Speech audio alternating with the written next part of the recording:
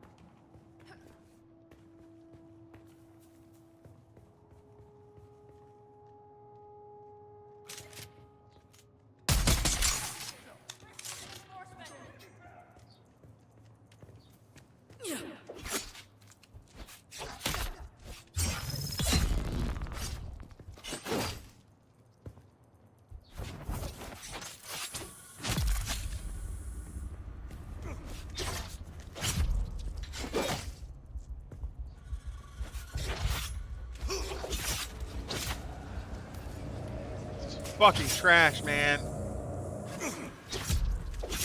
Oh, as soon as I fucking stand up.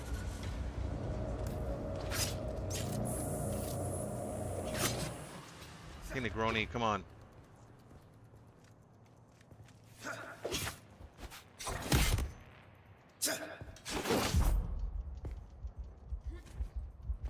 Fucking Christ.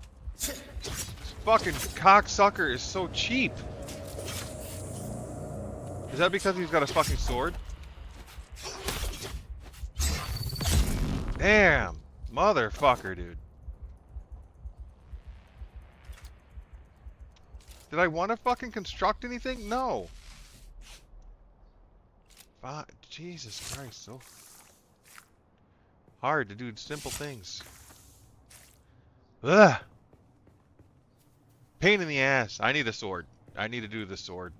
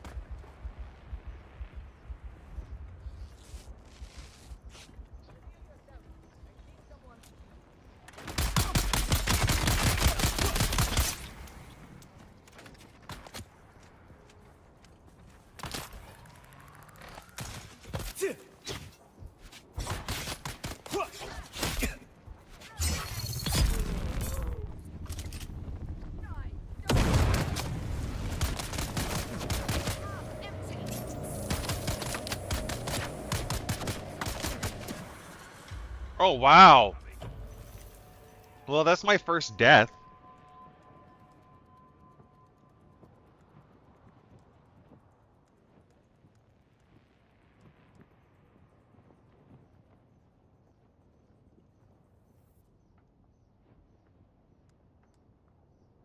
Which one am I choosing, you fuck off?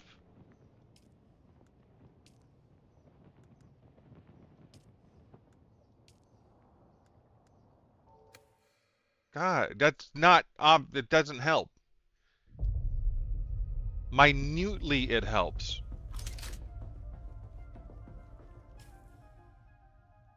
What did I drop? Did I drop? Oh, that's my knife. Did I drop anything? It's like I didn't drop anything.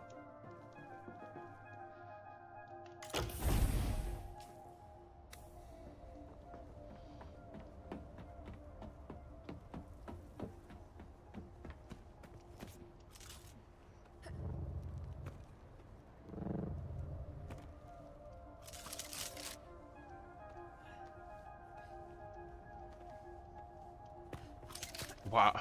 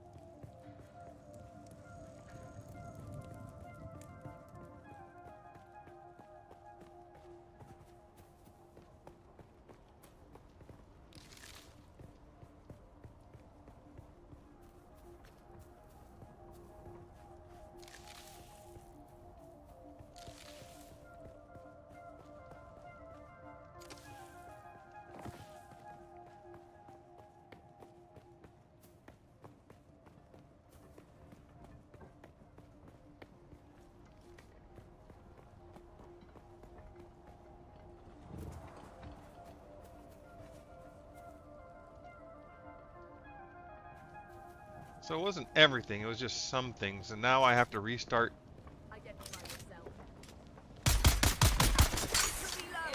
Really?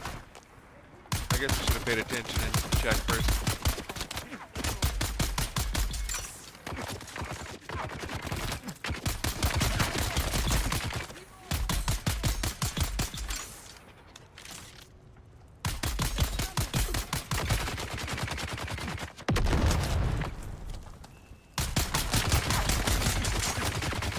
This bitch needs to fucking die, dude.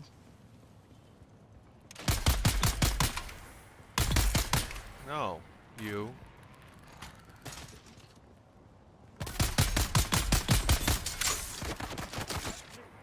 Oh my fucking god, dude. Why is this place hard all of a sudden? Come on, switch my fucking shoulder.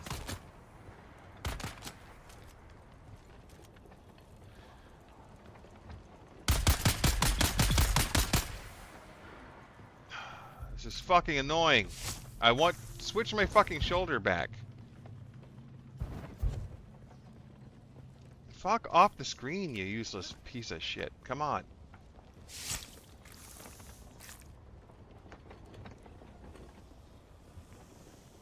Oh, I hate this.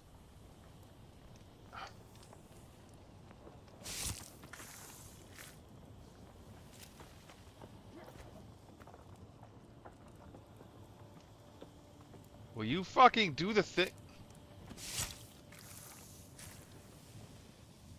Why is this such ass? I guess this is just a boom boom, right? Nope.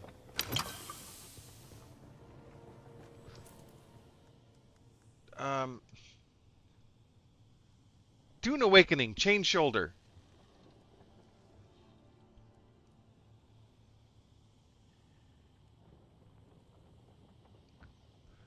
Dune Awakening, chain shoulder. Shift key. No, that's not it, you useless fuck. Or do I have to be aiming? Oh my god, that's useless. You have to pull out your gun, aim, and then hit the shift key. So if you're aiming and you want to freaking sprint, it's just like, fuck you, change shoulder. Like I said, the Funcom is full of talentless fucks that have no business creating games. None. I'm saddened terribly by the fact they got their hands on Conan and Dune. It's ridiculous.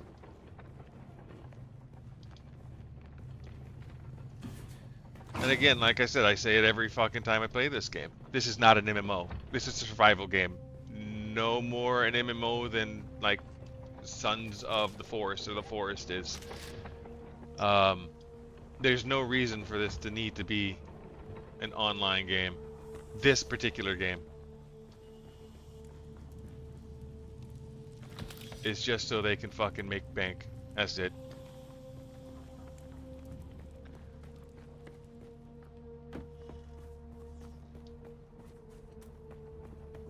They really didn't do anything cool. They didn't do anything neat. They just slapped a Dune-ish skin on things.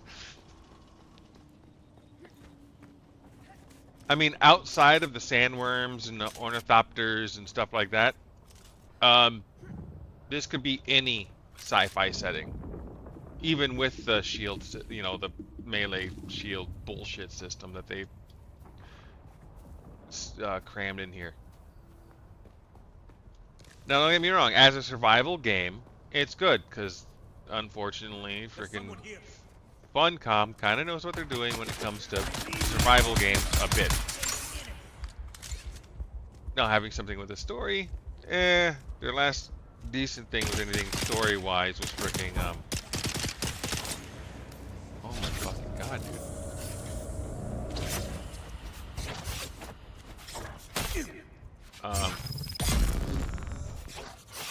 What's it called?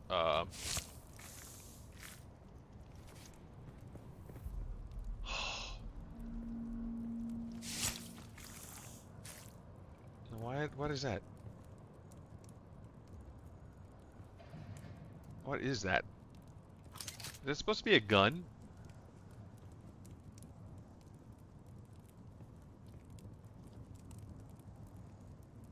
Ah, fuck, who knows? Secret World? Yeah. I mean, I enjoyed the Secret World as... Now that's an MMO. Go figure. Even though most of it can be done like solo. Except like the dungeons, which you need a party for, and yeah. But like I said, this is not an MMO. This is just a survival game that they tacked MMO on so they can do game as a service bullshit and charge you for freaking cosmetics. That's the only reason this is an online game, is so they can charge you for cosmetics.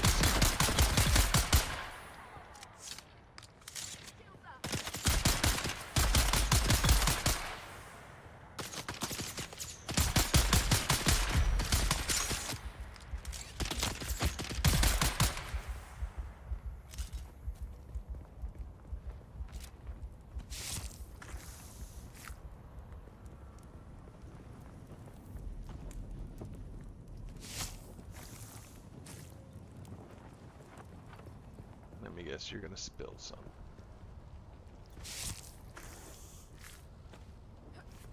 Yeah.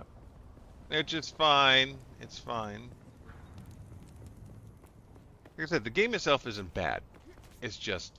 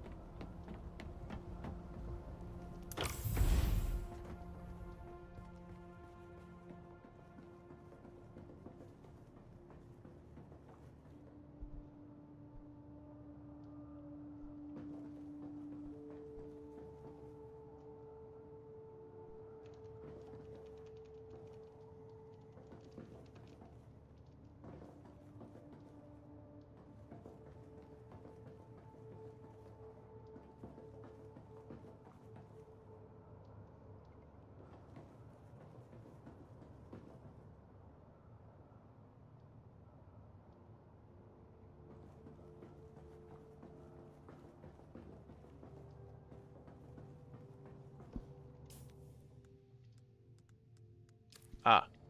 And I need the new big bad blood purifier. Fuck.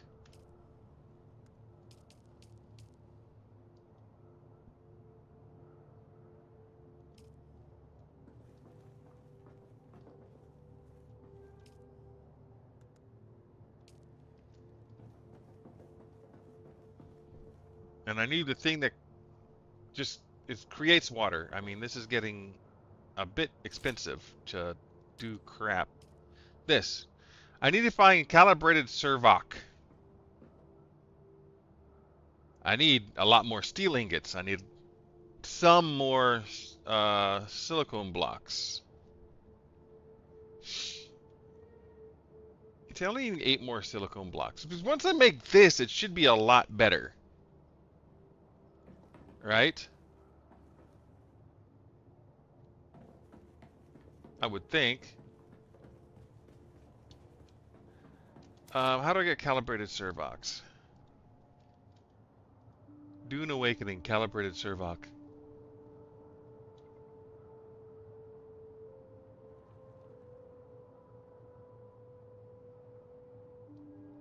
Bandit strongholds in large numbers. Well, where, you useless prick? You can't just say, "Mm."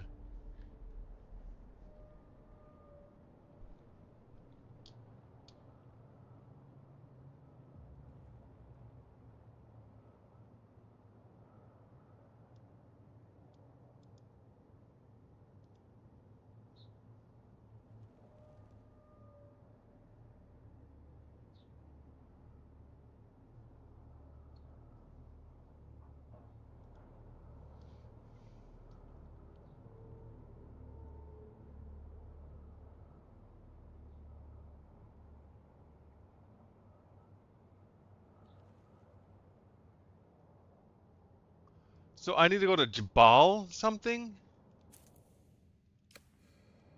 Okay, where's this Jabal place? Hagar Rift. Familius Gap.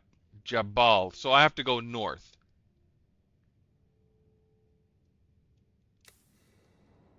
So I have to left turn Clyde it all the way to the north. Oh. Well, I guess I should bring my ride, huh?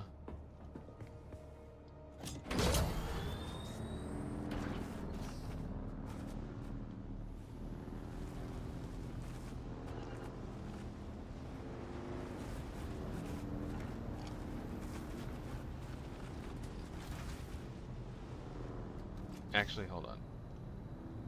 Can I get off, please? Let's see.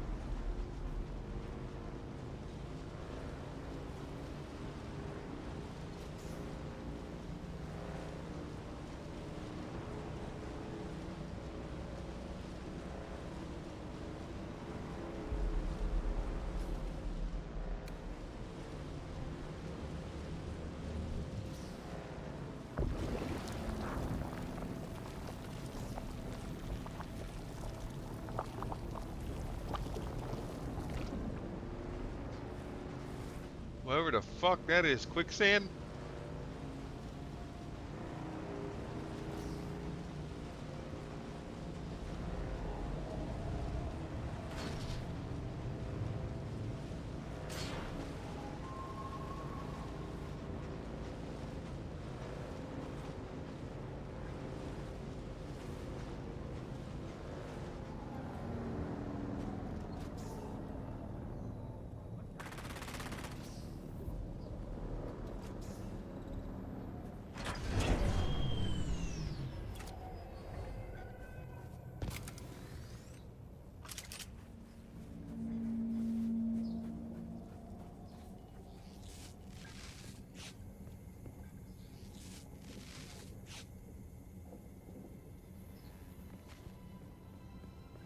Jelly Liors said hey you. Oh, hello.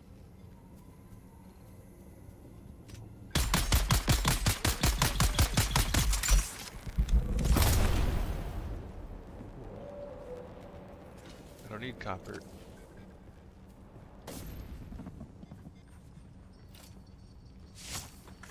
Jelly Liors said this is my first time I watching this game lol. Cool. It's not bad. It's... There's no reason it needs to be an MMO. It's just a survival game like The Forest, but Funcom slapped on MMOs for the charge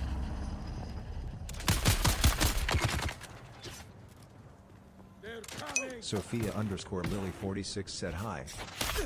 Eyes on target.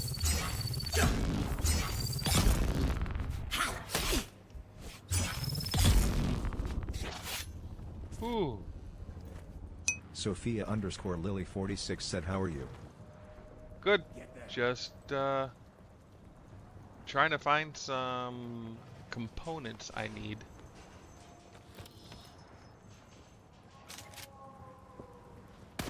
Oh, really?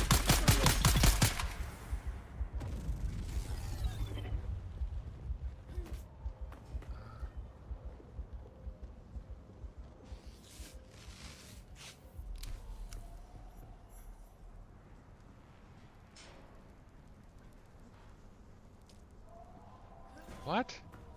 I don't know what that is. Drink. Cricket is an empty backpack matching one same old power slash seen wearing. Okay.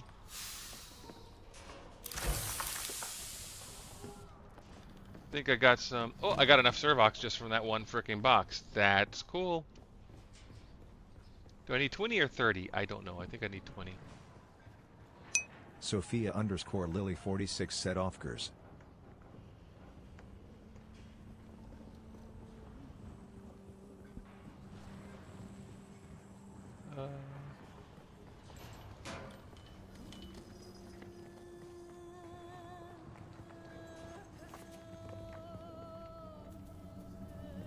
I think that's everything here.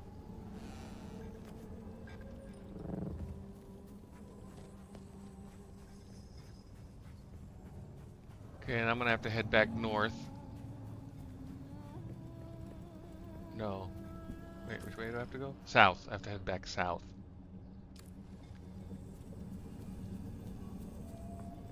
Oh, no, there's my symbol anyway.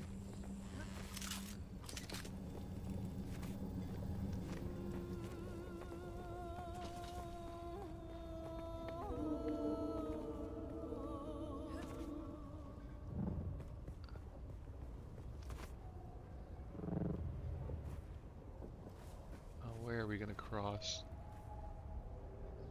Right here, I think, because the rest of it's quicksand.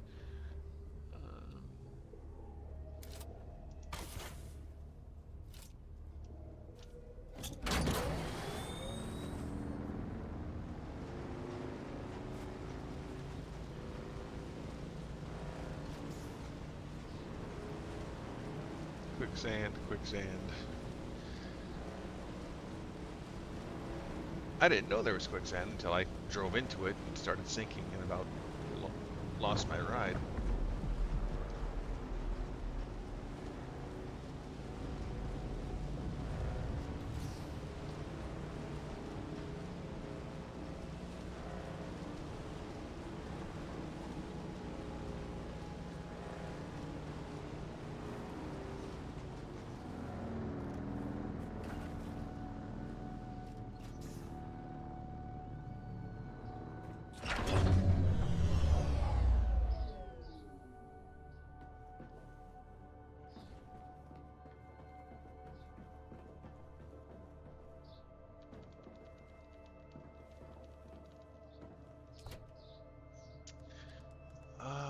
This is repair material, so I can probably put all these three things elsewhere.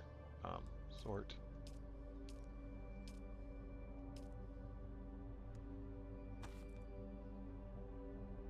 Oh, this is a component. Raw resources. I still need to make more crates. I need to make more crates. That's just what it's come down to. Ooh, heavy darts. Nice.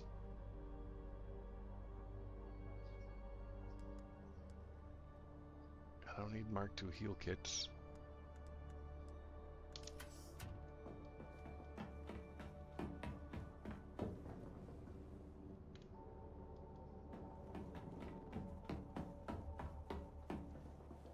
Let's see.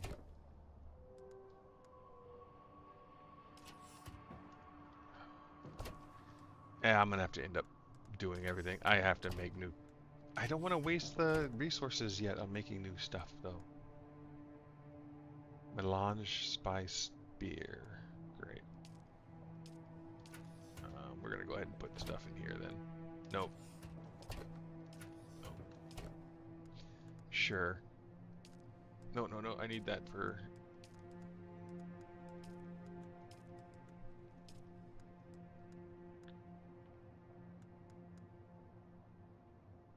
I have a nice little stash of cash. The boots are gonna get redone or recycled.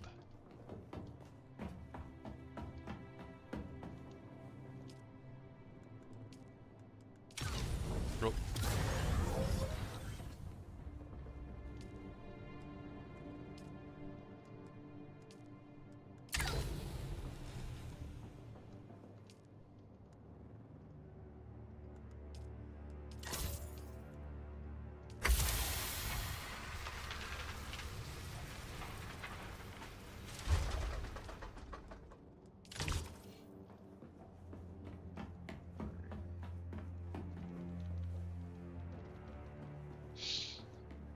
Okay, so now I need to make more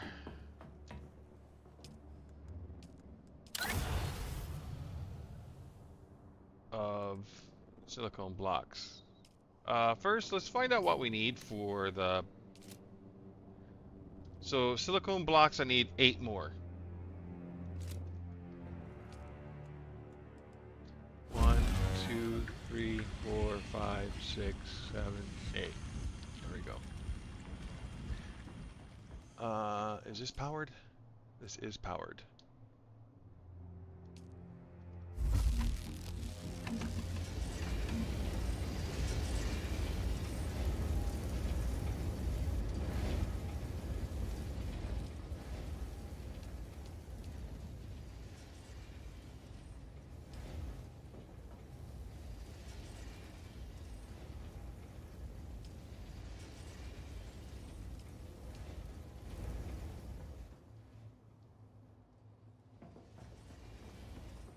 All right.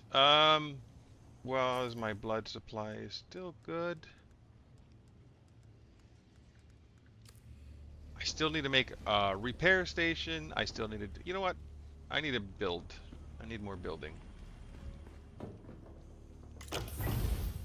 But it's daytime. Oh, I'm in the shadow, it's fine.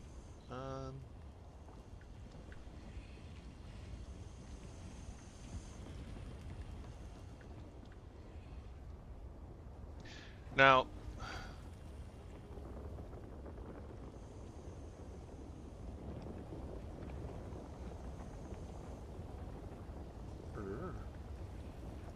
how much higher can I build? Quite a bit. I don't want to build a giant freaking Borg cube, though. Even though that is like the most freaking economical. Oh, wait. I can build it. No, I can't. I'm blind. 1 silicone block shy, and I still need a lot more freaking iron. How close are you?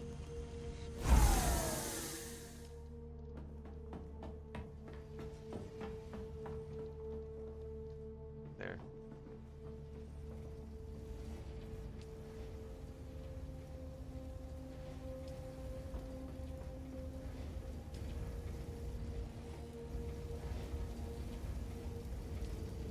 No, no, no, no.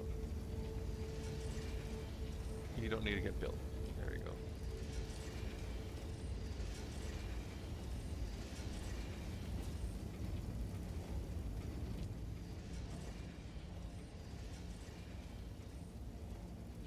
We're definitely gonna have to do some upgrading. Oh. They left.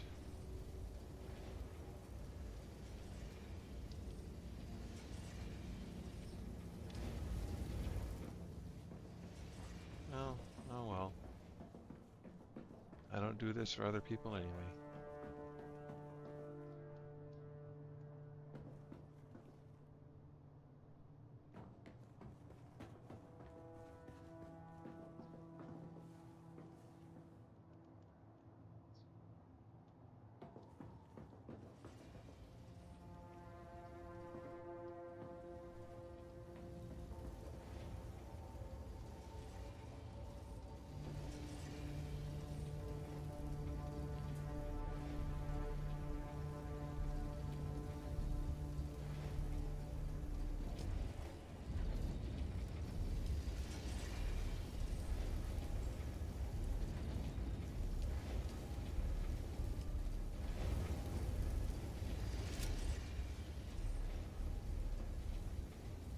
Steel ingots.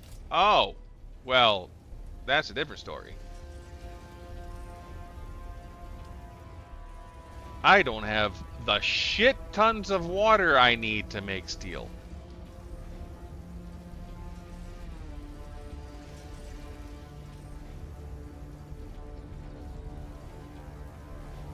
Why does YouTube chat turn on and off on Caster Lambs is garbage.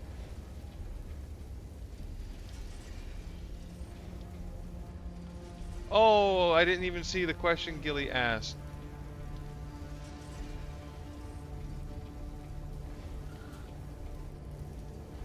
Because I see the movie of this game. Books lover. Yeah, so this doesn't show everything, which is annoying.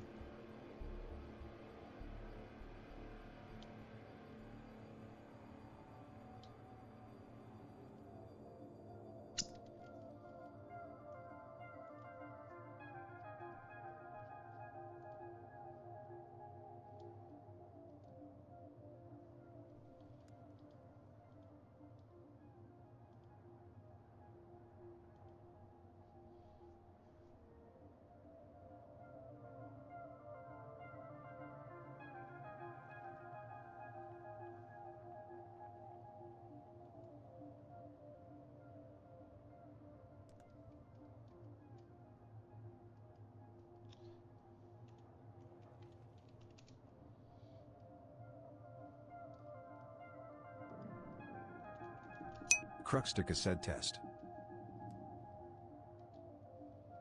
Okay.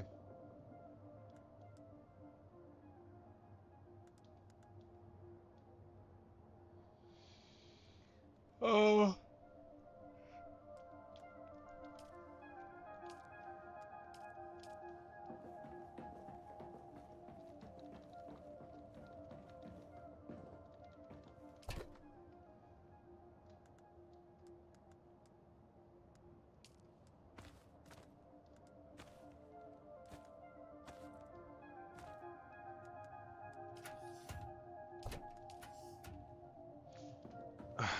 I don't want to waste my shit, man. How much does it cost?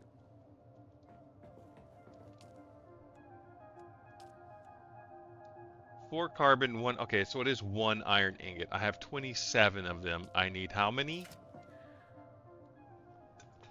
60.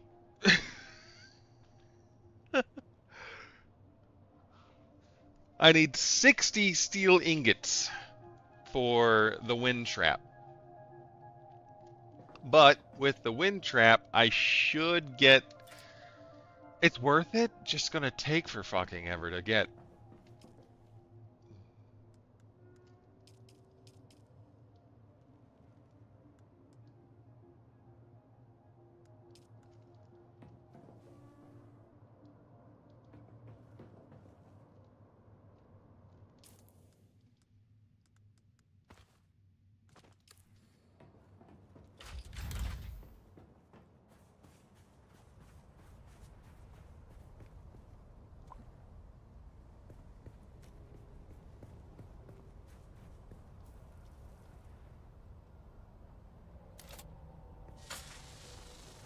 I guess it has to be at night.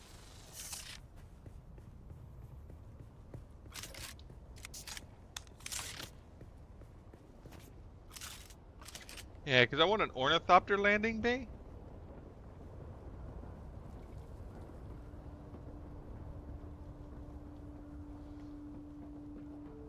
I wonder if they make... If there's big openings so you can pop an ornithopter inside of a hangar. I still need to make it to my next area. I still need to build a large blood processor, which how much is that to make? Doop doop doop.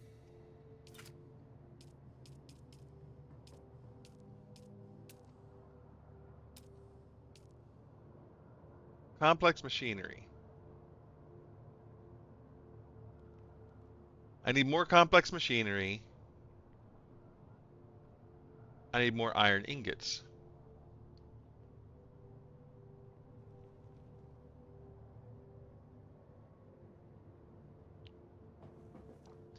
Oh, this was from iron. Alright, so I'm gonna have to go re-loot things.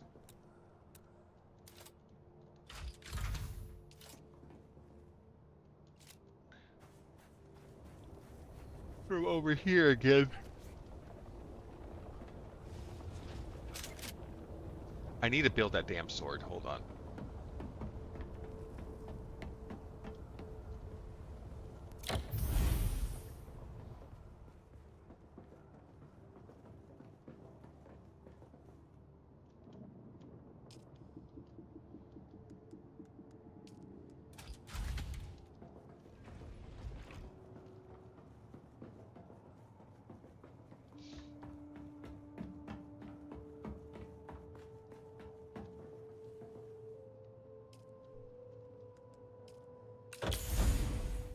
Yeah.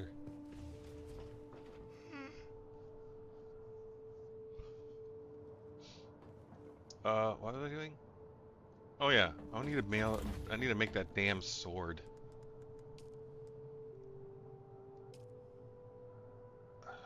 Costs so much.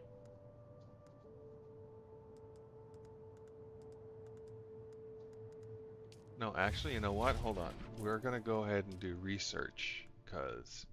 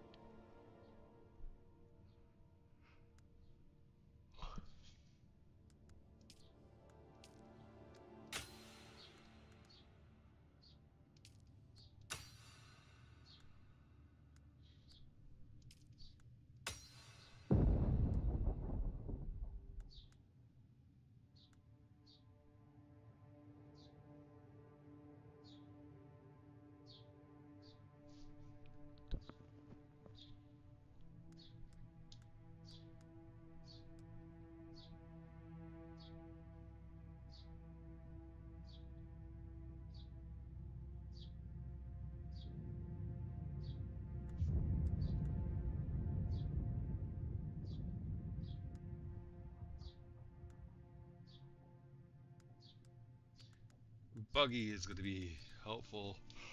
So I need to stop worrying about getting to my next trial. Sorry, and worry about getting the basics of stuff going, because like I need water production bad.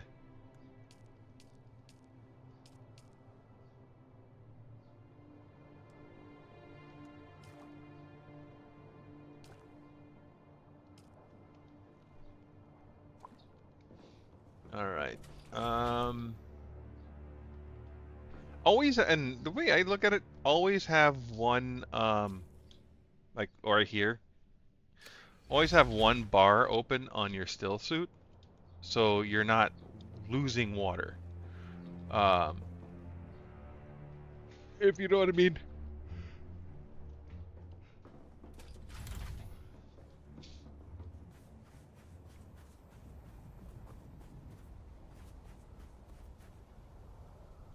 Oh, I'm gonna go this way. That's right.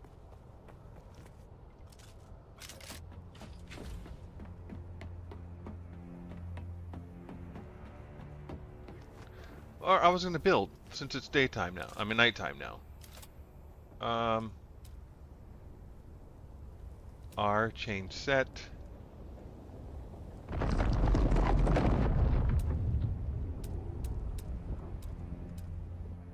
There we go.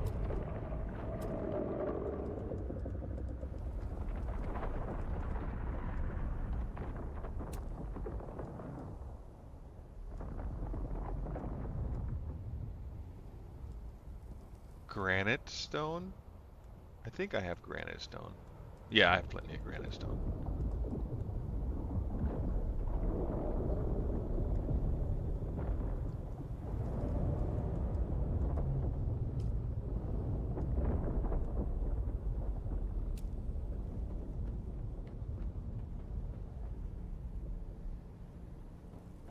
One, two, three, four, five, six, seven. 1, 2, 3, 4. Okay, here we go.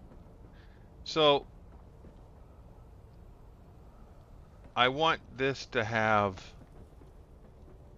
like a landing bay for an ornithopter. And I'm guessing ornithopters will be about 4 spaces. Am I going to do a 3 space wide?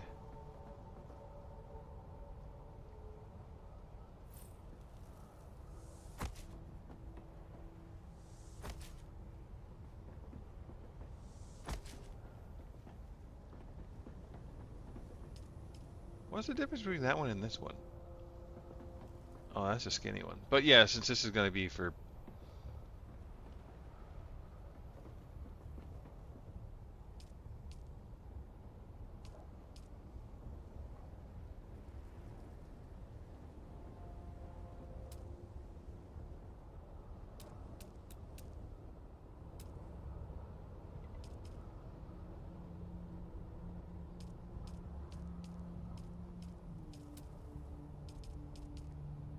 Because that's observer walls. We have plenty of observer walls. I don't have any observer windows. Why make an observer set you can get on Twitch? You know?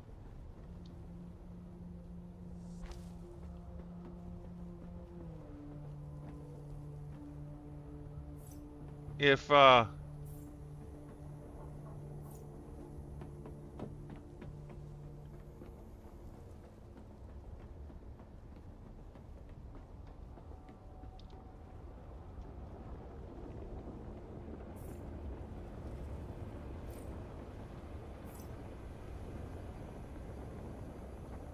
I wonder if I should do...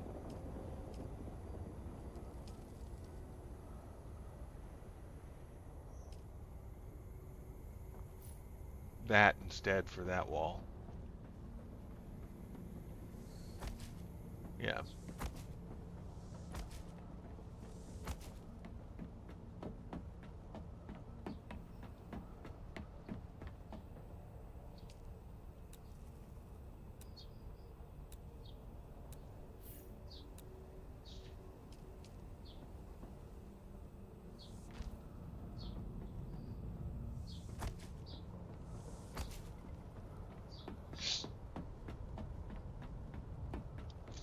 Swap out this wall with a door.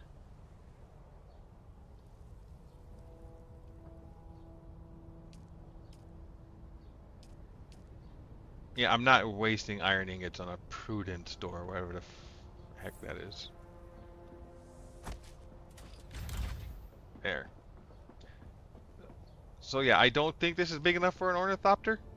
It might still need to be wider. But we'll figure it out later. This is just, what's it called? Um,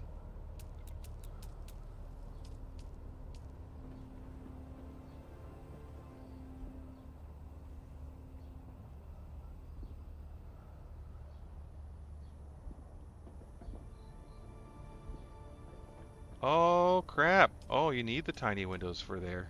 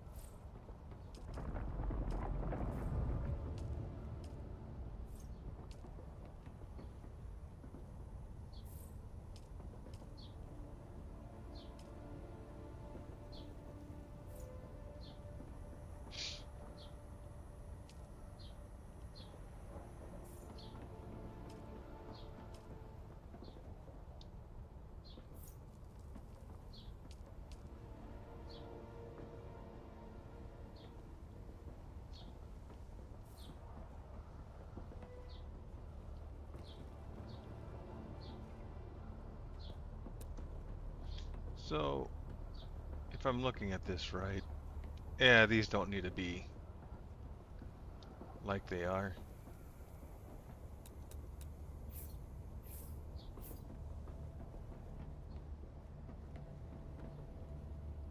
This can be the last big window. And the rest of them can be these.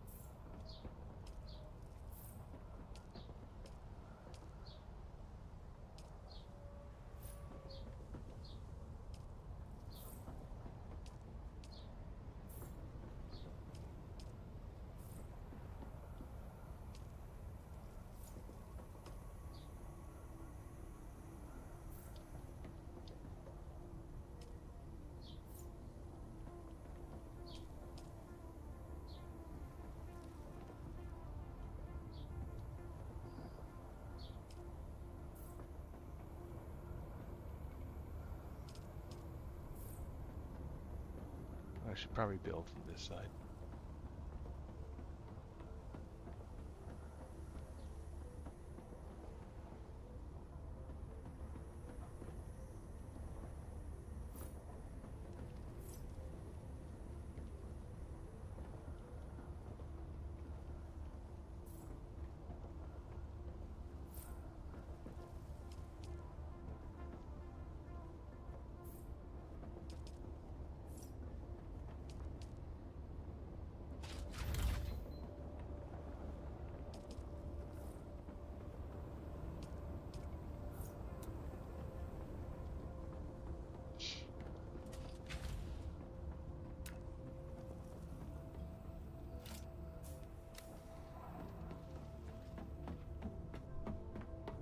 Oh, it's UPS. Give me 1 second, and I'll be right back. I gotta go grab package from that door. Wahoo!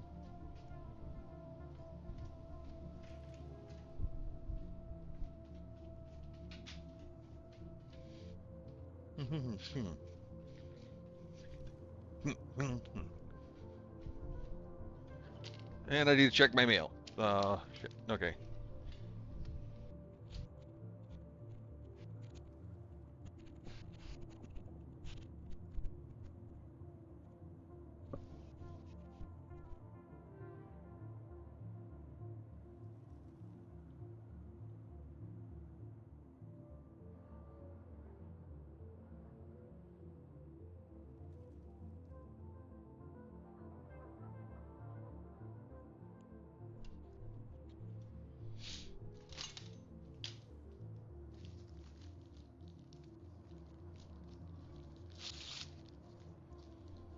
Okay.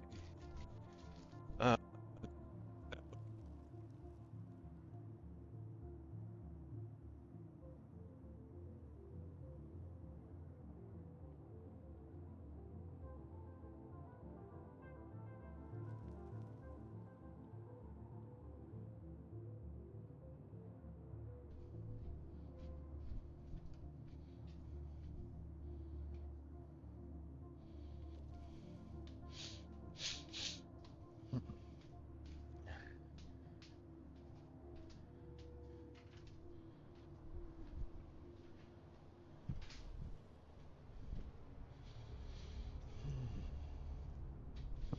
all right.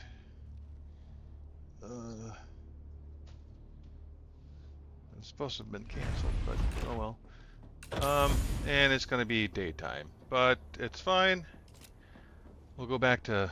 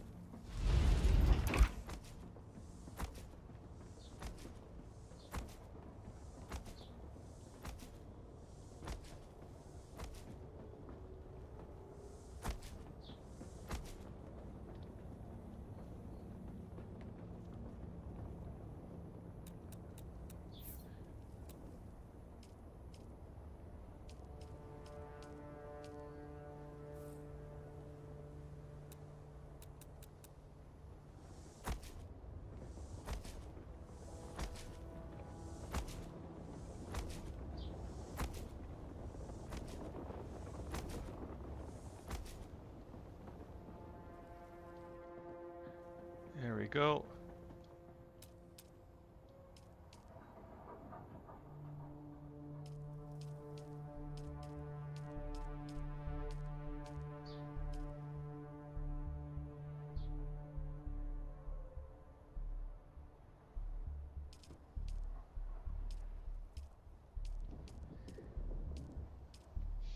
Yeah, I'm gonna go ahead and put the...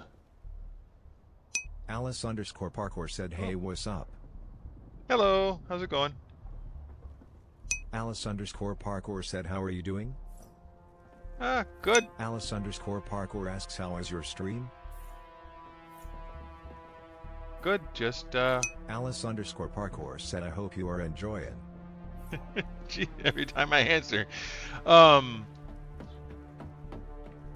It's okay.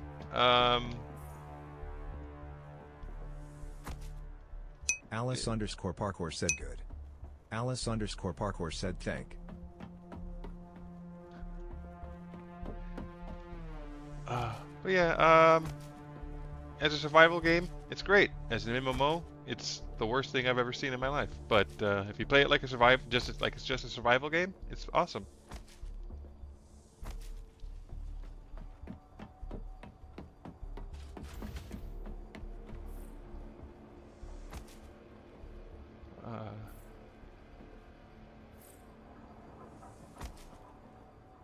Oh crap! Material shortages. I still might have to bring this in one more for the ornithopter, but we'll find out once we unlock the ornithopter. But this is just a placeholder bay.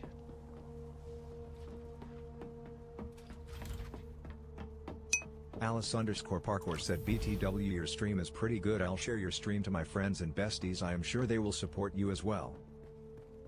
I appreciate it. Thank you.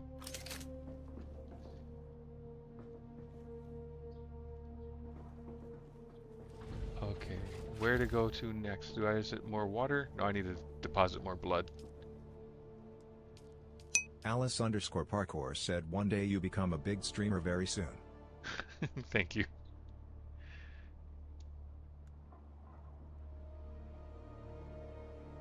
Alice underscore parkour asks, you also stream on YouTube? I multi-stream on YouTube, Twitch, and Kick at the same time.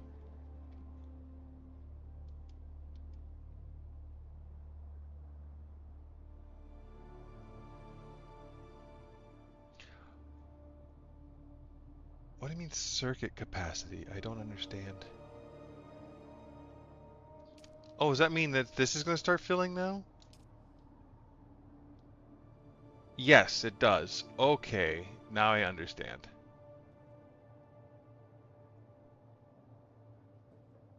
Because this can hold 5,000, this can hold 1,000.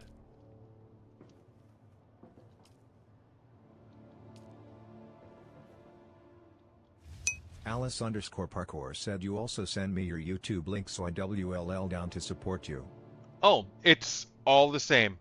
If you just search Cruxdaka, it's the same on everything. I forgot my camera's up here. I just started using my camera again yesterday, so I keep forgetting it's there. So, hello.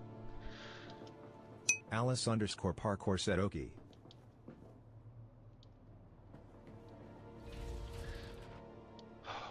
Oh, I need to make a bunch of,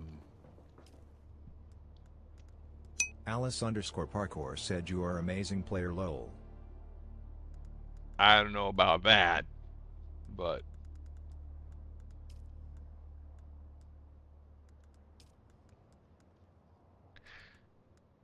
I've died once. But that's just because I'm overly careful. Bandages, bandages, bandages. I need bandages. Ah, here we go.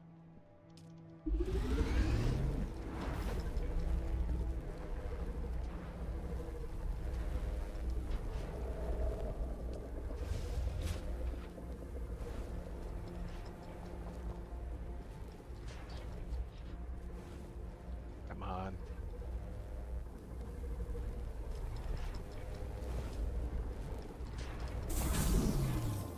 Alice underscore parkour said, well, do you watch anime by any chance? Cause I love to watch anime. I watch a lot of anime. The only thing that sucks is with my memory, I have a very poor name recollection. So names and dates for me are horrible. But I watch a lot of anime. Alice underscore parkour asks which own? Oh, good lord. Here, I can answer that real fast.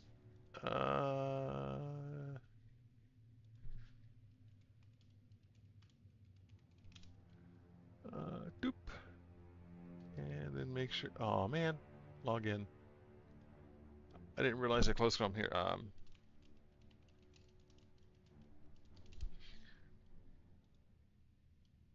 Nope. Go back and fill. Log in.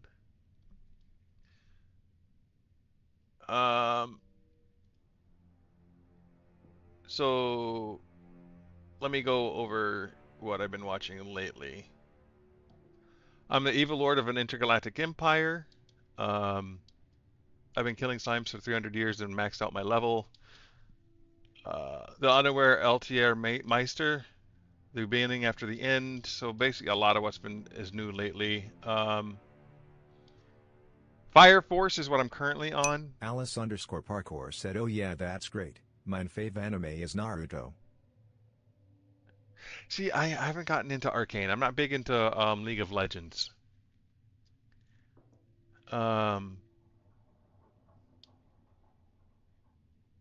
yeah, I basically, if it's on YouTube or High Dive, not YouTube, if it's on Crunchyroll or High Dive or wherever, I'm pretty much watching it. I don't do much with the romance animes, but a lot of other stuff I do. Um, I need. I've only watched Naruto. I haven't watched Baruto or Shippuden or anything like that yet. But I watched that so long ago. I should probably watch Naruto again and then continue on. Alice underscore parkour said, I really enjoyed your stream, and I was thinking that if you connect with me on Discord, I'll keep getting updates about your stream.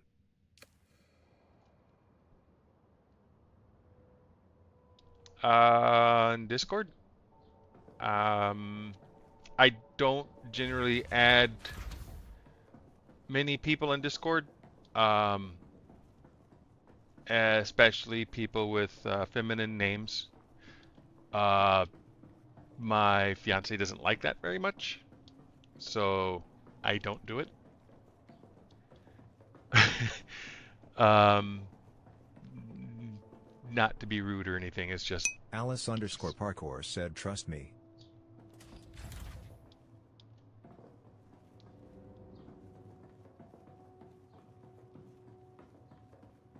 eh.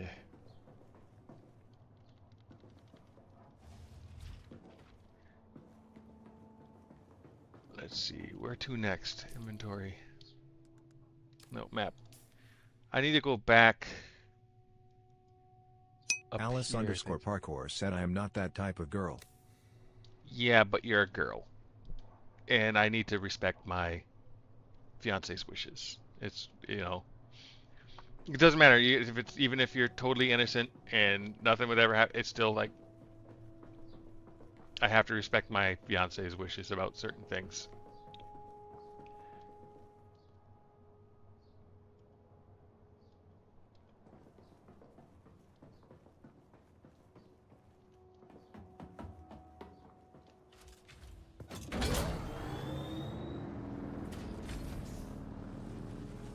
Alice underscore parkour said, BTW, I really enjoy your stream less than 3. Thank you so much. I really do appreciate it. Like I said, I'm really not trying to be rude either. It's just I need to be respectful to people. All right. Okay, so we're going north for now. I need to go find more. Where's the gap? The gap should be right here.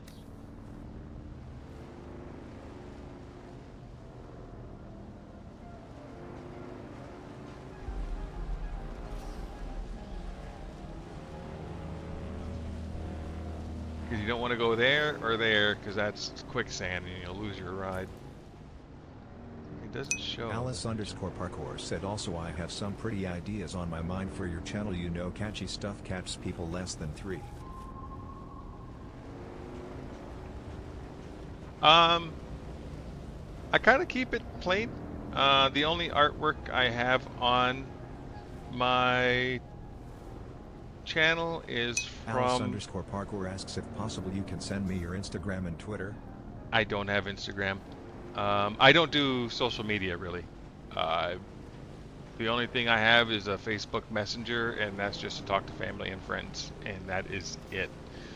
The channel does have a Twitter. Oh, that's again, it's Cruxdaka. It only tweets out when I'm online. And I didn't even press it today. That sucks. I have it linked up through my streaming software. Wait, can a worm go here? If not, can I build here?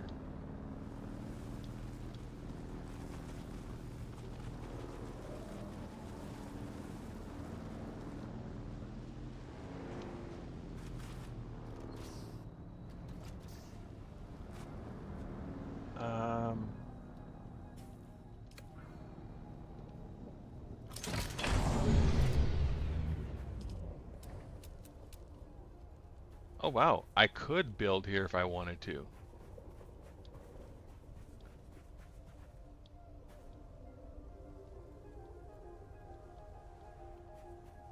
Seriously, I can build right here.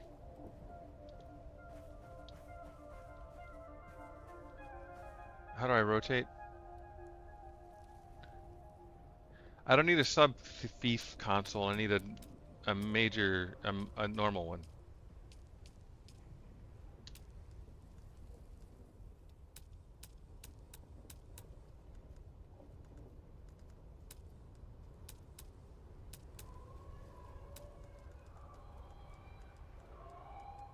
Oh wait,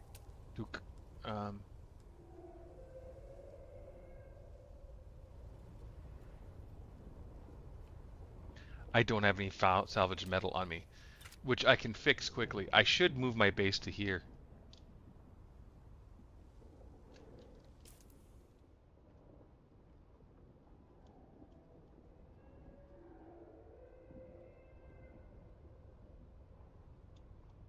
Nah, I'll wait. I'll wait to find another place. But this would have been a nice place to find before for my base.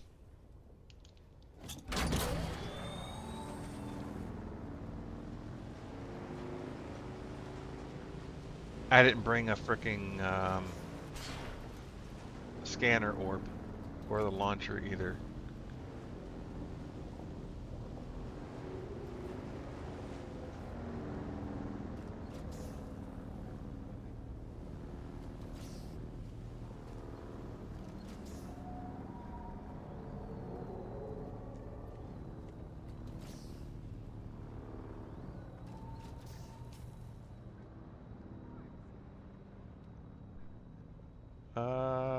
Scheisse.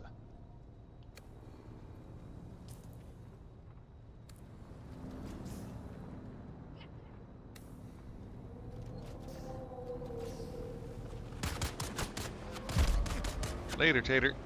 There we go.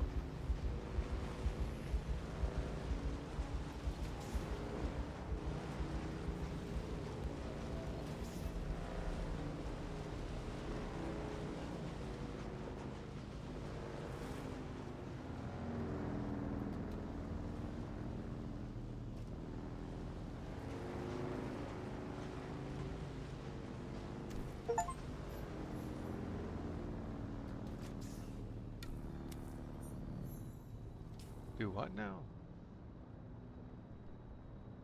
Reach the top of it. I never did that, and it gave me the achievement for it. I'm supposed to get to the top of this?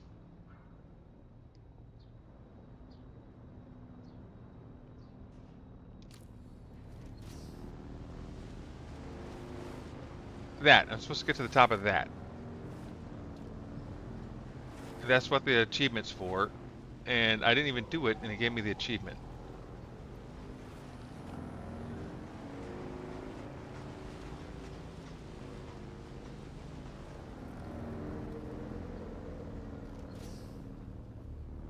Oh, that's nasty texture flickering.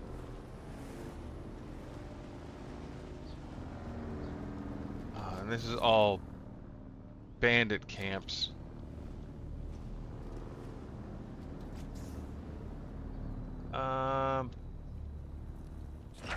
Let me tuck this away.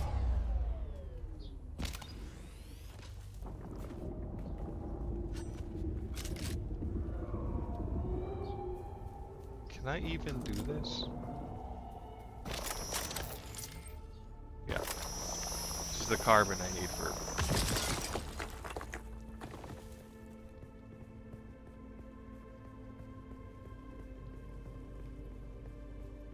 Now, can I step on this, or is this fall through? That's fall through. Okay.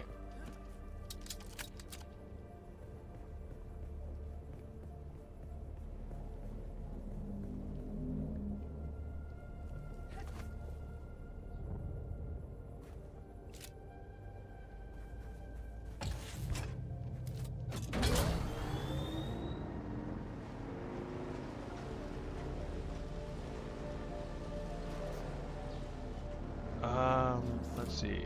That's the moon. Can I harvest these?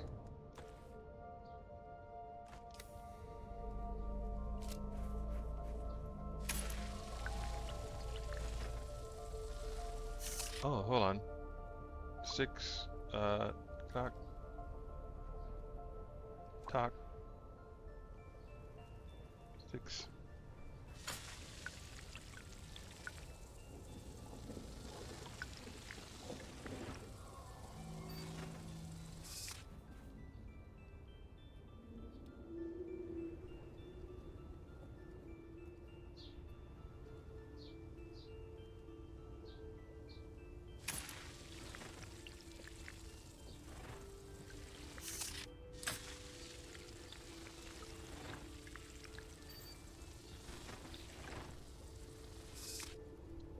There we go. Alright.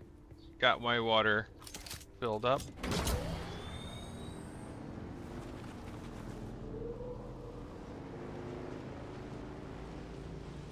Before I go taking on more of these strongholds, I need to upgrade my weaponry.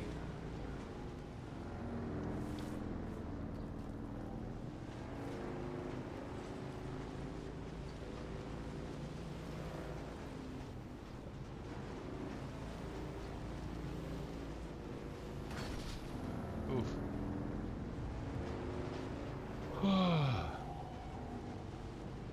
I wish more people would just come out and hang out and watch the game instead of trying to sell stuff.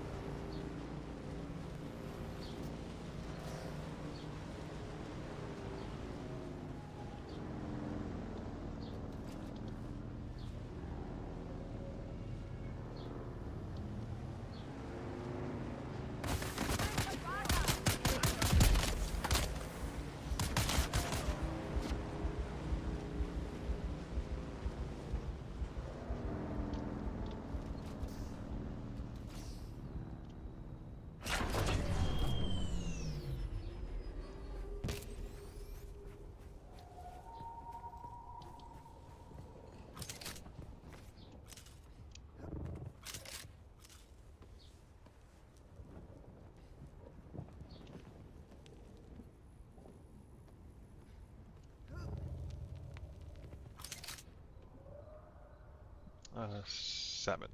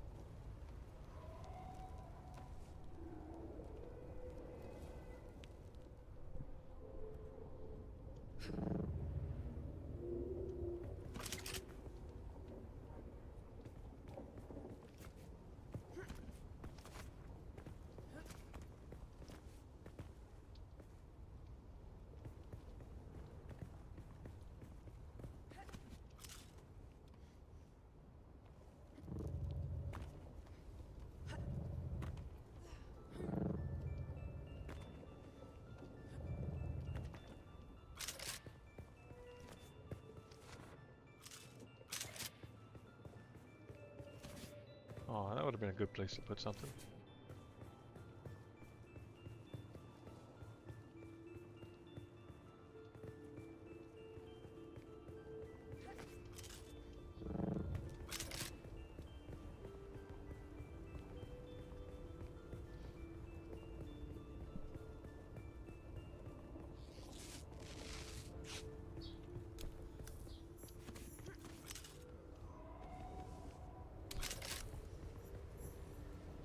What is Kier's shadow? Oh, there. Oh, calibrated servox, imagine that. But I want to go here. I want to work my way up here. Oh, that's in a testing station. Ooh, that'll be nice.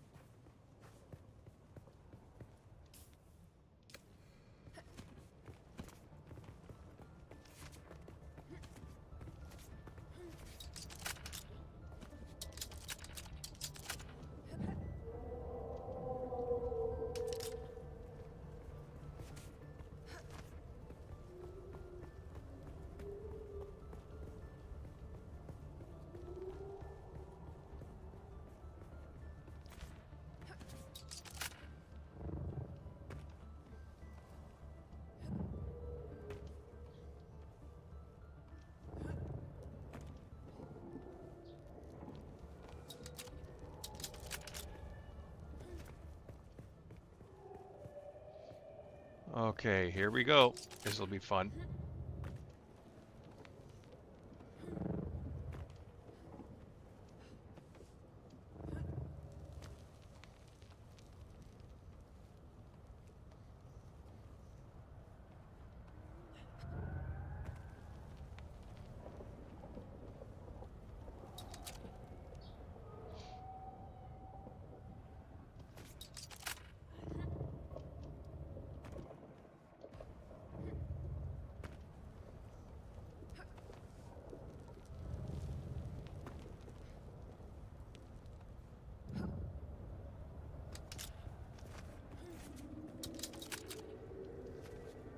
Ooh, little nifty spot.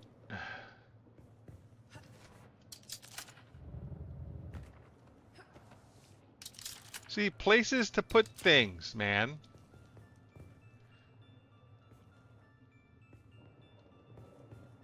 Nice little alcove in the rock here. Great place to, you know, put little snaggables for the intrepid, you know, digger-arounder, explorer.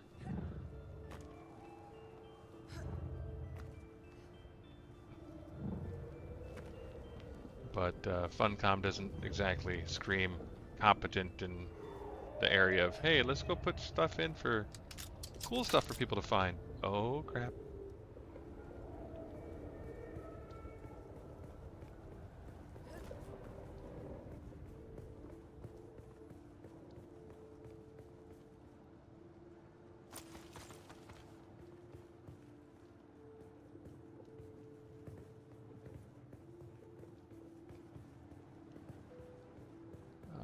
So we're gonna go here.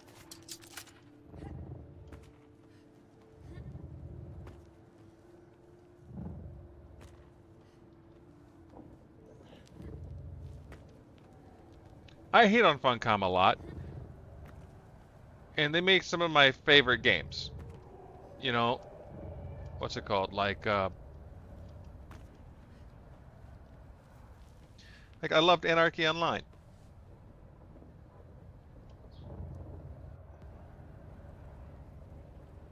Oh, there we go.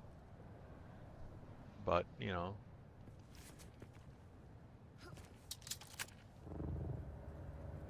Which is a game I should play more of.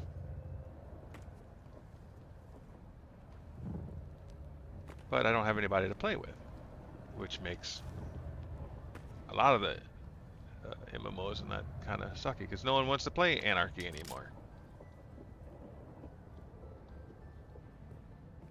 And getting your... Oh, wow, this is high. I wish I would have had one of those orbs with me.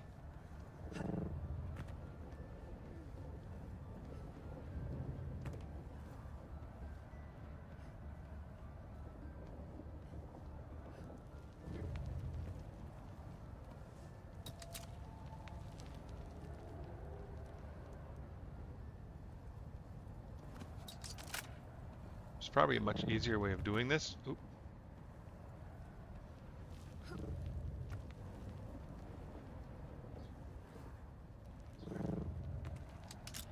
But you give me a chance to climb things to get places, I'm a climb thing. Look, there's gonna be nothing in this hole. I bet you any money. Yeah, look. Nice little fucking hole. Not a damn thing in it.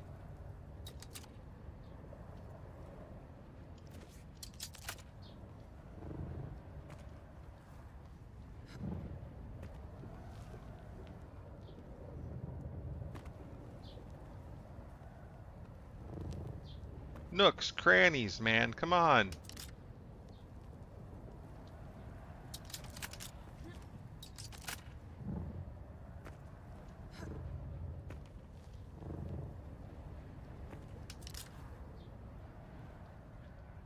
the sun's on the other side, thank goodness. God, that's a long way down. Really wish I would have brought a, what's it called? One of those balls in the launcher.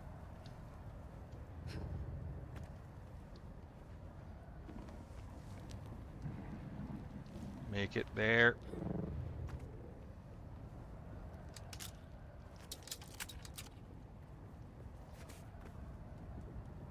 Oh shit, it's right over there, isn't it?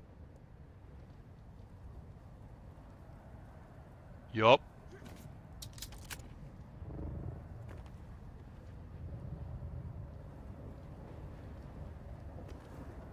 God damn. Yeah, we're gonna have to... Oh, no, we'll cross over right here. 3... We should be able to do it now. Shoo. Go ahead and...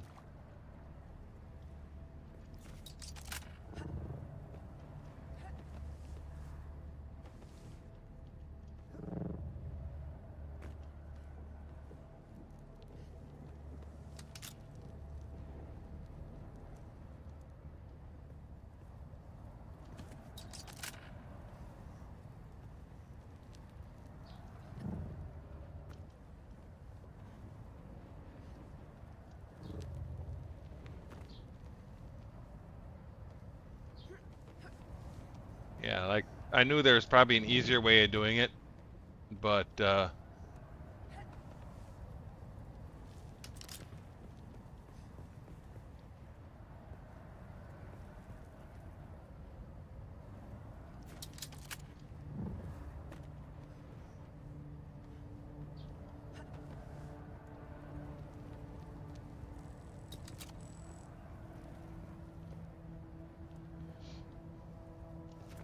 and I know I have that fucking pulley-uppy thing, but I'm just not used to using it.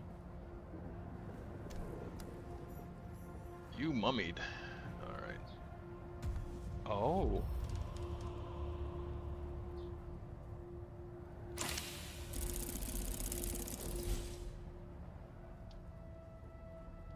Filter Extractor Mark III.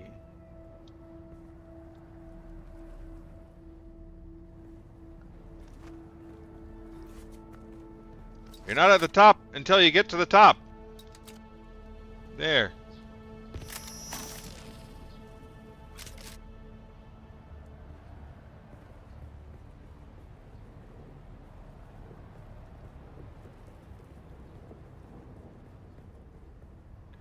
Well, good to know that's there. But is that a permanent chest? I think that's a permanent chest.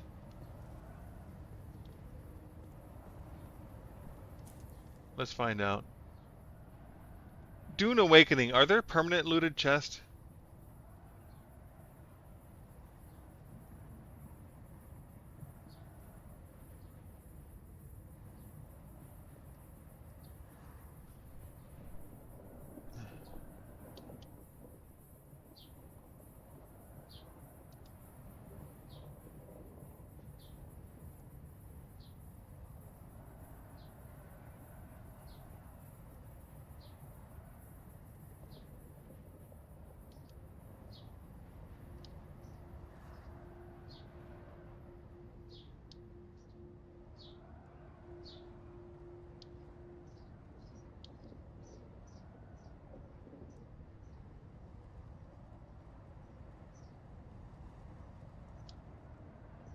Oh, let's see.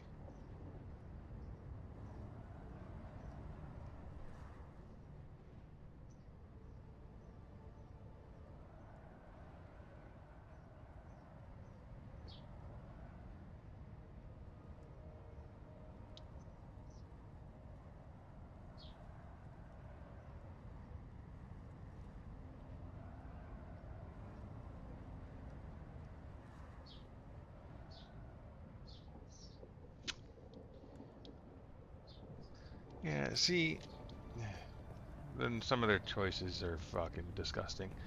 Like, the better the item is, the faster it deteriorates. Instead of, the longer it lasts. Um, where's the, here it is.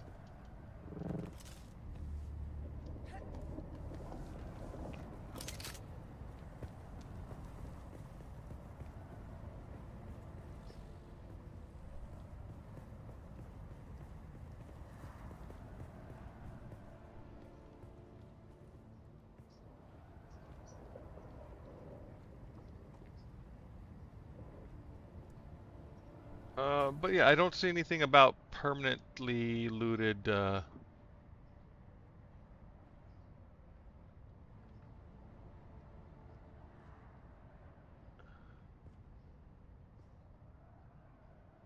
there's unique chests. Dune Awakening, are unique chests relootable?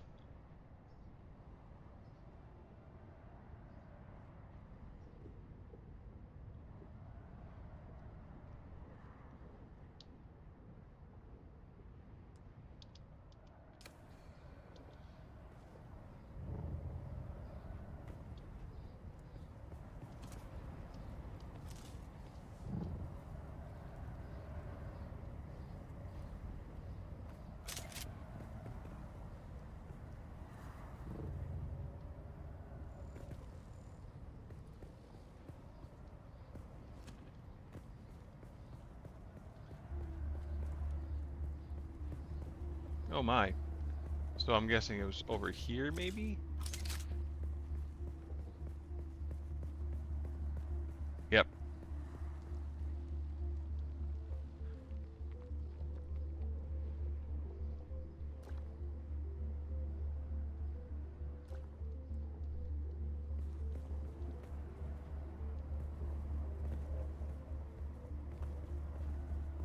Ah, okay, so you came from over here. You go doot,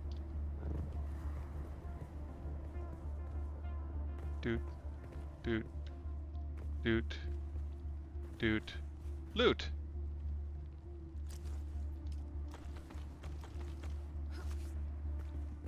Doot, doot, doot, doot, loot.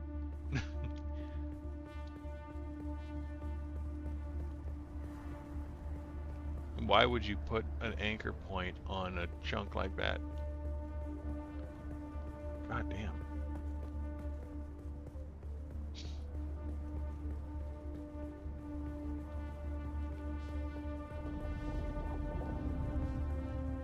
So what did I get? Let's chill out here for a second, check our loot. What did I pick up?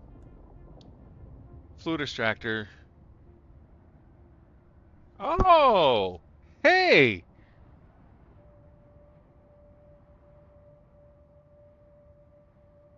Spice infused steel dust. I do not have that. But that's nifty. Probably, yeah, so I'm not going to be able to make many of those at all ever. But, you know, cool beans.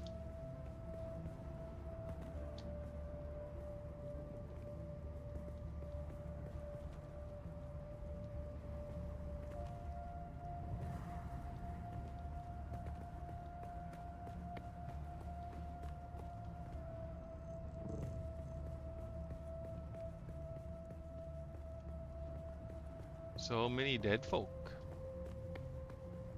Ooh, ooh, ooh. Here we go. Bing. Bang. Boom. Oh, are you lootable? Yes, you are. Oh, come on, man. Need some shade. Here we go.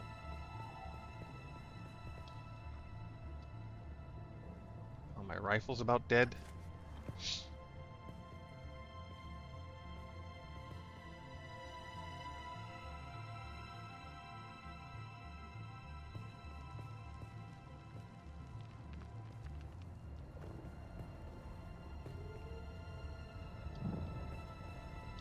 Everything always has to be on the sun side.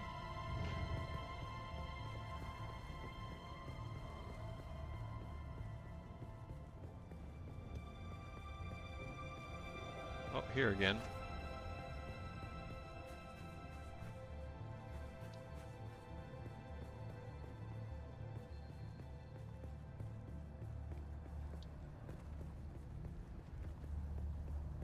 Good. Apparently we're gonna get some shadow now.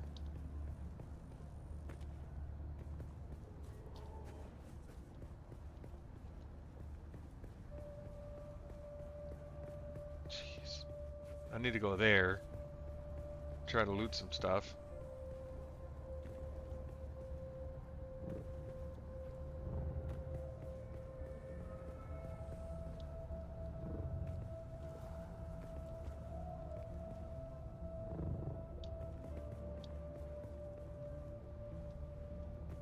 Ah, crap. Should have went elsewhere, but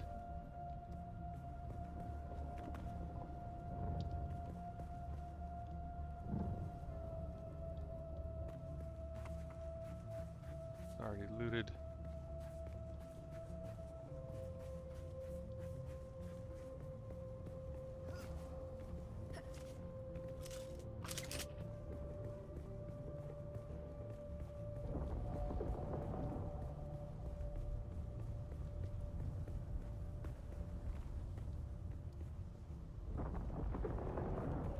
Jeez, that's a complex.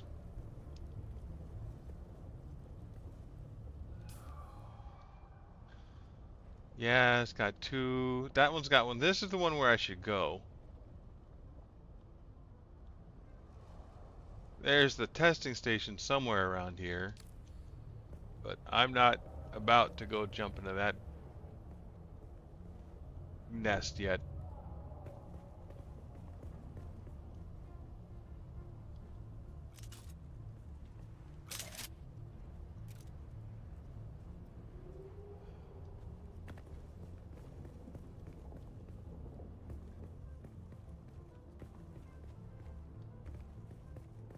There's that one there. That's the one I can, like, actually manage. That one's too large. My weapons aren't up to snuff yet, and I don't need copper at the moment.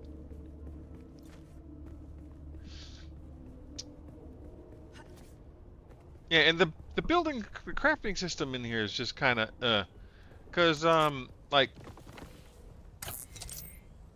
I needed copper for like a whole 0.2 seconds, and that's it. Like, I can't craft things that require copper to craft better things, you know, it's...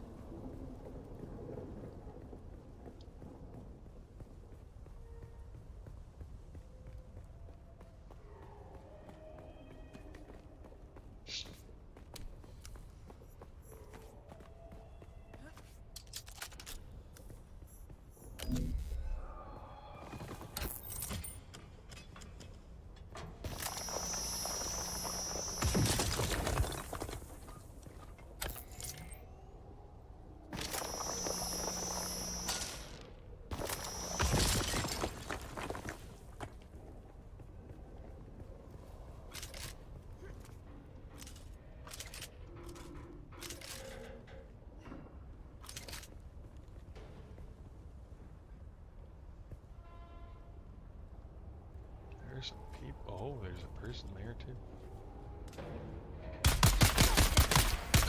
Require assistance. Shield on.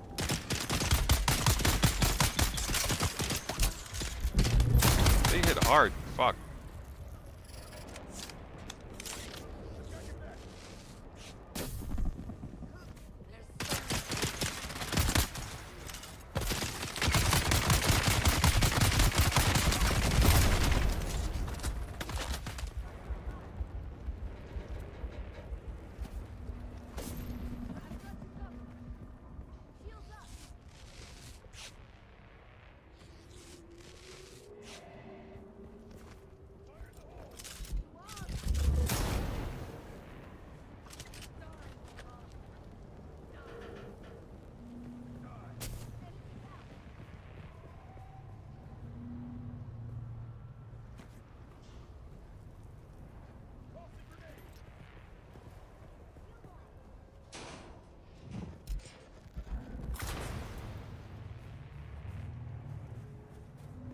This is gonna suck. They're coming. I require assistance. Nope. Let's get the bastard.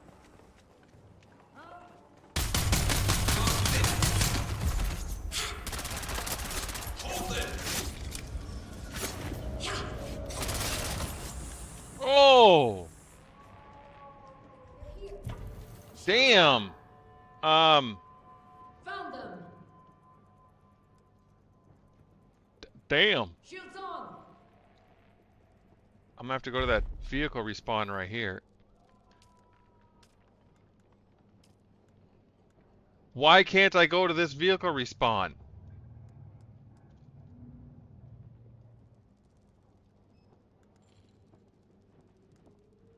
It's all Haga Basin. Why can't I go here? Look. Oh, that's just only a vehicle respawn.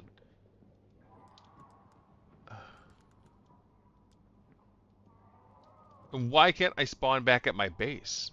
Why can't I spawn at the anvil? I can respawn here at the trade post.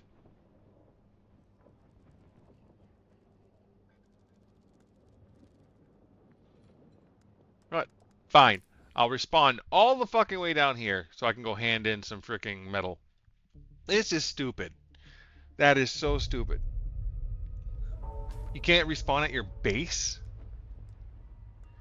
Like, what kind of shit is that? Yeah, and I lost that fricking. I need to go back for it. I have to get that.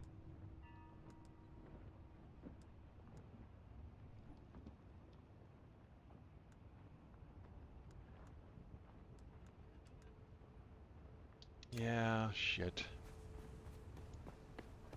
Now, do I have metal? Do I have enough metal to hand in? No, I don't. I can do it easy enough, though.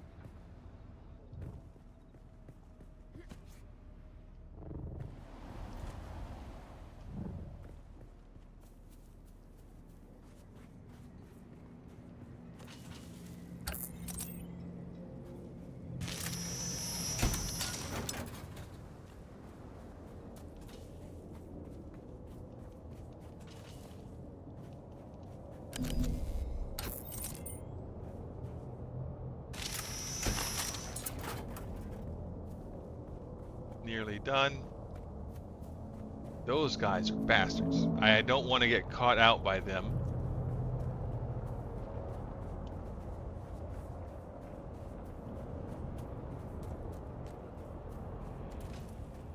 I don't want a chance losing my shit.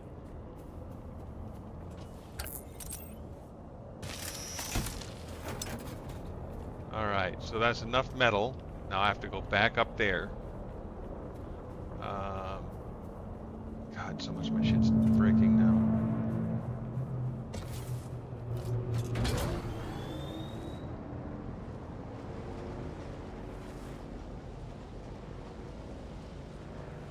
Yeah, like, because you can also, like, the animations for, like, the tracks on this, you can see how low effort that is.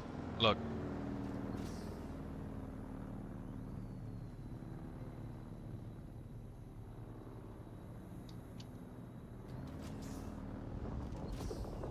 It's low effort.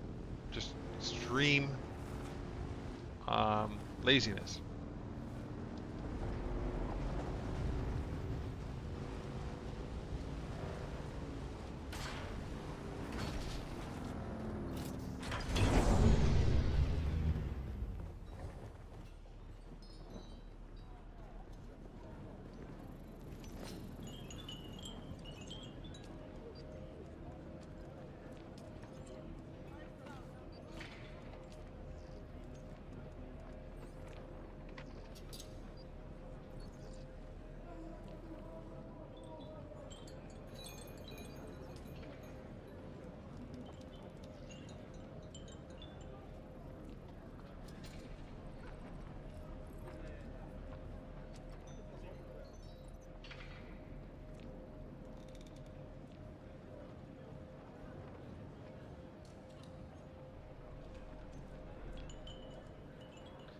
Yeah, I'll accept that contract. No ties to a house. Like, I kind of want to go Atreides, but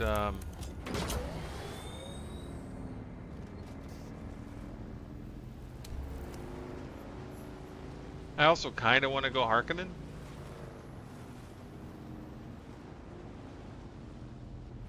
Harkonnen.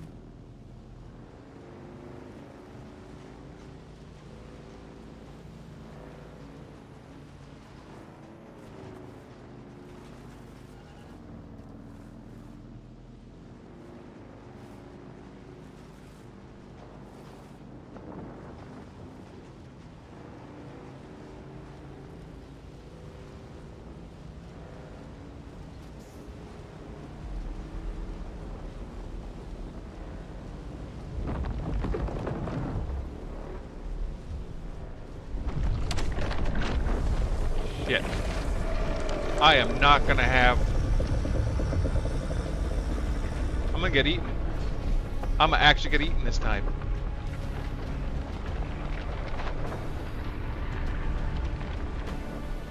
I'm gonna lose everything.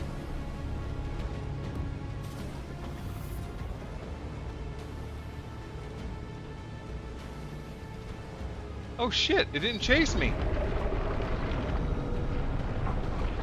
I mean, it is now, but now it's too late.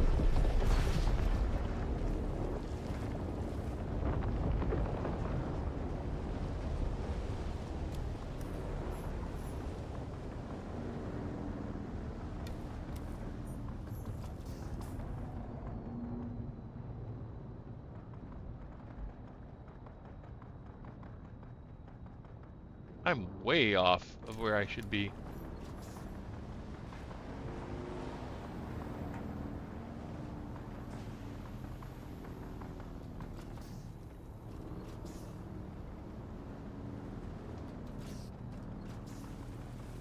I need to head east.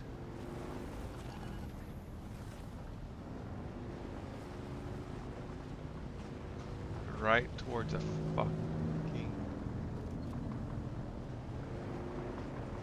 Sardaukar.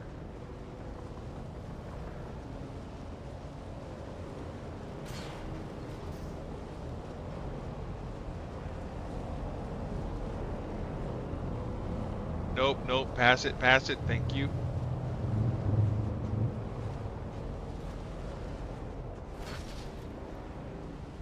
Wow, there's a little flower stand right here.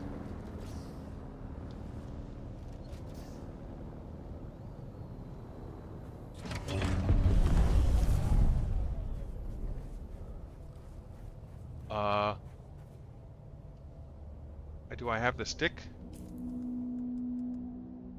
I do have the stick.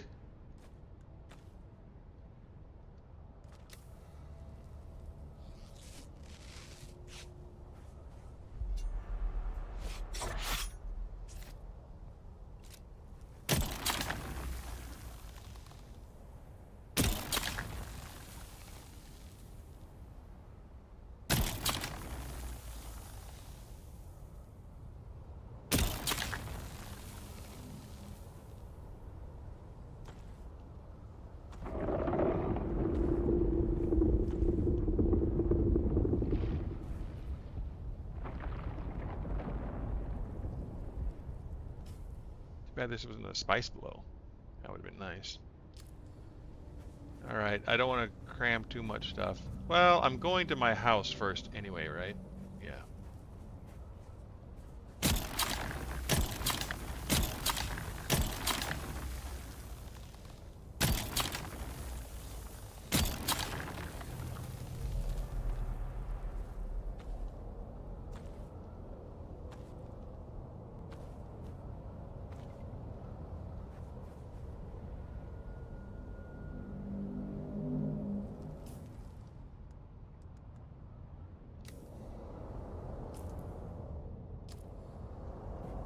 I'm good for now.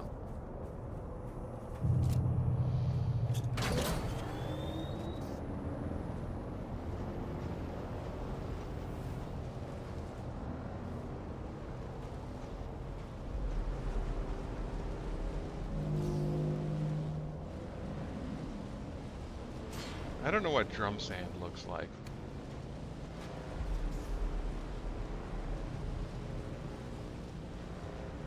I have to go to the right of this.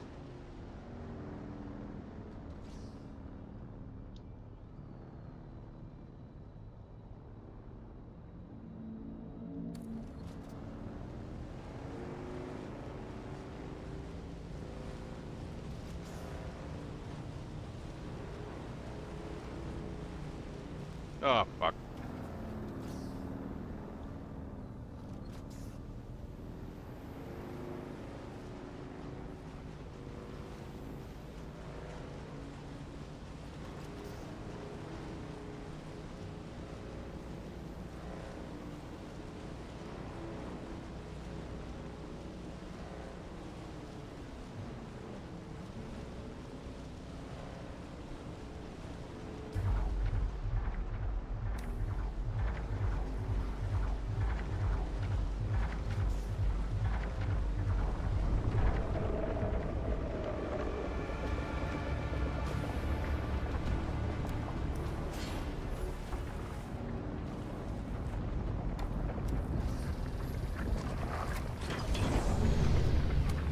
What does this place have? Plastic steel mechanical parts. That's nothing.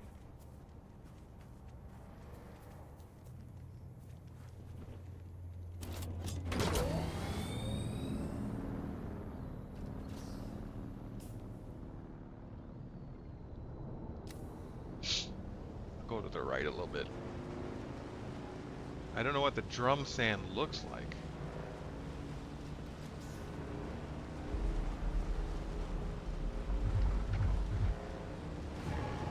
It doesn't really look different from anything.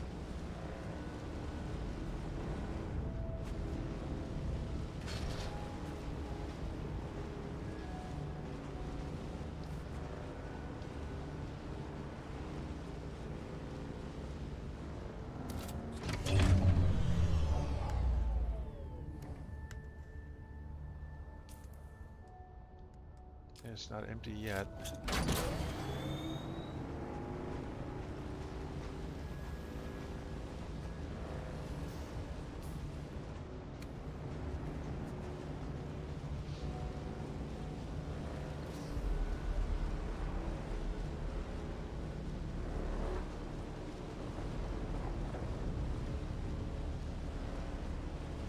Today is the first time I've died, and I've died repeatedly.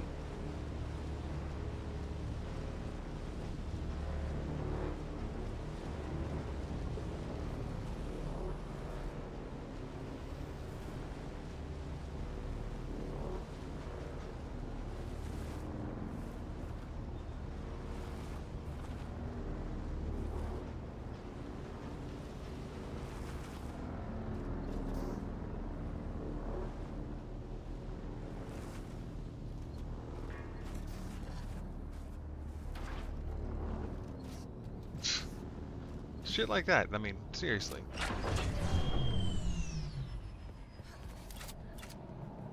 Like, these people don't know how to use a real game engine.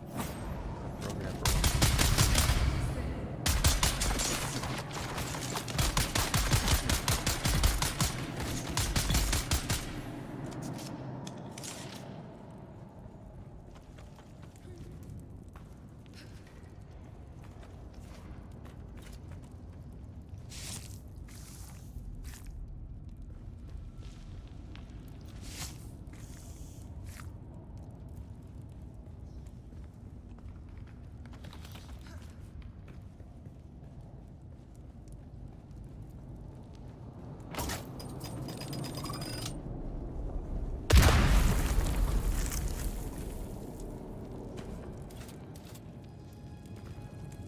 Should have been 2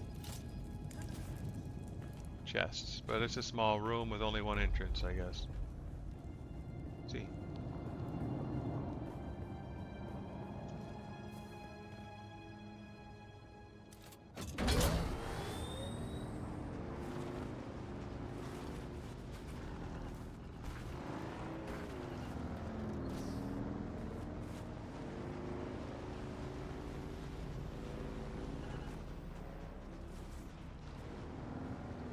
I mean, if the physics aren't there, just abuse what you can do, I guess.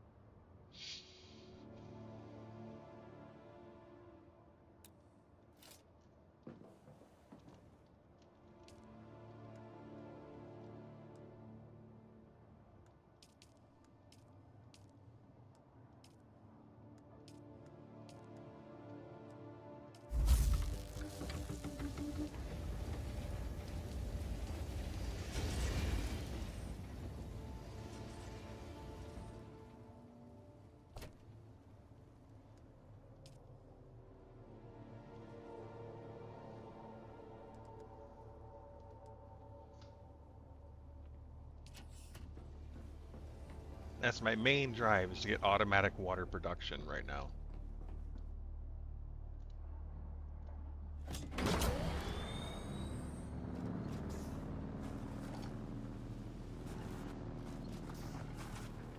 This thing is so unwieldy, man.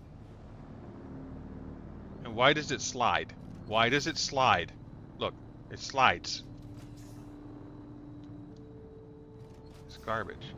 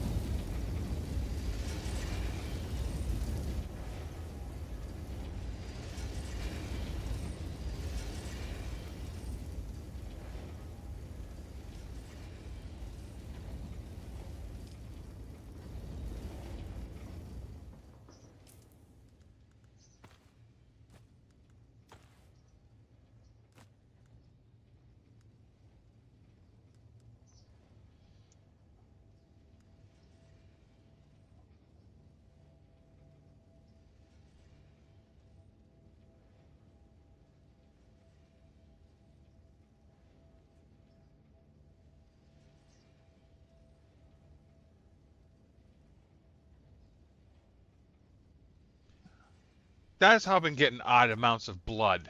Okay, so I didn't need the fucking sword. God damn it.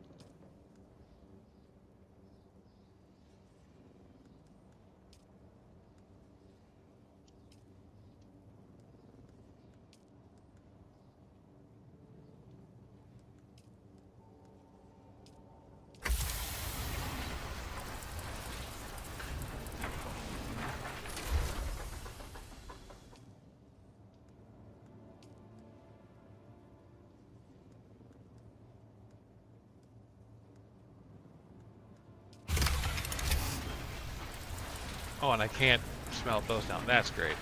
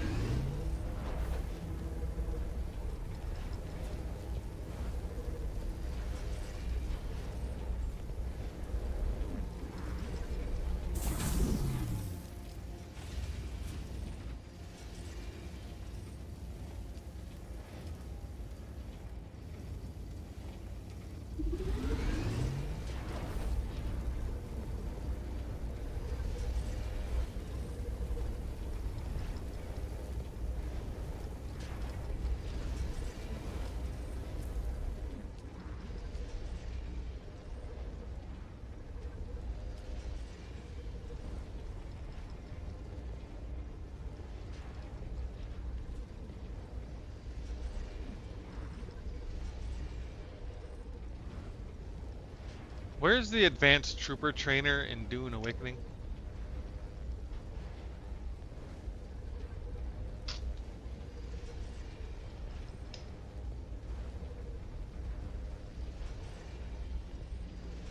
I don't want YouTube.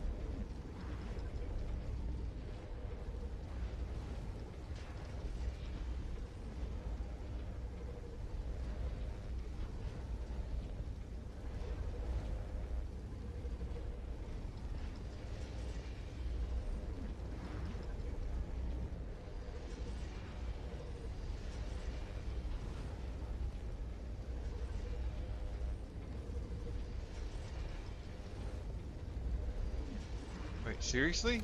Is he seriously like right here?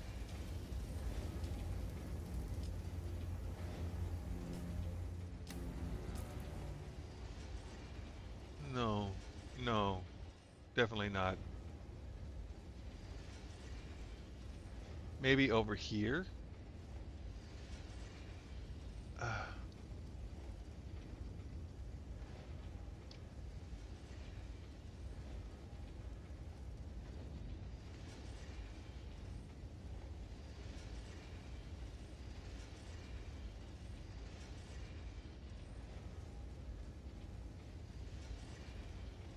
I need to go to Griffin's? What? I need to go get my stuff. That's what I need to do. Alright, we're going to get my stuff.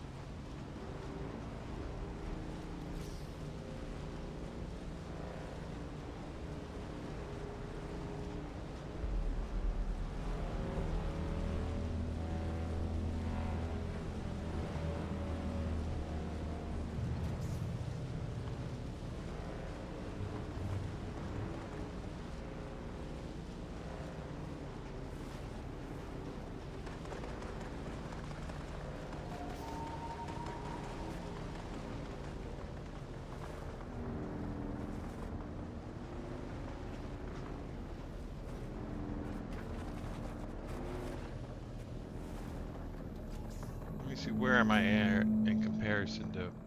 I need to go around and up. Okay. I'm going to go ahead and fill up my shit right now, though. We're gonna swap number 8 out. We're gonna go ahead and drink. So slash 6 6. Teresian125 asks what's up? Hello. How's it going?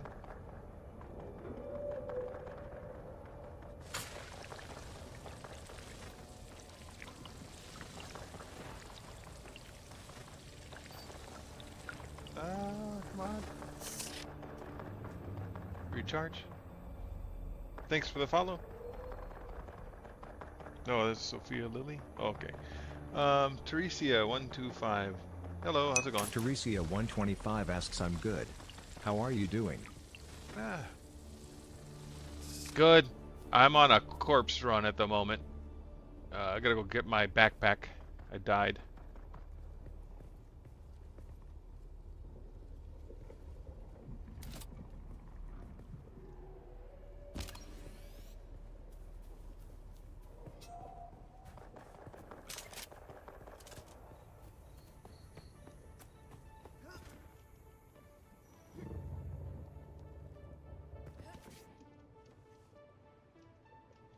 And this... There we go. Teresia125 asks how long you've been playing Dune? On and off since it came out. I've also been doing runs of other things. Let's see, it's around the corner. Yep, that is it right there, where I need to go. And I've also been playing old PlayStation 2 game, Xenosaga. Just I tend to bounce around on games. Like it's kind of like a rotation. But today I needed something nice and easy and not overthinky, so I'm playing Dune.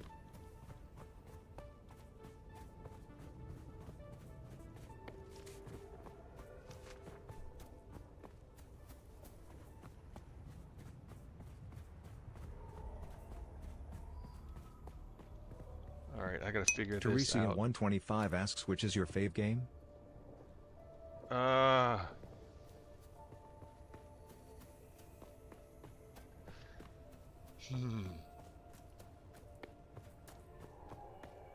That's a hard one. There's a lot. I kind of don't have...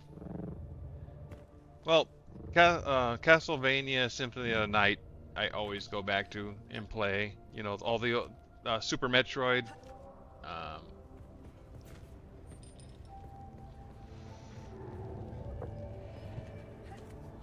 Is generally a lot of things I'll... Do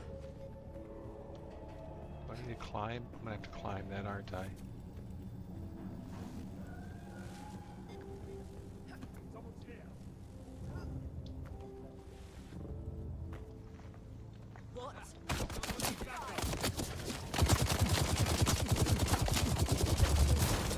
Y'all don't see me no more. I'm gonna chill out and wait till they lose interest. Wait, is my... It's gone? Oh. Teresia125 asks you're playing on PC or on console? PC. I'm on PC.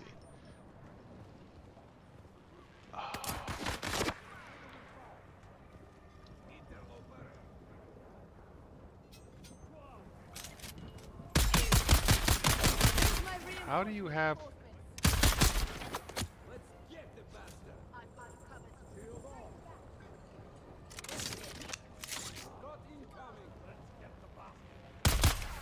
Oh, come on.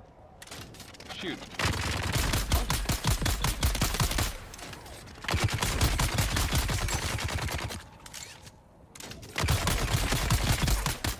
There. Fuck. Teresia125 asks I never played Dune. Can you tell me something about the game? If you like survival games, it's okay. It's pretty good. If you want it because it's an MMO, don't buy it. This game, they're saying it's a survival MMO. No, it's not. It's a survival game, just like The Forest, or you know, games like that. Forest, Sons of the Forest, kind of Conan. Um, and the only reason they threw on MMO is so they can charge you money for cosmetic shit. This game could be easily a standalone survival game. And if you play it just for the as a survival game, and because you like survival games and you like Dune, it's fantastic. Don't play it for the MMO portions of it, because it's not. The only thing MMO about it is they got little areas where you can see other people running around.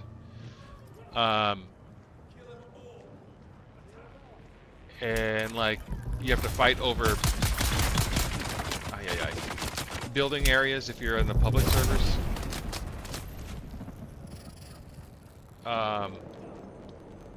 Teresium125 said, yeah, I like survival games. Then honestly, spend a couple bucks and do a private server if you want to play it. Unless you want to fight people like Rust. Not private servers, it's more like Rust. If you like Rust, then play on the normal servers.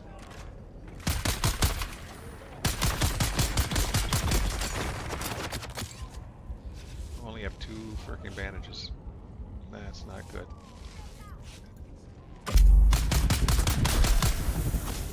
Oh, come on. No, no, no, no, no, no, no, no, don't bring me to the middle over there. We're off, we're off, we're off, we're off. Thank God.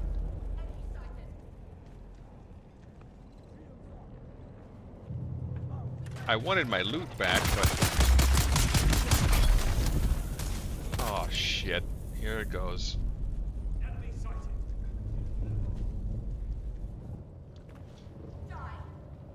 Oh, no, no, not where I want to be. Definitely not where I want to be.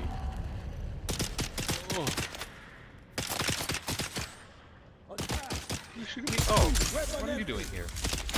Teresium125 said, I've played Dead Side. Dead Side? I'm not sure I know what that is. Hold on. Let me Google it. Dead Side. Not bedside. Dead Side. According to DeadSideGame.com, Deadside is an open-world survival shooter blending hardcore PvP and PvE action. Well, if you enjoy that, you get this and play on the public servers. That's basically what this is. But like I said, don't let Funcom lie to you and tell you it's an MMO, because it's not. Oop, run and grab. Thank you.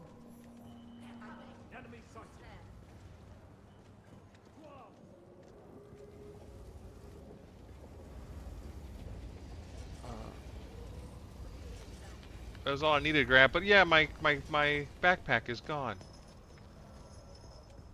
Oh, nope. Ah, Shiza. Teresium125 said, yeah, it was a survival game. And I'm loving watching you playing. Thank you. They're coming.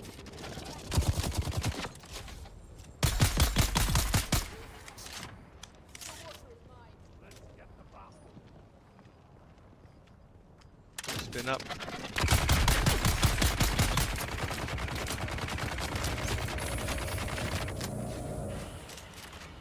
It sucks that his freaking shield instantly goes back up. There, fuck. Teresia125 asks how long you've been streaming. Fuck. On and off since Twitch was a thing. Like right now, I'm streaming at the same time to Twitch, Kick, and YouTube. But like I said, on and off. I'm a Twitch affiliate, but I had some stuff going on, and I stopped streaming for a good long while, and so I just wiped out my old catalog and started over.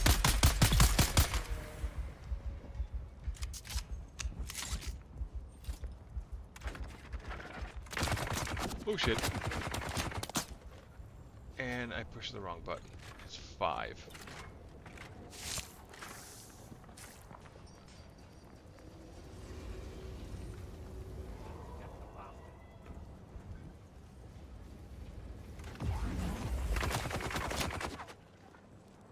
Seriously?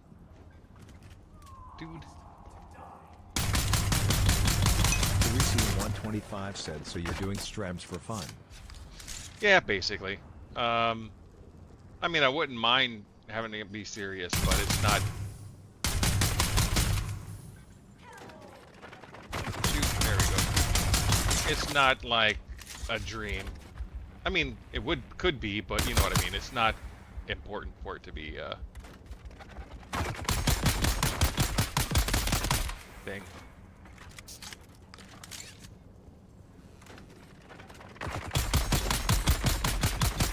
These guys just soak up the bullets, man.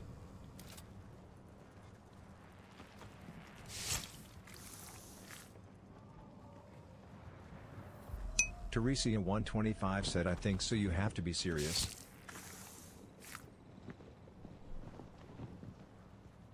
Yeah, like, you know, and like, it just gets to the point where like when I first started, the first time I started, I was doing like game giveaways. Not like, you know, sponsored or anything like that. I'd buy a humble bundle or two, and then I'd, you know, just give away the games as I streamed. The game that I was playing, you know, just simple stuff like that, and then people started demanding stuff, so I'm like, you know what, I'm done for a while. You know, I don't need that, you know. I really wish my stuff wouldn't have disappeared.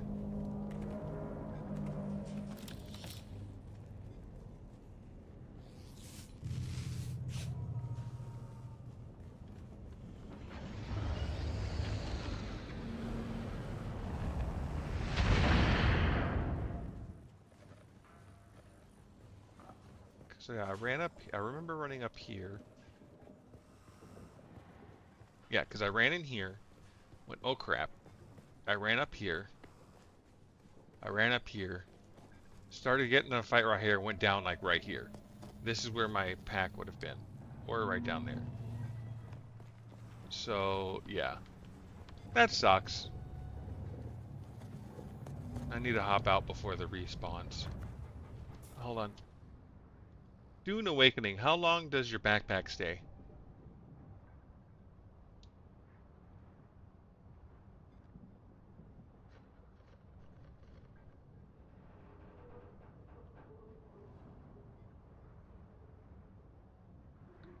What?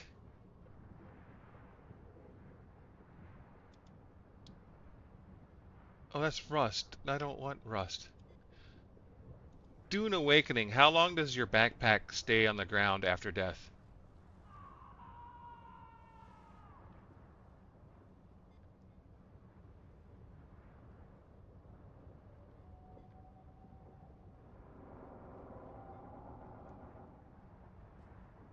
Five minutes?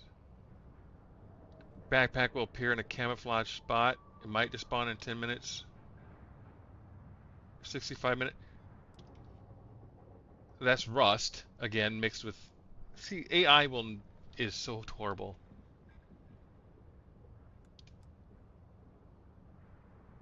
Yeah, I don't know. I don't know. My backpack's just gone. I should just accept it. Because it went off my screen as soon as I got here. Teresia125 asks, well, your PFP is looking good. How much did it cost to you? PFP? I don't know what a PFP is.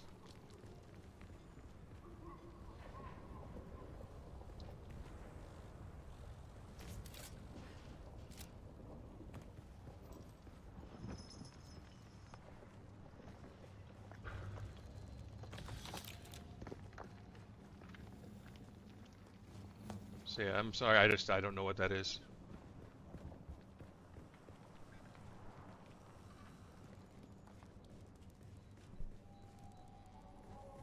PFP. Picture in picture. No, that's not it. That's PIP. Teresia125 said your profile picture. Oh, just the little. I think I got that done on Fiverr. For like. That's back when I was streaming Minecraft. Yeah, let me double check on Twitch. Let me close all these windows, Jesus. Yeah. I got that on like Fiverr. And that's kind of just it. That's like my trade. That's my trademark. I got rid of the other artwork on my stream too, because it's just not my style. I had some more artwork up when I was streaming with an author, CL Stone, who I co-own the publishing company with.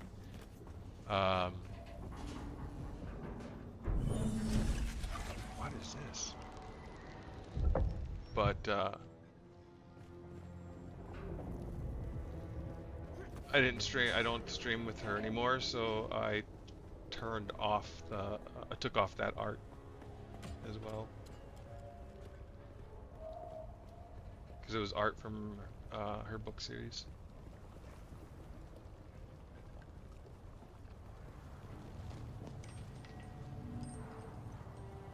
Well, boo. Yeah, it was a really good piece of tech in there too.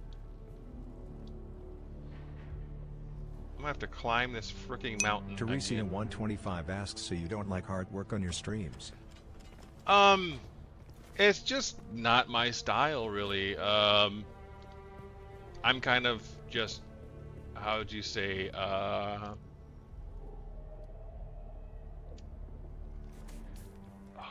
bare bones. You know, a lot of people theme their stuff to what theme their channel to what they do and stuff like that. You know, I don't. Hell, this is the first time yesterday was the first time I put back on my face cam.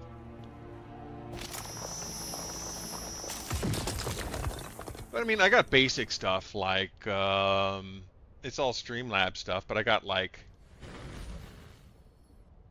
this and this and well, intermission doesn't work. But I mean, I got things like that.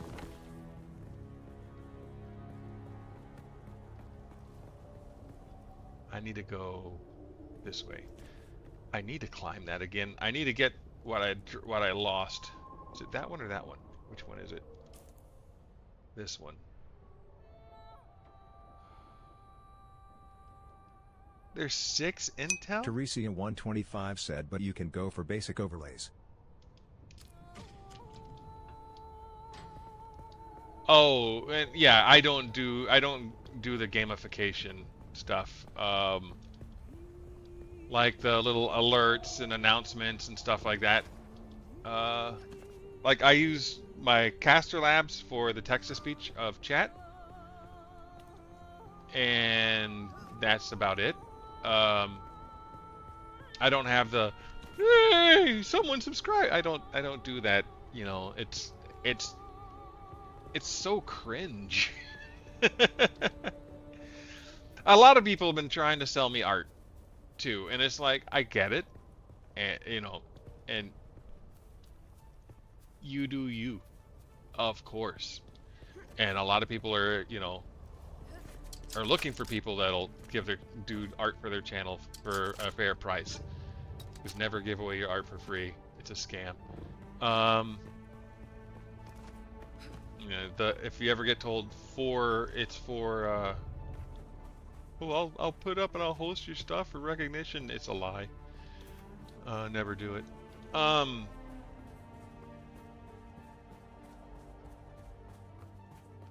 Yeah, but like I said, I like being bare bones. Now, maybe if it gets to the point to where I like need moderators and I start getting like, if for some reason my streaming takes off.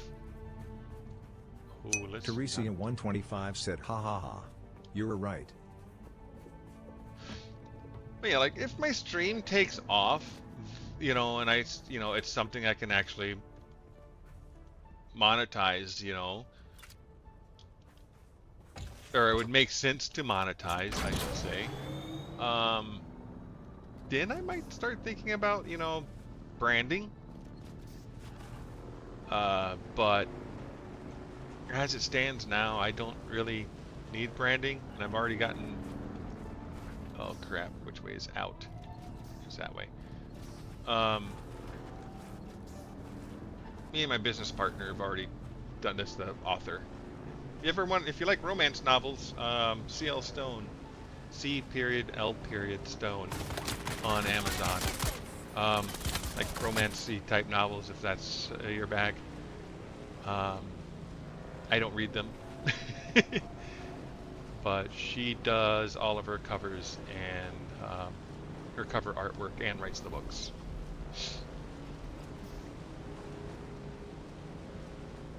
That's my business partner.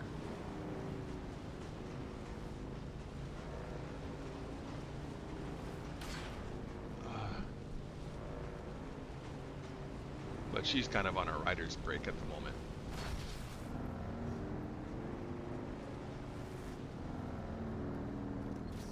Oh, why am I always out of water?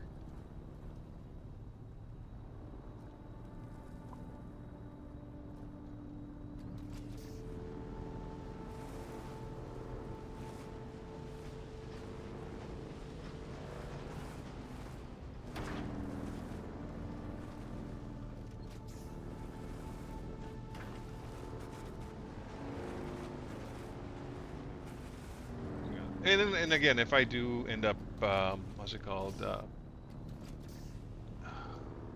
getting stuff, getting, wait, am I heading the right way? I don't want to get caught in that quicksand. You know, the heck with it. I'm gonna go this way first. And cross over there.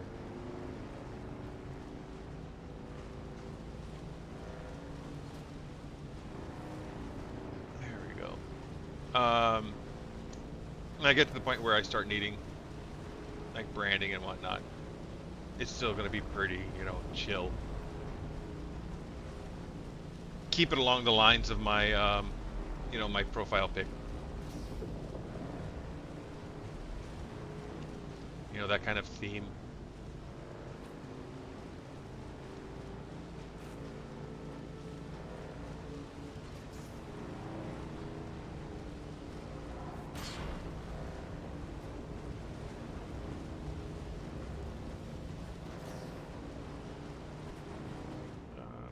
Whee!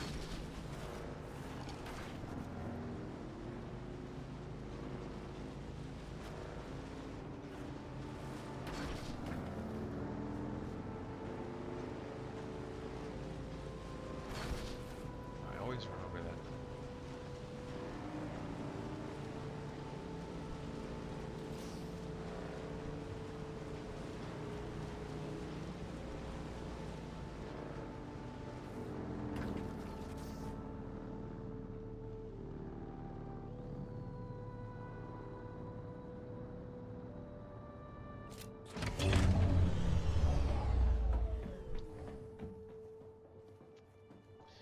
And there goes someone else.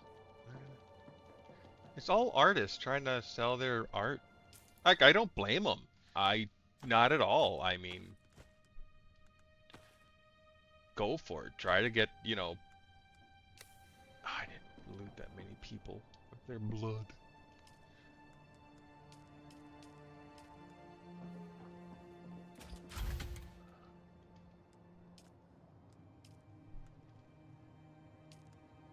I don't have any more iron. Crap. And I'm low on everything now since I built the gun. 65 steel. I need 90. 70, 80, I need 25 more steel. That's what I need.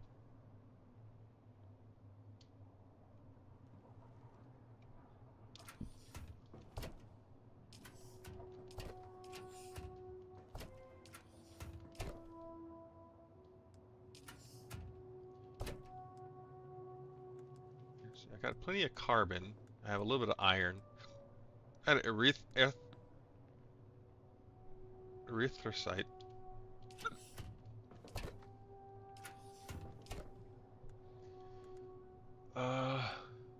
Got some heavy darts. I need to get that weapons manufacturing down too. I'm gonna have to go on a iron loot run. I mean, but it's still nice to have people pop in on the stream. Because that adds to your, you know, even if it's people trying to sell art, because it's good. It still adds to your watch time. But yeah, I can't afford art right now. And like I said, I kind of chill. And I'm gonna have to go run around and get more rock too, aren't I? More granite.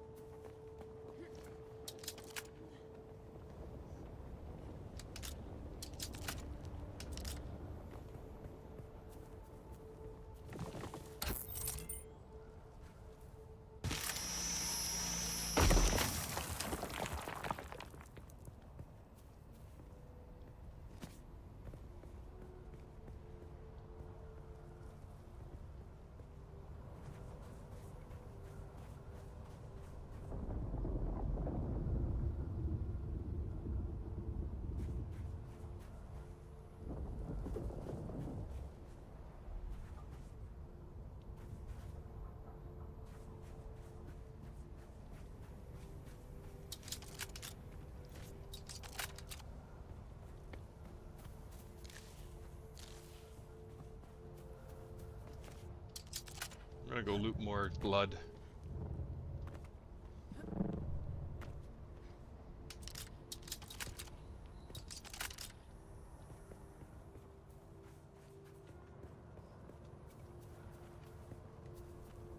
There's someone here.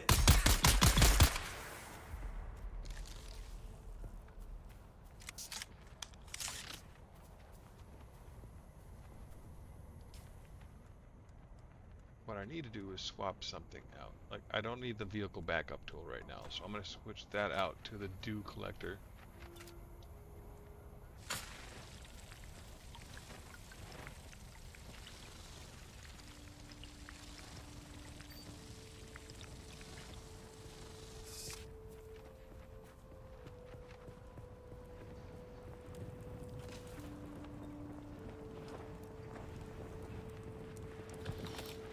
Damn it, I keep pushing the wrong button. I don't need metal. Always pick up fuel cells.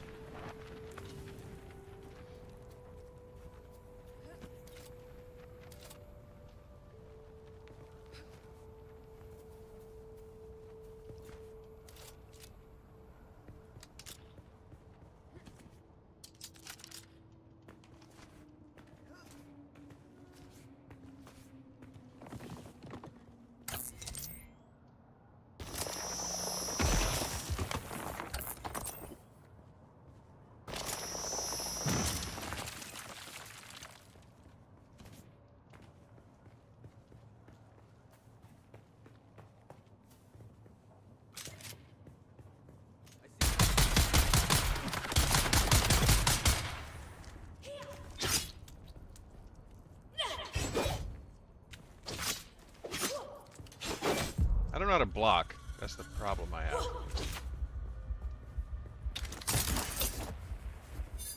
Shield on.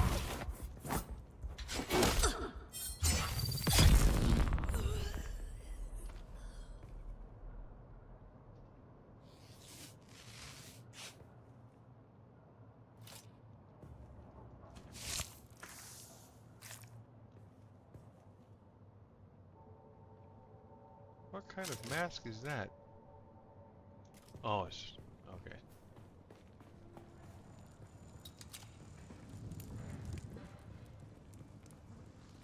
Where'd he go? Oh, he's over here. Oh. Nope.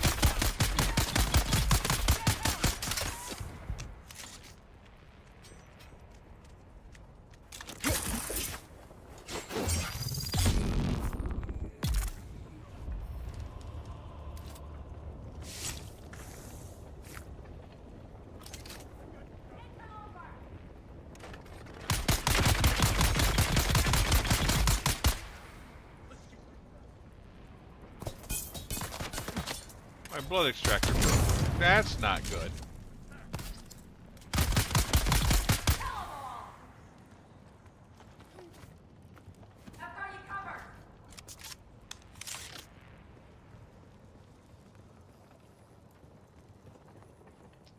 Really? I wasn't paying enough attention. I let it broke. I let it break. I let it broke. I can English.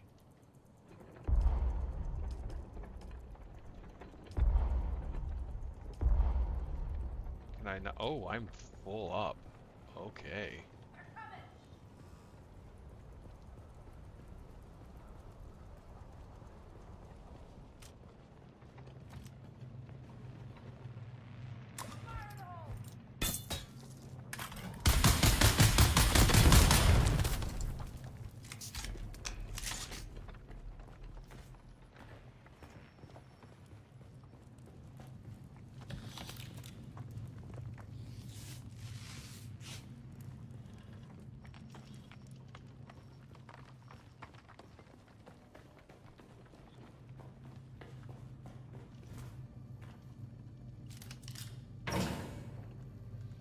What do I not need? I have plenty of iron ore, granite stone. Got a little bit of that, got a little bit of that. I mean, it's an okay run. I wanted to get blood, but I guess we skipped that for today. Oh, is that? Have I been to that? Been to that one. I need to go to this one. I need to go talk to him.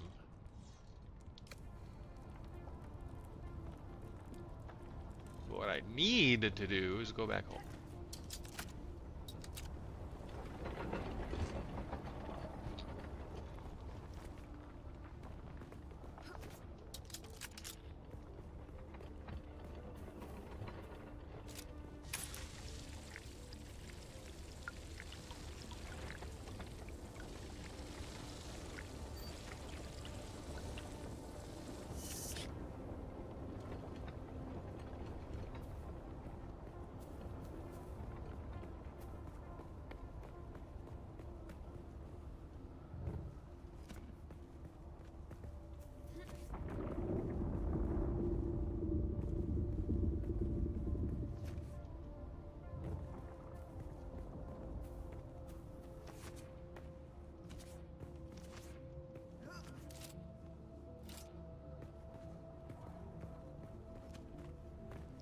Oh, more iron. What can I dump? I mean, plant fiber. I don't know what to do with plant fiber right now.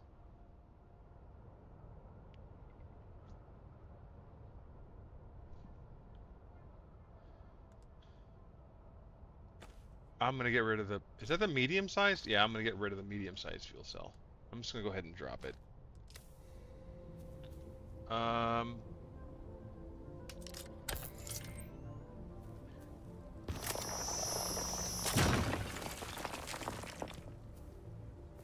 There, I'm full up again.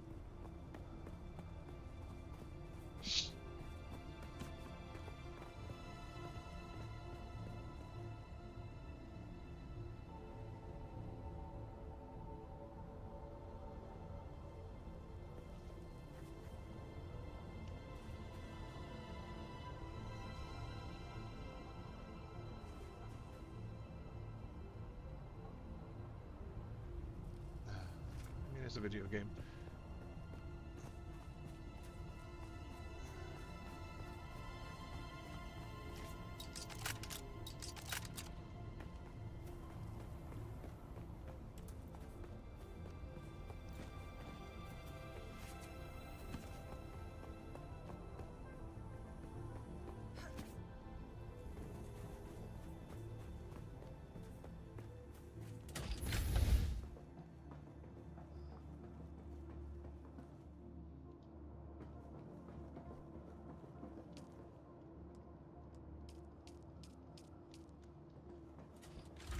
Sector weather alert. A large sandstorm is approaching. No, it's not. I turned off sandstorms.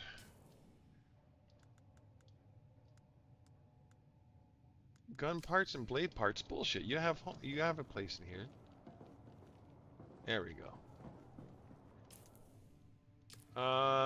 Now we gonna make a lot more stuff. 90. I need 90 of the what's it called, right?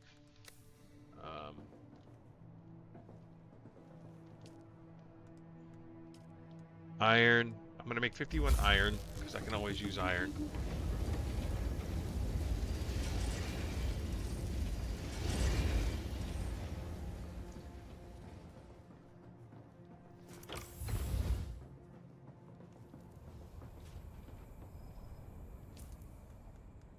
Oh, here now I need to grab the tool.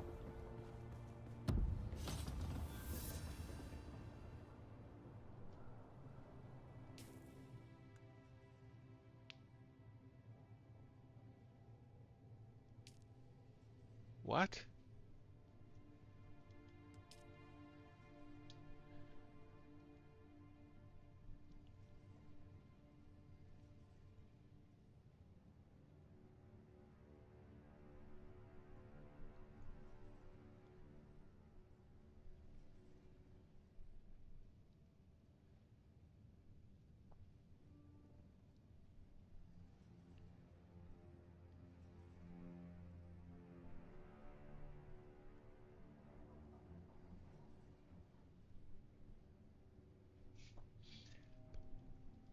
I don't know how to do any of the lands rad stuff.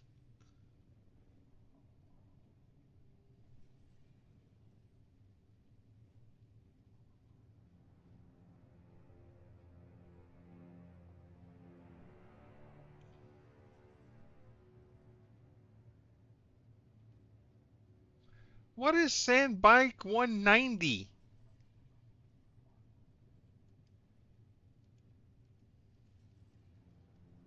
Really? There's radios?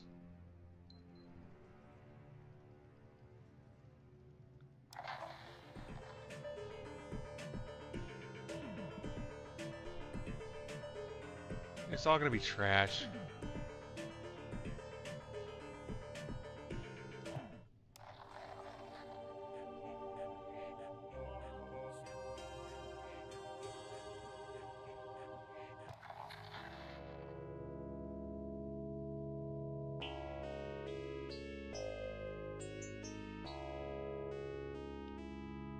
Why am I playing like PC86? Like old Doom, like DOS game music. that rewards strength and cunning. Dear listener, The the old school DOS music is kind of cool. Wait, what? Is my building getting destroyed?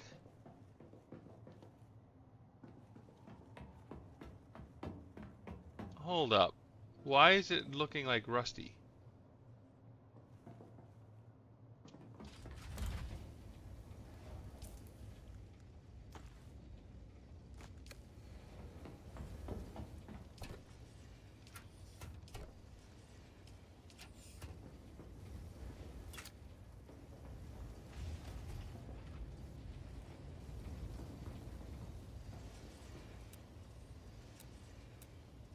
Oh, it's only for... Okay.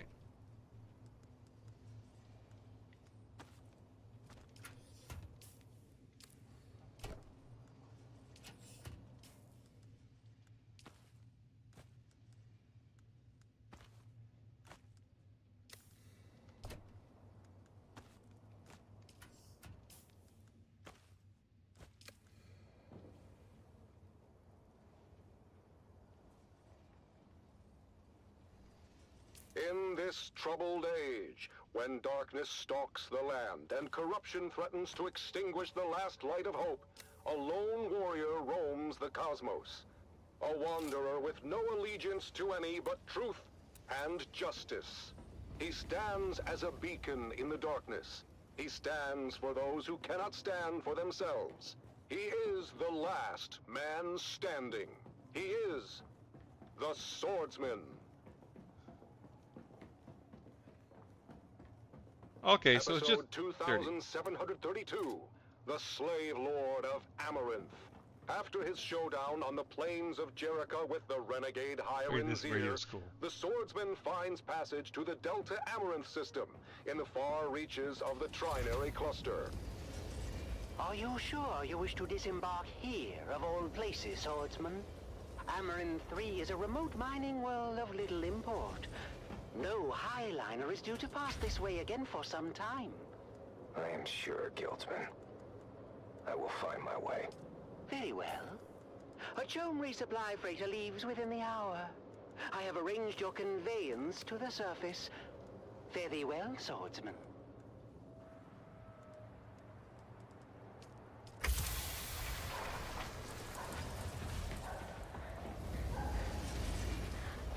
Oh, there, boy. You run as if the hounds of Hades are at your heels. Please, Lord, kill me. I beg of thee. Slay me where I stand. I cannot go back to Lord Varric. Lord Varric. This is not a name known to me. What house governs this world, boy? For many thousands of years, the stewardship of Amaranth 3 fell to a house minor with allegiances to the great house Waku. Waku is no more. Their systems were purged in the Third Colsack War. Their holdings forfeit to the Spacing Guild. As you say, Sirrah. The boy speaks the truth, Lord. It's been 6 or so centuries now. And the Guild has not assumed control? This world must be in a ledger somewhere. Well, the Highliner comes like clockwork. But we get supplied, and then they're gone again. To wherever Highliners go. We just figure they forgot about us. Then who is this Lord Varric? I'm happy we got a new blood like his extractor. father before him. The Varrics took control when it became clear we were forgotten. A Mala, claiming lordship over other Mala. We must go, Sirrah. If Lord Varric's men find you, I don't know what they'll do. Take me to the slave called Varric. Justice will be served. Okay, I need to go get more water. Who dares enter my hall unbidden? I dare, Mala. You claim authority that is not your own. For that, I claim your life. Oh, you? What is your name, stranger? I would know what to mark upon your grave. I am the swordsman. Your false reign is over, Varric. Guards, don't just stand there. Get him! Lord Varric, the stranger fights like the Swordmasters of legend. Impossible! The Swordmasters were destroyed! The remnants scattered! 6 to 1, he is outnumbered, and still, our men cannot strike him. Fool! They do not have to strike him. They only have to maneuver him onto that trap door. Goodbye, swordsman!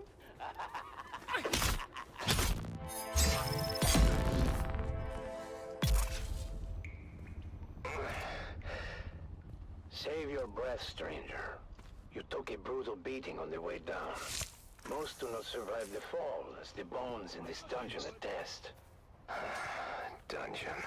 Below Lord Varric's audience chamber. I am Rodrigo. He is no lord. Not in any legitimate sense. I'm not sure that's a distinction many here would appreciate. What else is a lord if not a title claimed by force? A lordship is an investiture governed by the Heritage Council in Section 437 through 441 of the Great Convention. It's a covenant, as old as the Imperium itself. Ah, but tell me then, stranger, the ones who established your covenant, how is it they claim their power, if not by force? How is it they are legitimate, and the pig Varric is not? You tire me, old man. Well, at least we agree that Varric is a pig. Rest now, stranger. You need your strength for what is ahead. Tell me if I oil the hinge. Can you walk? Can you walk, stranger? Our last true governor had the unshakable fear that the people would rise against him and throw him down here. I helped to build this secret exit to ease his paranoia. Did it? Yes. Until House Waco fell. Then the people turned on him and threw him down here. But he escaped through a secret exit. No. He landed badly and died soon after. But we will escape from his secret exit. This is my daughter, Gina. She will lead us to safety. What about her? Tarek is presumed already dead or dying. No one has ever come back from this place.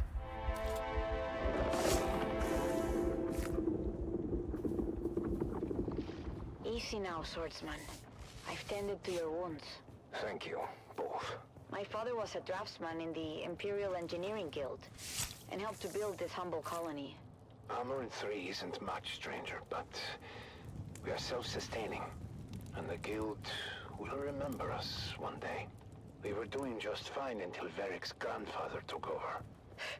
Lord Varric is just the latest in a long line of assholes. We have seen too many good men fall trying to stand against him. There are enough of you. Why not fight back together? The fear of death, I suppose. The land here is harsh. The work grueling. Without our men, our families would starve.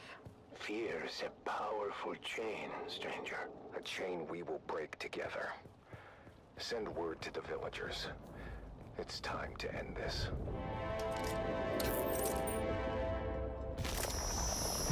Colonists, you've lived in fear of Varric's rule for too long. He is a vile pretender, and order must be restored. But how can we do this, stranger? We are not an army! Remember yourselves. You are Imperial peons, with all the rights and protections that station implies. But who will stand for us? We've been waiting on the Spacing Guild for over 300 years! I will stand for you, and you will stand for yourselves. But how? I will train you. After I have forged a new sword.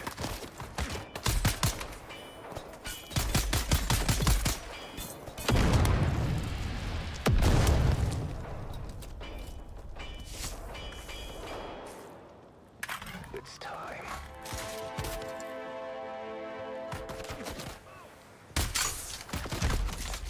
Today we break the chains of bondage. Today. We've gone over the plan. The next movement will be over the body of the dead slave called Varric.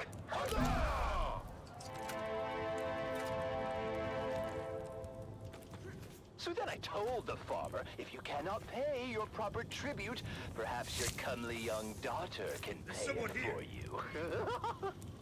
Slave Lord Varric, your false reign ends now. You? But how?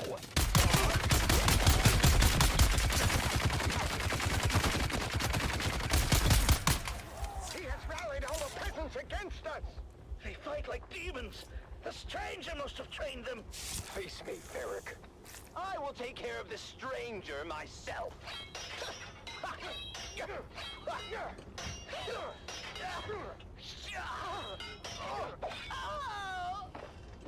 Oh, The I'm tyrant full. has fallen. You have won your freedom. Nice. All right. No! Father! Your father fought bravely, Gina. His sacrifice was not in vain. Thank you, swordsman. You've saved us, but I've lost my father in the bargain. His spirit lives on in the freedom you now share. Freedom to serve your proper masters, the Spacing Guild, who will undoubtedly return soon to claim you all. But what do we do until then? Hunger and disunity may come, but you must remain steadfast in your duties, and the honor of that will sustain you. Remember, a righteous heart is never truly empty. You're right, swordsman. Is there any way we can repay you? Setting things right is payment enough. And now, I must move on. I'll never forget you, swordsman. Swordsman? Where did he go? And so, the swordsman leaves another world better than he found it. Join us next time for another chapter in the saga of the Swordsman.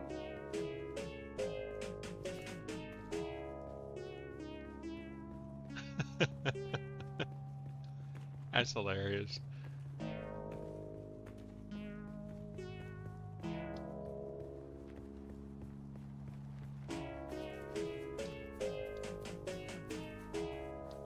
Is he gonna play the same one over?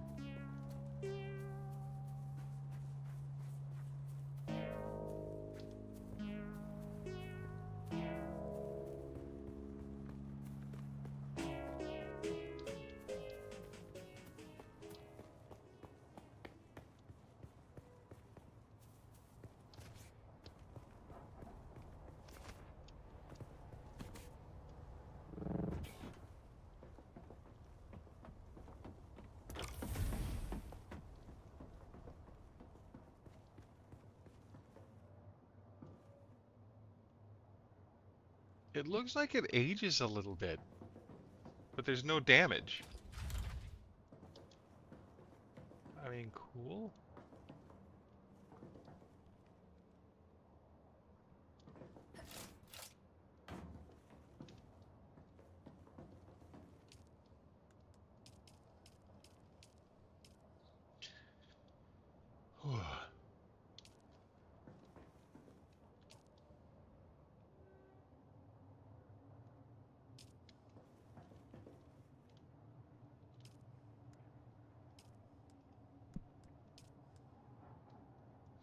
Wait, how many...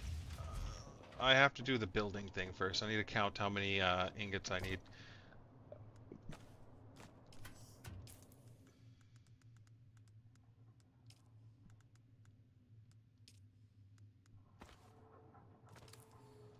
So 7... 60... Okay, so I need 2 more silicon blocks. That's not a problem. So 70, 80... I need 15. I need 15 iron ingots. The warriors farewell. In twilight's glow, Steel, I mean. where shadows meet, a warrior stands on weary feet. His sword, once bright, now dulled with strife, reflects the toll of countless lives. Oh, fate, you've carved this path of pain through deserts vast, through blood and rain. Yet honor binds my heart tonight. For House Atreides, I still fight. Remember those who fell in fields whose courage were their only shields. Their names engraved in stars above, their deeds the legacy of love. In silence now, I take my leave, for battles end and souls must grieve. But know this truth, my comrades dear. In every heart, we still stand near. Oh, house of just and noble name, we've lit the stars with honor's flame. And though my journey's end is near, House Atreides, shed no tear. For in the halls where heroes rest, where valor shines, where hearts are blessed, we'll meet again in timeless peace, where all our pains and trials cease.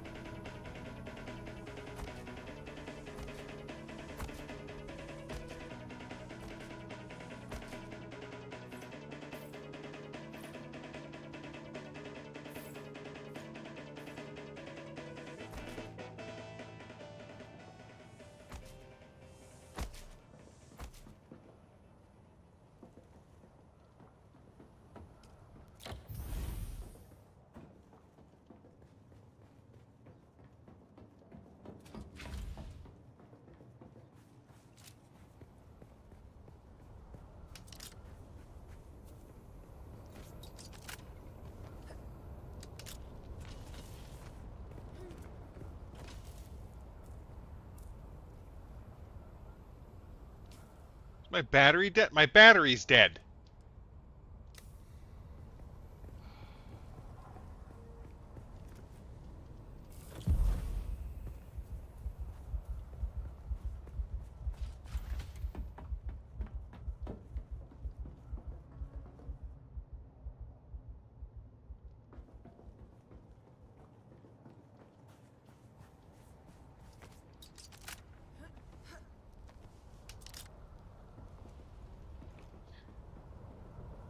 I'm gonna build a thing. It's gonna be here. 7. Chain set. Buildy thingies. All.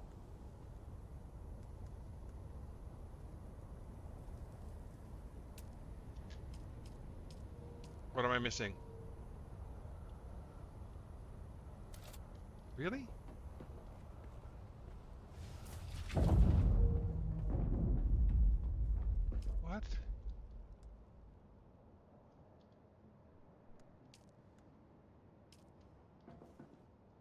7. I need 10 more steel Always ingot, with you. because I miscounted. Fox Atreides, the voice of the Duke.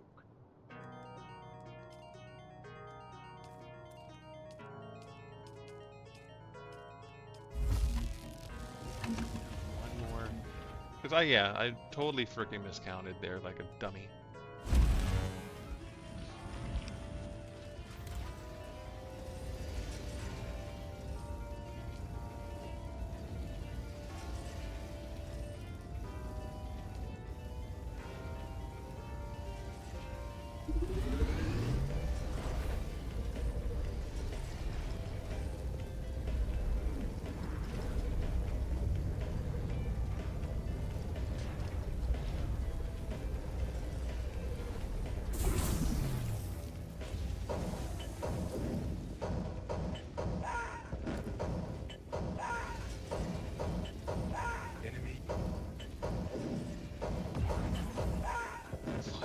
Fuck, it's just music.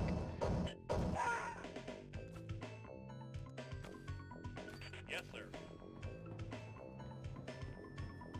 Acknowledge. Yes, Is this music from the RTS or something? moving out.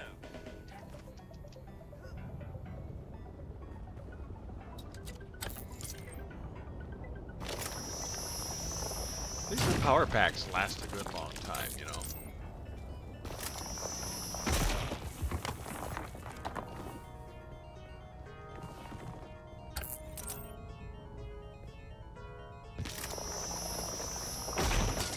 So, the Atreides are into old school MIDI music. Or FM synthesizer? I think that's FM synthesizer, isn't it?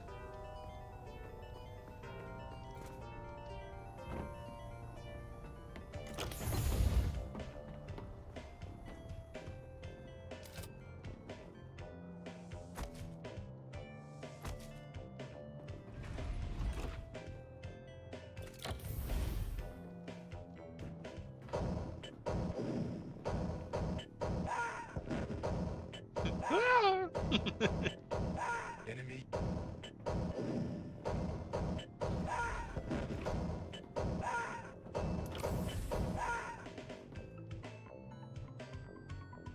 Yes, sir. Yes, sir.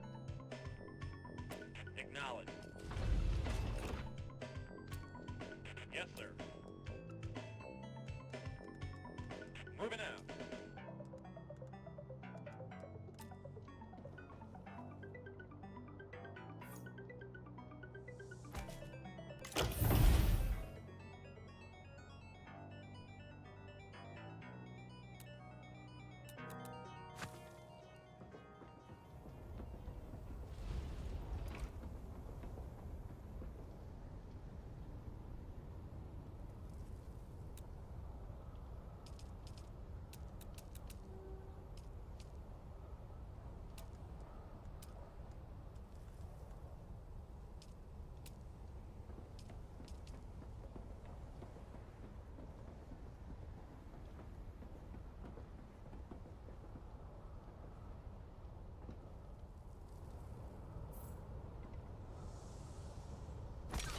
Oh.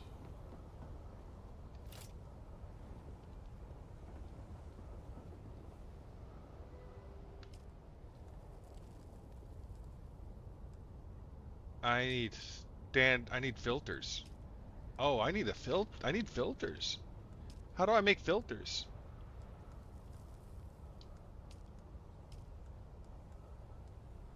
Oh, well, that takes a lot of juice.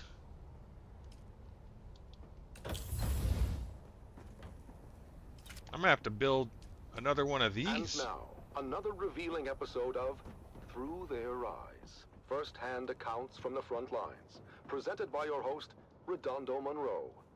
Today we find ourselves at the storied bastion known as Helios Gate. Redondo sits down for an exclusive interview with Captain Marcus Amstrad of the Fighting Fifth. Captain Amstrad, thank you for joining us today. We've heard first-hand accounts from soldiers like Sergeant Creel, who've shared the brutal realities of life on the front lines. Can you tell us about the recent campaign in the Haga Basin, and what the strategic gains there mean for House Atreides? It is an honor to be here, Redondo. Our operations in the basin are ongoing, but critical to securing a crucial foothold in the region. This operation underscores the strength and resilience of our forces, and our unwavering commitment to justice and honor. Captain, while securing the Haga Basin is indeed significant, we've also heard about the heavy losses endured by our forces, including the illustrious unit known as Gurney's Own. Can you speak to the toll this so-called War of Assassins is taking on our troops and their families? Look, Redondo, war is never without sacrifice. But it is through these sacrifices that we uphold our values and protect the future of House Atreides. Our troopers understand the importance of their missions, and they complete them with honor and integrity. The morale of our troops remains strong, and their families can take pride in their courage and dedication. In previous episodes, we've heard how brutal some of these missions have been, and about the emotional toll on our soldiers. Sergeant Eric Thorne, for example, described the chaos and loss during the final days at Three Rock Station. How do you address the concerns of those who feel that the cost of this war is too high? The cost of freedom and justice is never too high. Every mission we complete, every campaign and every sacrifice we make brings us one step closer to a lasting peace and a brighter future for House Atreides. Our troops are well trained and well prepared to face the challenges before them. And they do so with unwavering resolve. Captain, some have raised concerns about the ethical implications of our tactics and the impact on civilian populations. How do we ensure that we maintain our moral high ground in this conflict? House Atreides has always held itself to the high standards of the Great Convention. Our tactics are designed to minimize harm to civilians and uphold the principles of that treaty. Any deviations from the standards are swiftly addressed and corrected. Our commitment to honorable warfare is unwavering. There have been reports of war crimes committed by Harkonnen forces, as well as allegations of misconduct by our own troops. How do we respond to these allegations and ensure accountability? The Harkonnens are known for their brutality and disregard for both human life and any type of agreement between the houses. But we do not stoop to their level. Any allegations of misconduct by our troops are thoroughly investigated, and those found guilty are held accountable.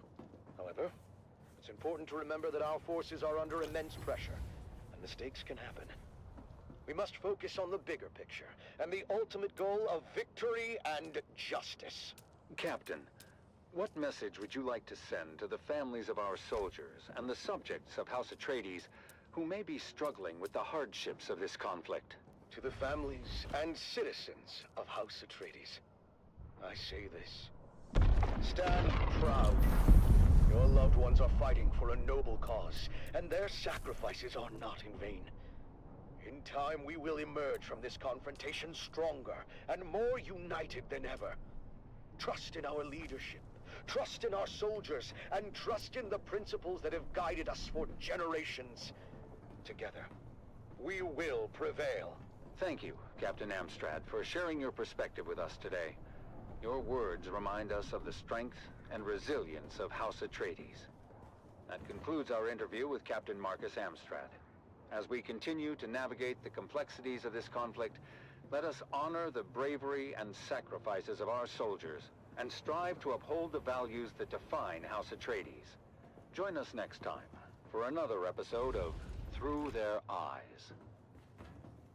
You have listened to another episode of Through Their Eyes, first-hand accounts from the front lines, presented by your host, Redondo Monroe.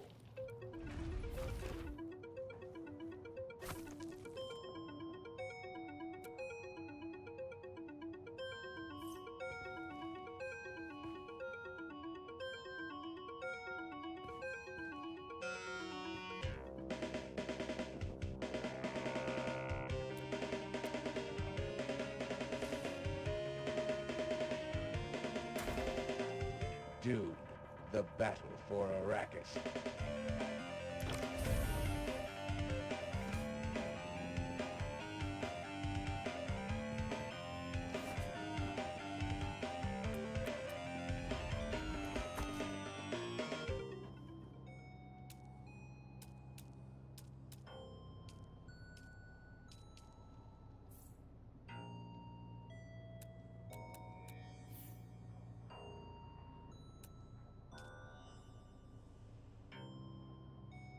rotate.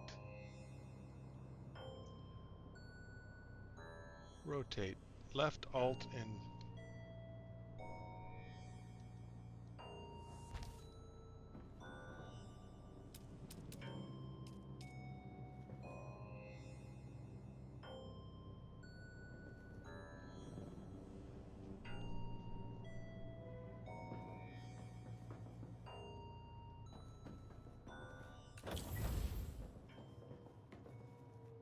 No, we're going to do this a little different. Yeah, this is going to have to get done differently.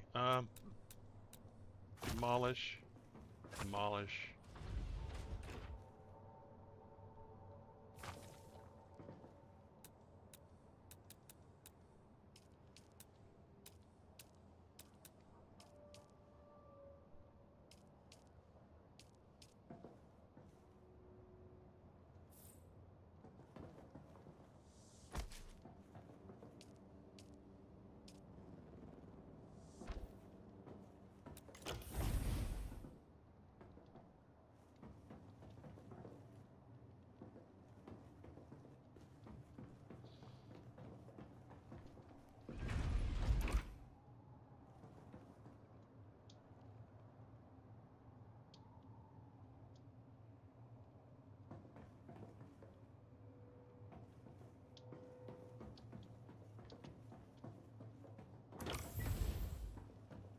It doesn't have to stay there, though. I can put it anywhere I want. This does not have to go here.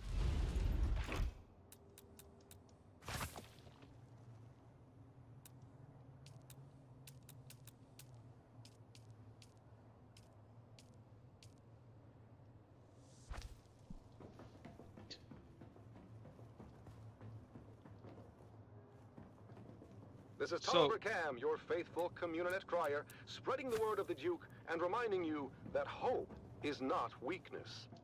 Real strength is acknowledging that it's okay to strive for and even expect a better day. We've got to approach every fresh sunrise as an opportunity to renew our bonds and strengthen our commitment to a brighter future. A future governed by hope and not fear. This is Tolliver Cam from the heart of Arakeen, guiding you through your day. View from a mountaintop. The song of the sea. Our faithful brother, that ever-present roar, companion to those dreamers of jagged peaks of long ago. Eyes towards the distant stars. Visions not of glory, but of light and hope across the darkest voids. Now, beneath an empty sky, our banners gloriously fly. Dreams fulfilled, but lost. Light and hope consumed by darkness deeper than was known. And lost as well in desert, empty as can be. The song of that far away sea.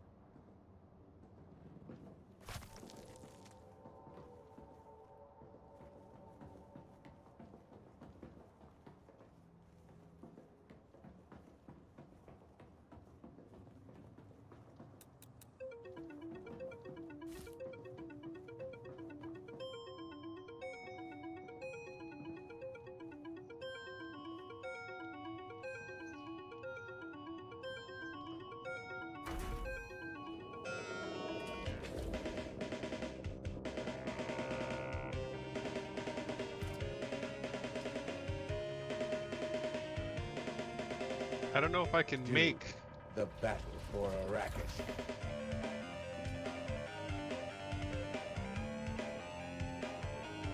Hold on. Dune, the battle for Arrakis.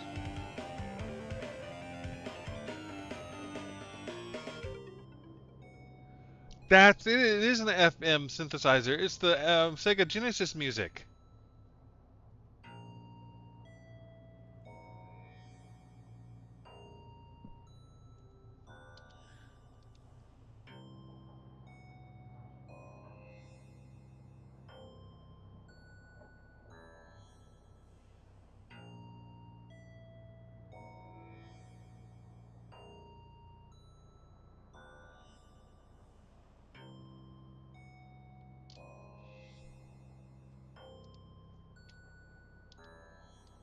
Okay.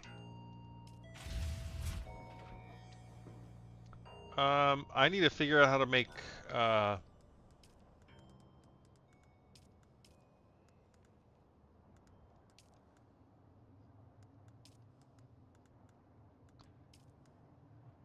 oh, you know what? I bet you any money that I have to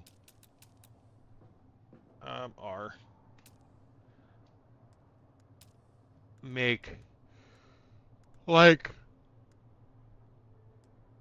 survival fabricator.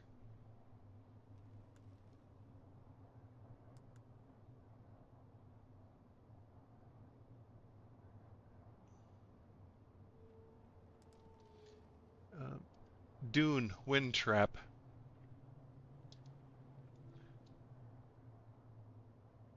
No, let's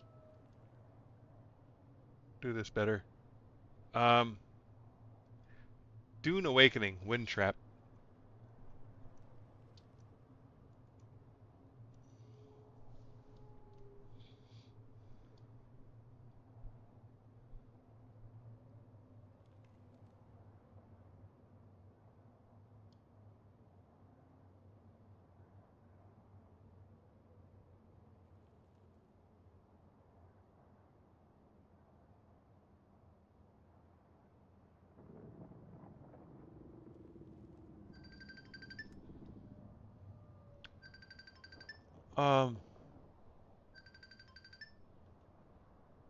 And now, the inaugural episode of a brand new series. It's The Young Guardians.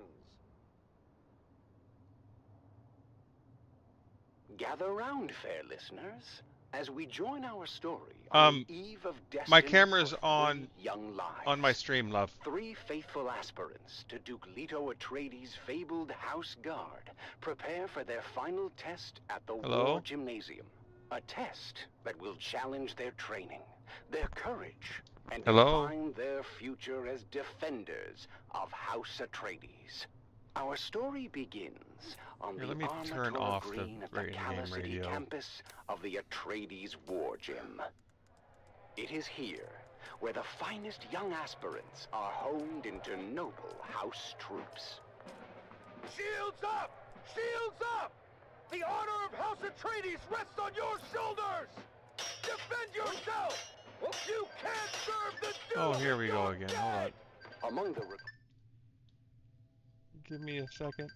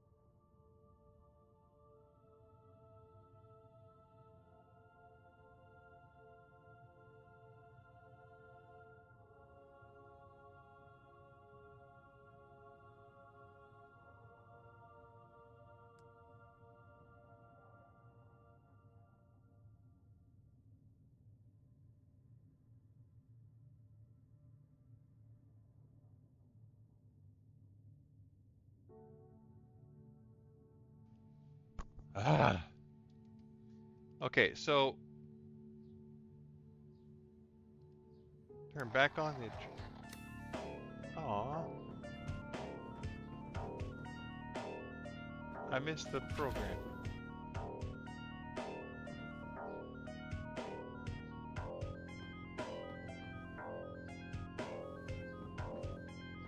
Yeah, I'm gonna have to move stuff around, I think.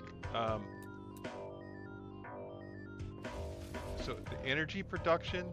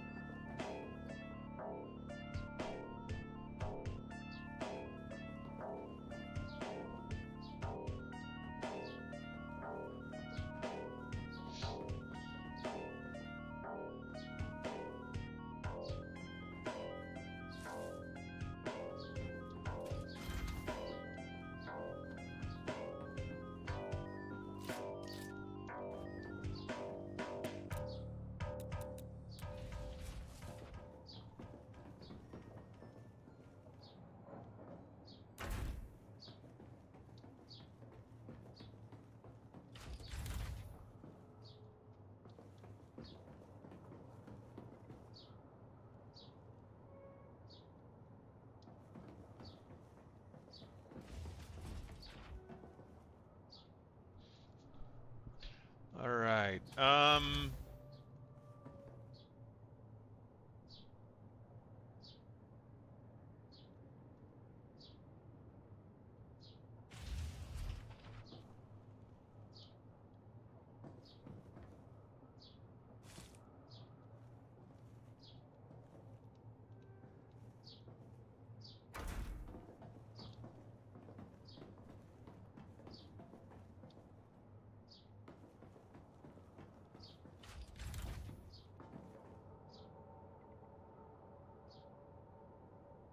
Okay, now what do I need to build? I need to.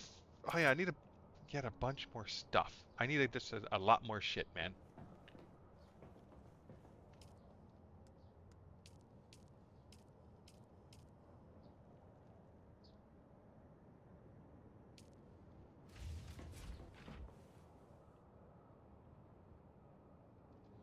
Do these things just get destroyed? No, they don't seem to have a.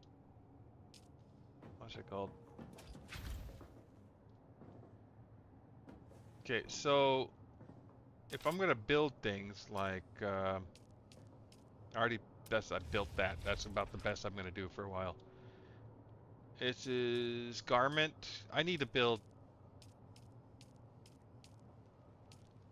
Yeah, I need 40 steel ingots. It's the steel ingots that are rough, man. I need Ever this. wonder what it's like out there beyond the safety of the city, where the sand shifts and ancient secrets hide beneath the dunes? Well, let me tell you, there's more out there than spice and sand. The Wastelander Chronicles takes us into the life of a scrappy young scavenger girl and her family as they brave war-torn battlefields, hunting salvage and other buried secrets. Stay tuned, because this is one tale you don't want to miss. It's the Wastelander Chronicles, brought to you by O'Gary's Imports. O'Gary's Imports. If you want it, we have it. And if we don't have it, we'll get it. Join us now as we journey to the blistering sands of Arrakis, where we follow the adventures of the O'Gary clan, a pioneering family of salvage experts, as they scour war-torn battlefields and crash sites to discover their next great haul.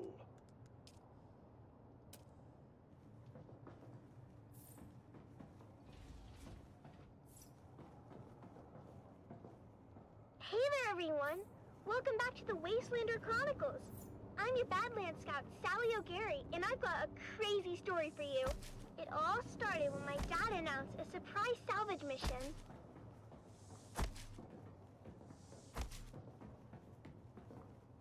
It was just after sunset, Dad has spent all day, as always, minding our storefront and listening to the space traffic controllers going about their business on the community. I always tease Dad and ask how it is he can listen to those encrypted channels, and he just shushes me and tells me to clean my guns. But this was the day Dad's patience and extra-legal community receiver paid off. He overheard a distress call from the Leopoldus, a light freighter carrying machine parts out of Bella to Goose. Now, you might be thinking, Sally, what's so darn exciting about machine parts? But in the salvage game, we learned that a ship listing machine parts on its cargo manifest could be carrying anything from precision lasgun barrels to cybernetic eyeballs, so it's worth the trip. Of course, Dad's not the best with his numbers, so it was up to Mom to triangulate the coordinates and plot our course to the crash site in the Minor Erg. As always, when we piled into Clovis, our vintage 68 Chome Landmaster, Mom reminded us of the grim dangers waiting for us in the desert. Bandits, slavers, cultists, and of course, the old man of the desert himself, the Great Sandworm. When we finally arrived at the sector our coordinates were within, we hid Clovis under a tarp and moved in on foot. As always, it was up to me and my little brother Coda to scout ahead and look for danger. Now, you might be thinking, Sally, that seems like a grown-up job. Why would you and your cute little brother be sent ahead to scout? The truth Sector is, weather we alert. rely on A that large cuteness to sandstorm lull is our enemies approaching. into a false sense of security. Then, we kill him real good. Coda can separate a man from his jewels in less than 2 seconds. I've seen him do it.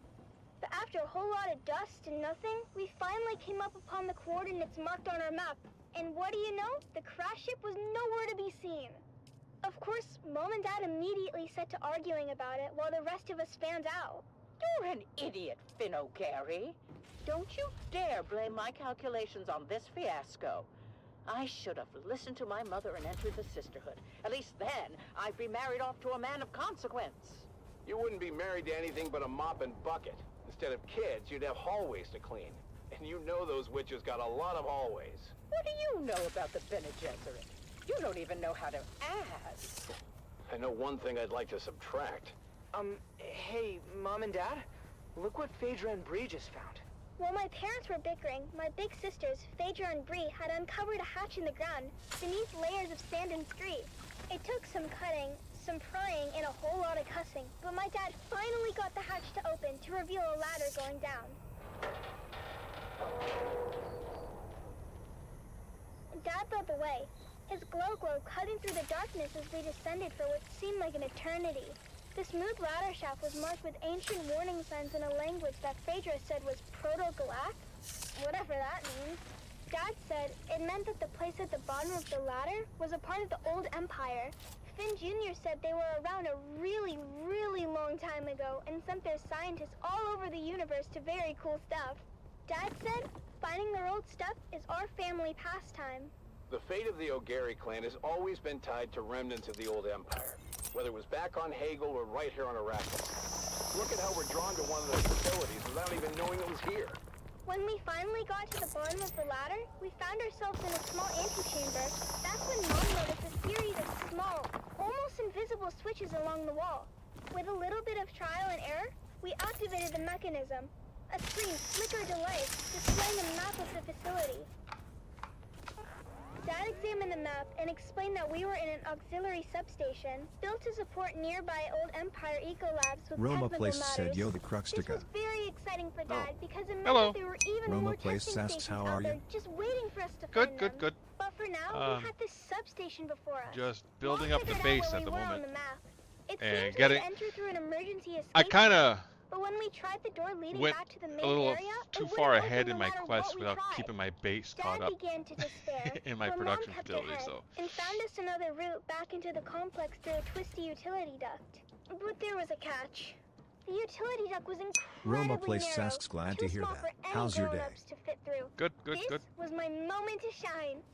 With a quick pep talk from my mom and a I promise found to be the careful, radio I wriggled stations in into the game, tight space, which is what inching you're my way hearing forward. talking. The walls It's kind of cool. closed in around me, but in true O'Gary spirit, I kept my cool, determined to reach the Roma other side. Place asks, "Nice and blue About weekend?" 30 meters in, I felt a tug on the safety rope tied around my waist. It had reached its limit. I couldn't go any further unless I disconnected it. I don't know what WB is. I can't turn around here. It's too my weekend was tight. good. I'll have to disconnect and keep going. Are you sure, Sally? That's an awful risk. We won't be able to help if anything goes wrong. You didn't raise me to be a coward. What does that Roma always Place say that said, "What Owen about you, I O'Gary is mean?" for? Oh, I'm good. No, you silly. My weekend was audacious. well, I'll just be gaming, fine. Just keep a just lookout streaming. for trouble. That's about it. I unhooked the safety rope and kept pushing forward. Fingers crossed that the passage would lead somewhere. The angle of the duct meant there's no turning I was back. doing. If it was a dead end, playing I was an old surely a PlayStation. goner. I was streaming an old But hey, PlayStation 2 what's game, an Xeno adventure Saga, without a little risk? I think I can see something up ahead. and I'll probably It's an go back to access streaming hatch. that again tomorrow. I'll probably do Here's every other hoping I day. can open it from Dune inside. and Xeno Saga. I made it! The access hatch Roma opened onto Place a asks, huge "Nice, chamber, nice. lit Got by a any soft, exciting eerie plans for glow. today after It was streams?" a real treasure trove of After ancient streams, it's technology, dinner and bed. preserved perfectly Well, through the ages. watch TV. I had found the mother lode. After marveling at my discovery for a spell, I managed to backtrack to the escape tunnel where my family was waiting. I just like chilling out Now at I home. understood why we were never able to open that door. It was blocked by an ancient power loader. Fortunately, the control fob was still in place, so I was able to move that great beast away from the door. Honey, are you okay? I'm fine, Mom. Where are you going, Finn? Our daughter almost died, and you're more interested in salvage. She seems fine to me. More than Roma fine, Place in fact. said, "Oh, after She's an hour I get off, so I also Our go home and eat daughter my dinner, or huh?" the power loader? Can't we be excited for both? This is Yeah. a VK5000 powered work loader. I finish the last up. exit to come off the Venhold assembly line before the company was split I up go into Combined downstairs, Mercantile and the Fold hook Space something Shipping up quick, Company. go up, go back up to my room, turn on the predecessors to TV, Tome and the usually watch Spacing some Guild. anime, or After you know, the excitement died down, we whatever's carefully extracted I'm in as the mood much as we for, could and then carry, just making sure to knock document out. everything for later study. It was our most successful expedition yet. Back at our shop, we spent days cataloging Okay, what and am I cleaning our building for finds, what now? preparing them for sale. And that's Oh, where I'm building you it come in, for. dear I need to listeners. make the That's right, Sally. At survival. O'Gary's Imports, it's our Old Empire extravaganza. And you won't believe our prices. We have SD converters. We have anti-induction modules. We have cobalt-tipped frams. We have articulated John doors for men and women.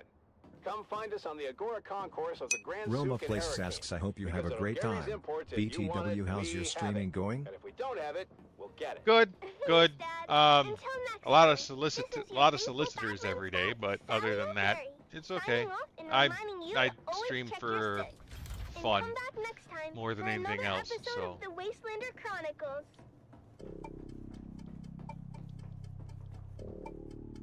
oh yeah, that's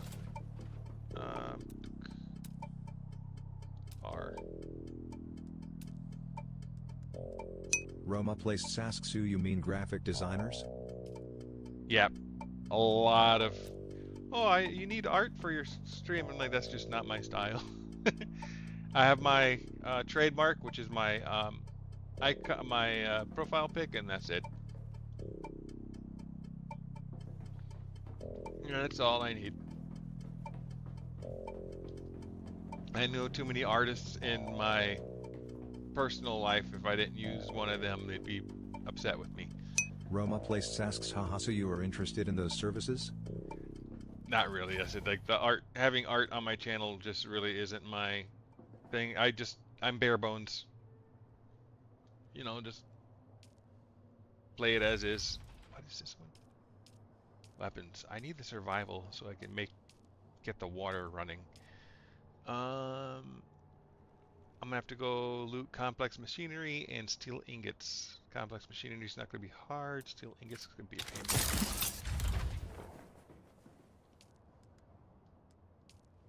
Iron max. Crap. Of course, it's daytime now. Roma Place said, "Oh, okay, but art can change the look of channel in myopia." I kind of see it. I mean, yeah, if my, like I said to the last person, if my channel takes off, you know, gets big, sure, I'll probably do something then. But until then, like I said, I just like the clean look. Cause if you're coming to my channel to look at art, instead of like, oh crap, I gotta be careful here. Instead of watching my content, then I'm doing something wrong. And I don't do like the little pop-ups, oh, someone subscribed, and no, that to me is totally cringe. I can't stand that. But like I said, if it comes down to it, like I said, I have a lot of real life friends that do art and graphic design.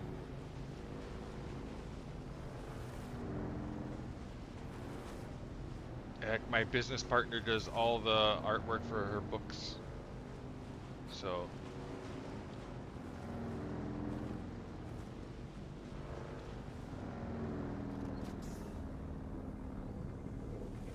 is this what I need? Can I get stuff from here? Or is this... Yay, I can.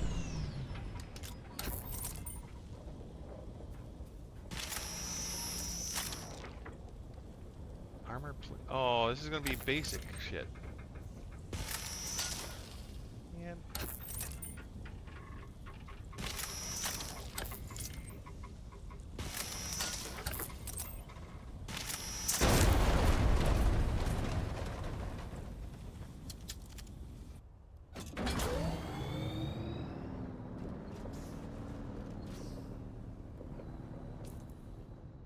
Alright, I need to go. I'm in the wrong area. I need to go here. Not here, but here.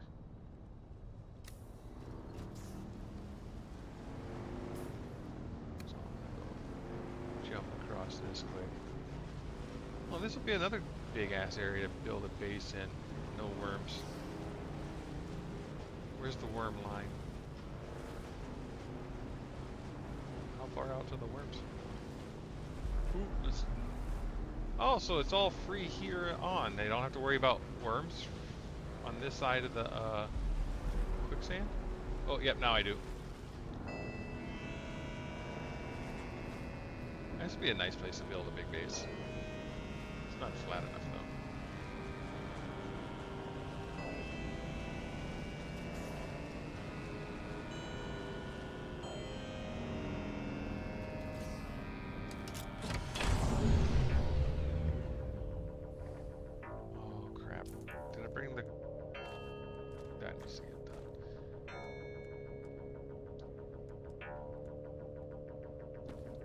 Vehicle backup tool.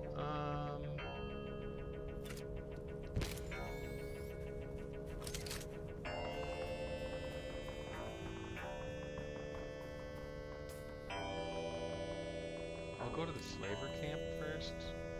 And I've already looted this one, right? Yeah, the 101.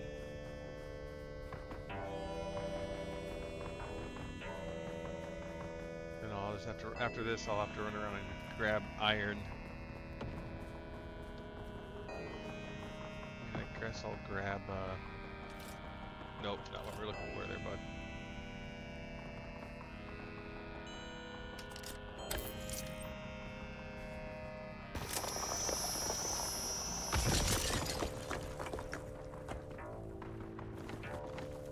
I'm grabbing the carbon while I'm here.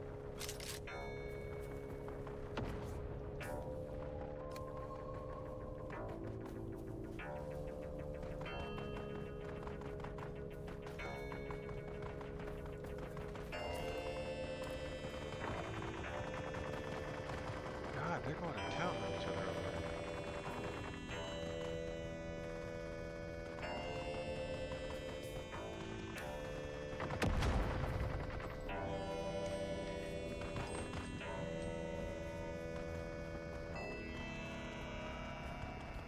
I still need to go to the anvil. Aha!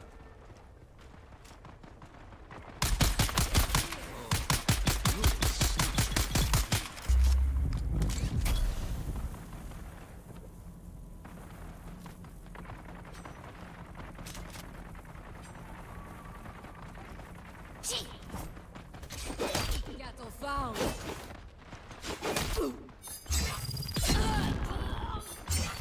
Shielding.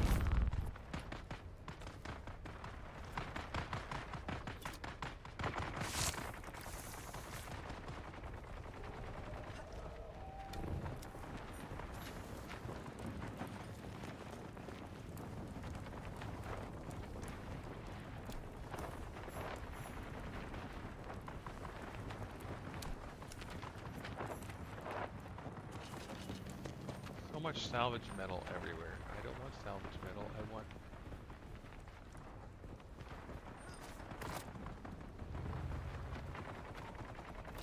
Come on. There we go.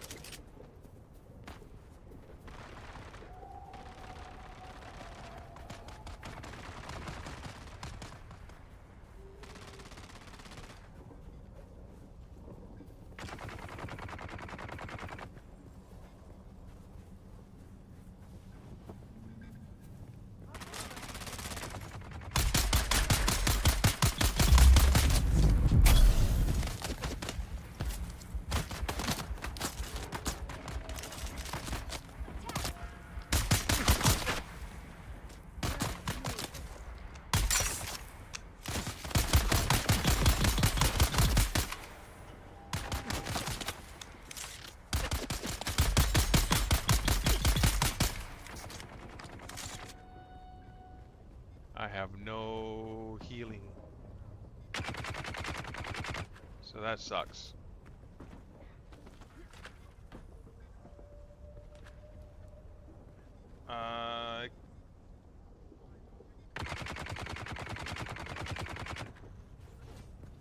Oh, I should probably do this. Well, I'm here. Suck everything dry. Human mosquito.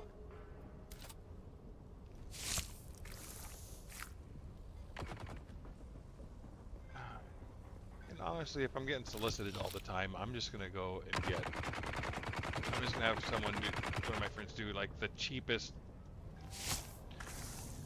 fastest once over on my channel, so I quit getting solicitors.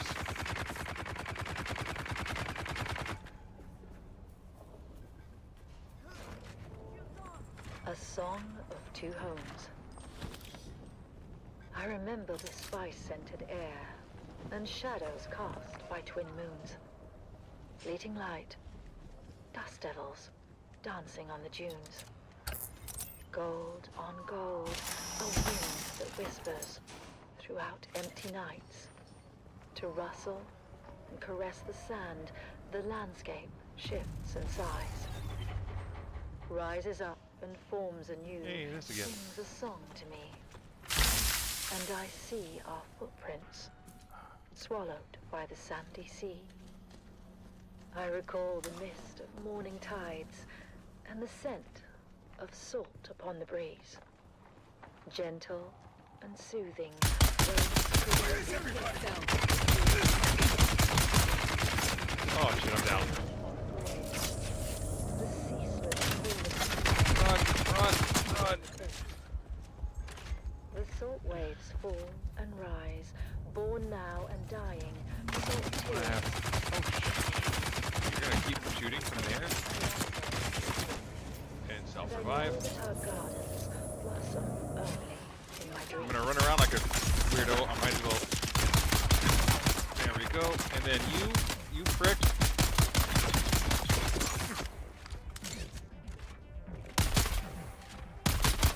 Come on, start shooting. There.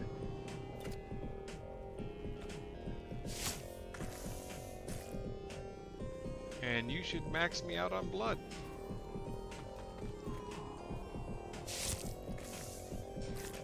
Yep.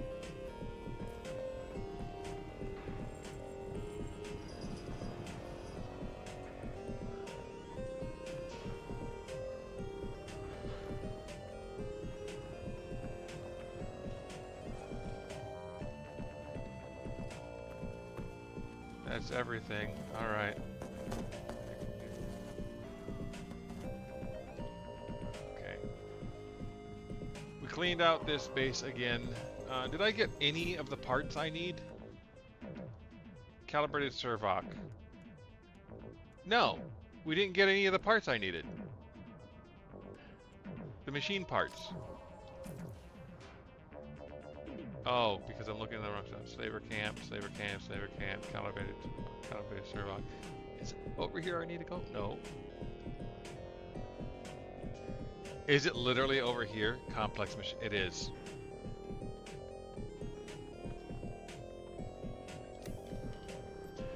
Well, Time to go dump stuff off at the house.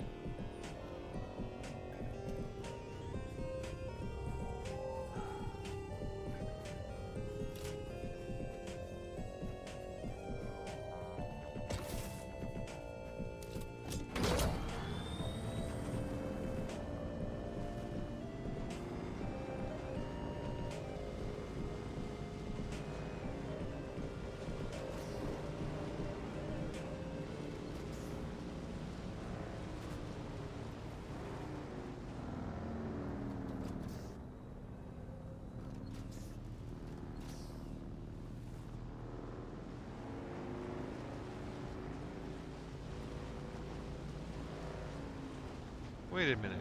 Could I even build right here? I could probably build right here. That's kind of cool.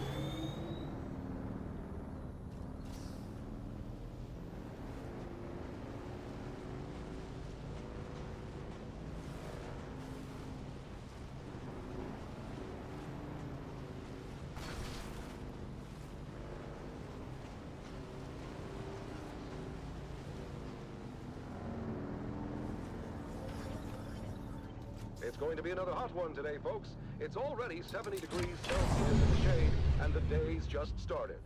All we can do is put one foot in front of the other and face what comes with honor and determination. This is Tolliver Camp from the heart of Arakeen, guiding you through your day.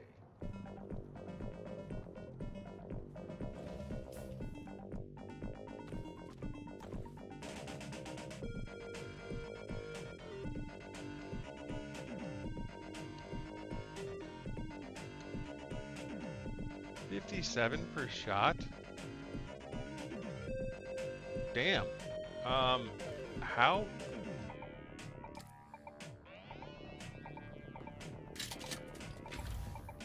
Out of ammo.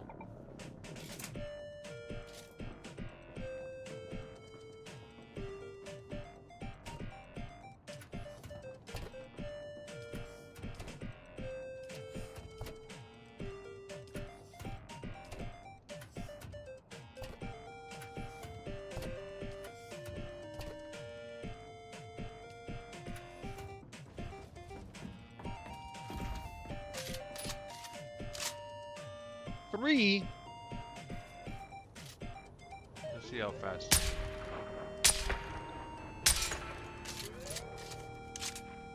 Oh, I guess.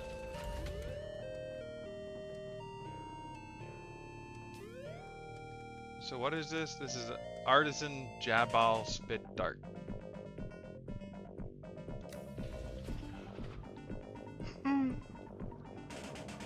Yeah, I could use it. And now we bring you Through Their Eyes, first-hand accounts from the front lines, presented by your host, Redondo Monroe. Today, in another poignant and moving episode, we delve into the heart of a mother's sacrifice and the bravery of her son, as conveyed through their personal writings.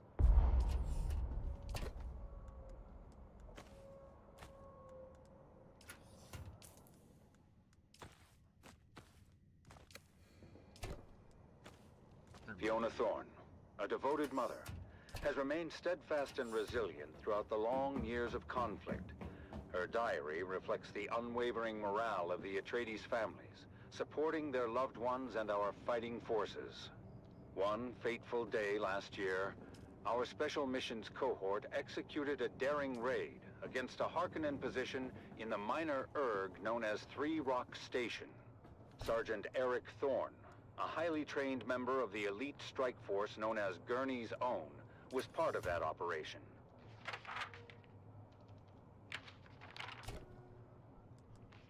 Another sleepless night. The sound of the wind reminds me of the distant echoes of battle. I can't help but think of my son, out there in the desert, fighting for our beloved Duke. I've heard rumors that Eric was involved in the incursion at Three Rock Station, and that the confrontation became very bloody. But still, he writes that his spirits remain high. I pray for his safety and the swift end of this bloodshed.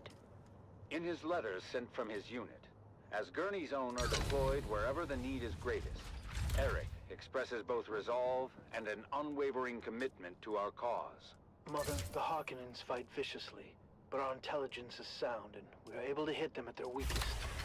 It's hard to remember the peace and serene beauty of our beloved Caladan when you see sand and blood. The soldiers in my unit are strong and determined, and I draw strength from their courage.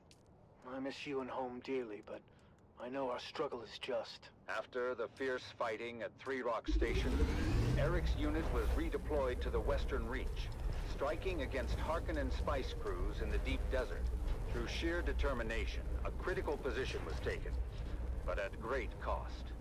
The news I hear about Eric's unit is grim. Many lives lost, including some of Eric's closest friends. My heart aches for him and for all the families grieving tonight. Mother, I feel that our small unit is a valuable resource in this war of assassins. We've lost many good men. My dear friends, it's hard to keep faith when you see so much death. The Harkonnens are brutal and show no mercy, Mother.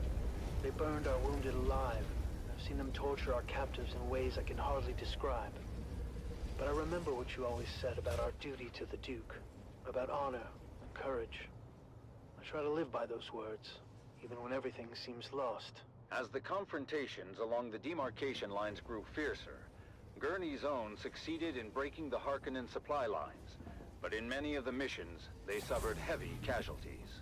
News has reached us of another successful operation. But Eric's last letter spoke of horrors I can barely fathom.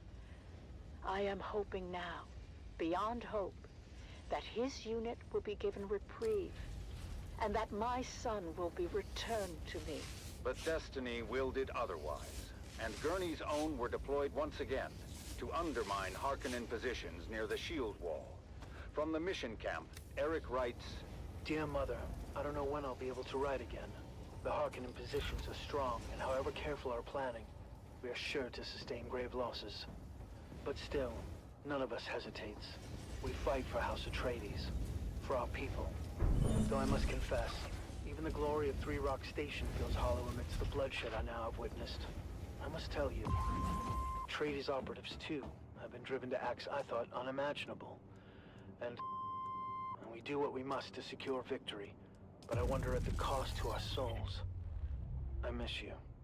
I fear I may never see you again. Later that same month, it was reported that Sergeant Eric Thorne was declared missing in action during a clandestine raid. His mother's heartache reminds us of the ultimate sacrifice made by so many. Eric is missing. My son, my brave boy, lost to this endless war. I am proud of him, of his courage and his honor. But I cannot help the bitterness that fills my heart. We give so much, and for what? What good is the... and the when the endless sands of Arrakis swallow our children whole? Fiona Thorne's sacrifice is a testament to the strength and resilience of House Atreides.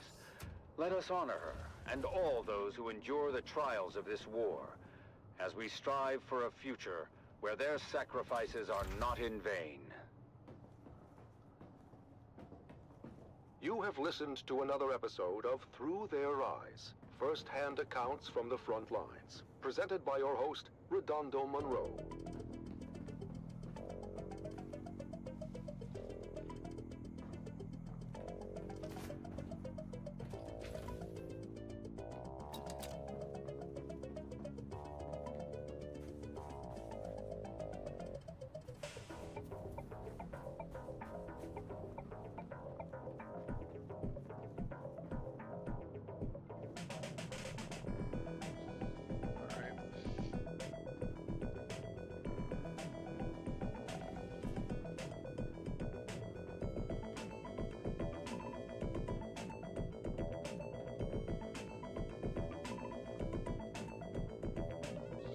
I'm definitely gonna have to figure this out.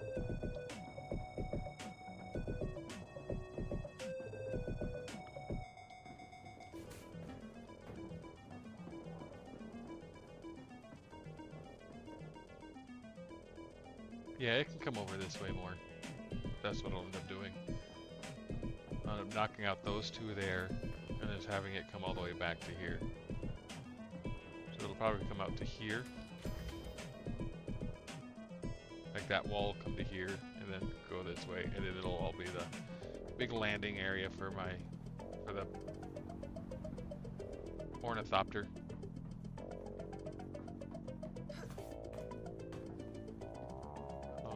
Slashy times.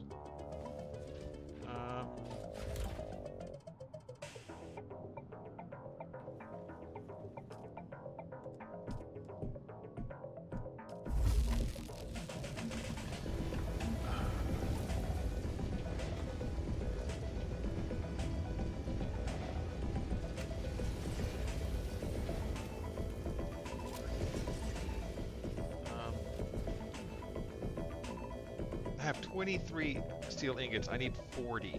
I still need 2 of those. Alright, so I'm going to have to go east, east, east. So east to here. Then from here to here.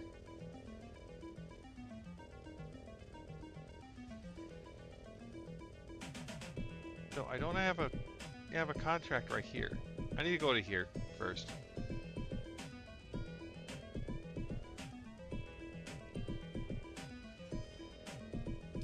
Yeah, I'll run up to the anvil before I go anywhere else.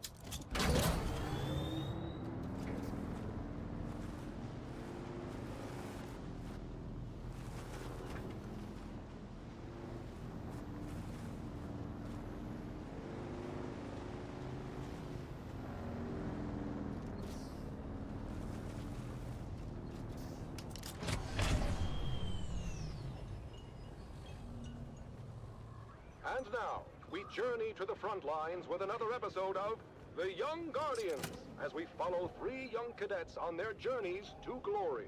And I'm now, pleased to see you again. That we are.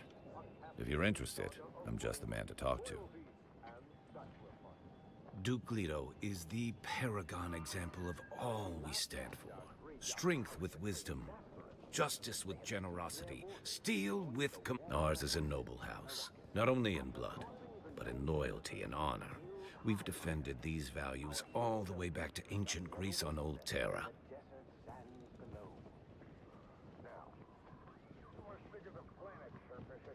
Then perhaps you are just the sort we're looking for. We endure as the antithesis of...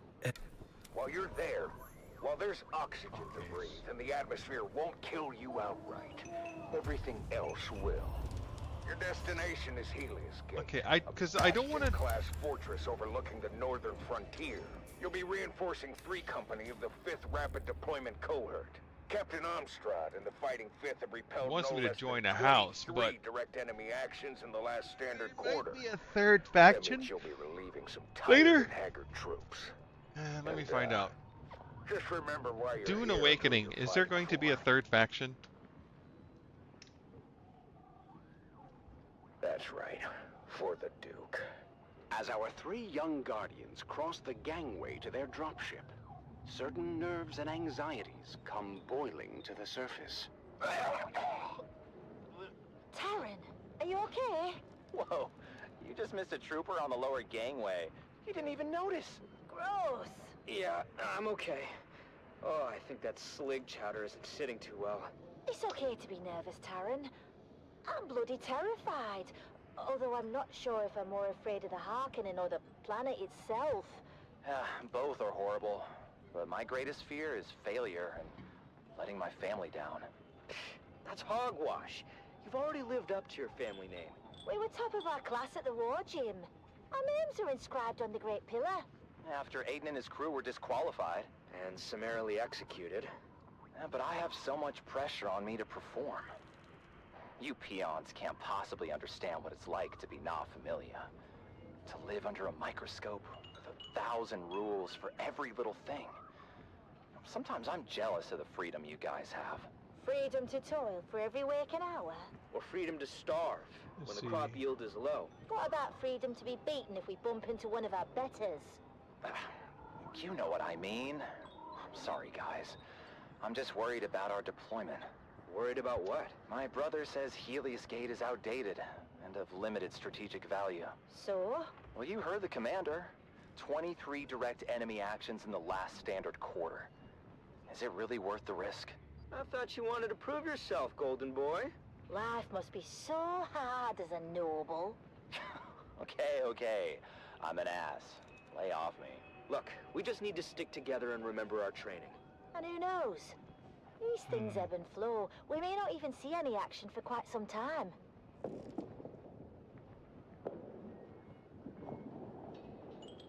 As their dropship navigated the flak-filled descent corridor, our 3 Guardians could see the action unfolding below. Get up, that's platoon! We are coming in hot!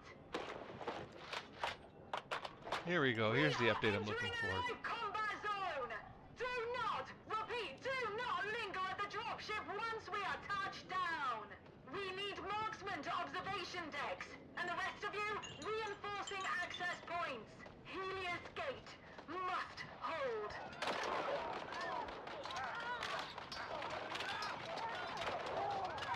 Taryn, Lyra, and Amon are deployed to different positions around the Helios Gate fortress.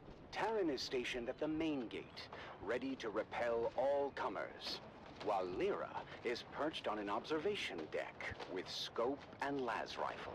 They're trying to cut the gate solenoids. We need a marksman tasked on the front gate. I got you, trooper. Cutter 18 down. Meanwhile, Amon and his team of Suspensor-born skirmishers streak across the sky through a fusillade of lasgun fire. Land behind them! Land behind them! On my position! Textbook flanking maneuver. The battle raged on as the numerically superior Harkonnen forces pressed their advantage. But while the defenders of Helios Gate were outgunned and outnumbered, their fighting spirit remained unbroken. We're not going to be able to hold the gate for much longer. Can I get another marksman tasking for the front gate? Negative, trooper. We've got all guns keeping their ornithopters at bay. Ah, so there's no fall damage on vehicles. Good to know. That squashed some odds. As day turns to night, the Harkonnen forces prepare for a final desperate assault. The defenders, exhausted but resolute, ready themselves once again for the coming battle. This is it, troopers! Helios Gate stands tall once again! We have gunships coming in on an assault vector from Para East. We just need to hang on until they get here. For the Duke!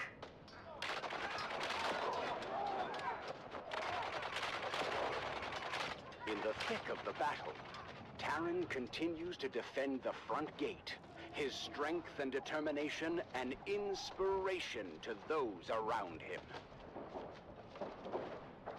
They're trying to break through the old-fashioned way. Lyra's precision fire thins the ranks of the oncoming enemy as Amon is redeployed to the battlements. I've been hit! The front gate isn't gonna hold!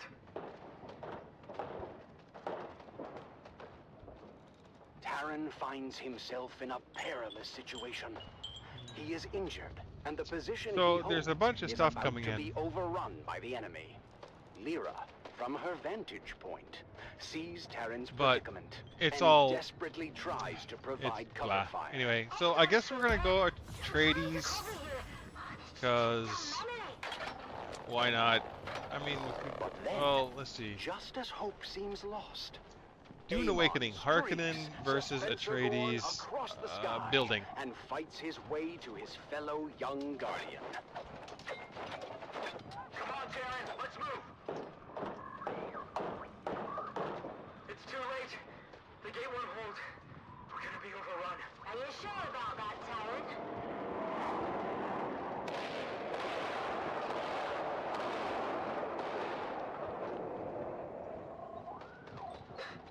So much for the hard front line.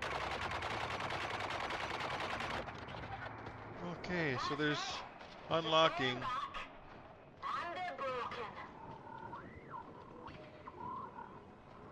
When the smoke clears, the casualties on both sides are many. But in the end, the Harkonnen forces are repelled, and the defenders of Helios Gate stand tall. But at what cost? Map. So at this location, you'll see there is a scrap trader. Now, it's not the scrap trader in specific that you need to speak to. We're not speaking to her. We're actually speaking to the guy next to him, who actually doesn't really have a marker on the map. When you speak to him, you'll notice that when you go ahead and trade, he has all the Harkonnen items, but the one thing you'll notice is that they're going to be double the price. So you can get like the Atreides Deserter Light Armor set, and pretty much all the different armor sets, the buggy variants, pretty much all the same items, but from the Harko variant. You can get all the Harko items, the Harko Stronghold construction set. Of course, it's going to cost double, so it's very expensive to buy all of these different things here. But you can get them if you are assigned. Join us next time on The Okay. Young Guardians. And like, he's got more stuff on his screen than I do. He's level 170. Until then, remember, honor and loyalty are the true marks of a warrior.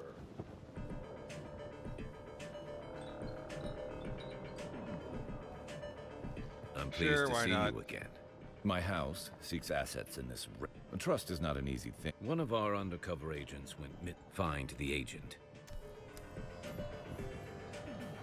I want more UI.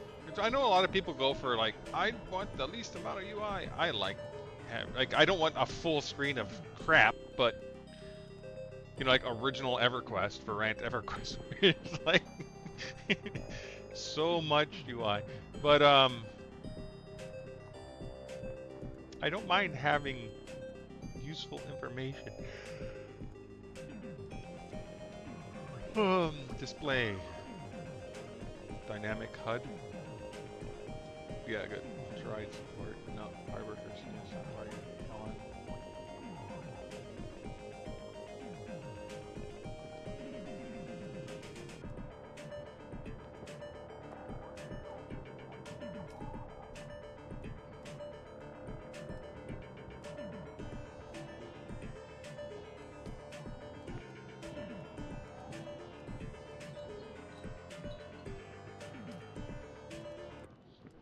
This is Tolliver Cam, your faithful Communinet crier, spreading the word of the Duke and reminding you it will get better. War is hell, but our cause is just, and there's no other possible outcome than total victory.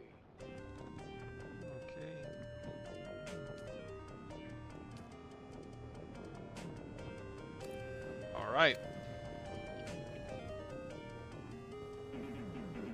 So now we gotta go do Atreides thing. Wait, what are you? I presume you have some business with me, or you may call me Amadi Ikeni. It'd been nice if they did multiple, like, houses instead of just Harkonnen, Atreides. If, you know, they're having so many problems with balance right now, they could have easily fixed that by enabling more than 2, or soon to be 3,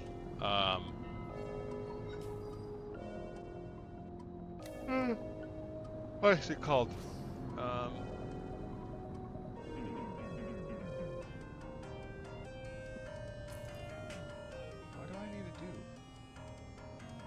I don't care about that one. Primrose Field.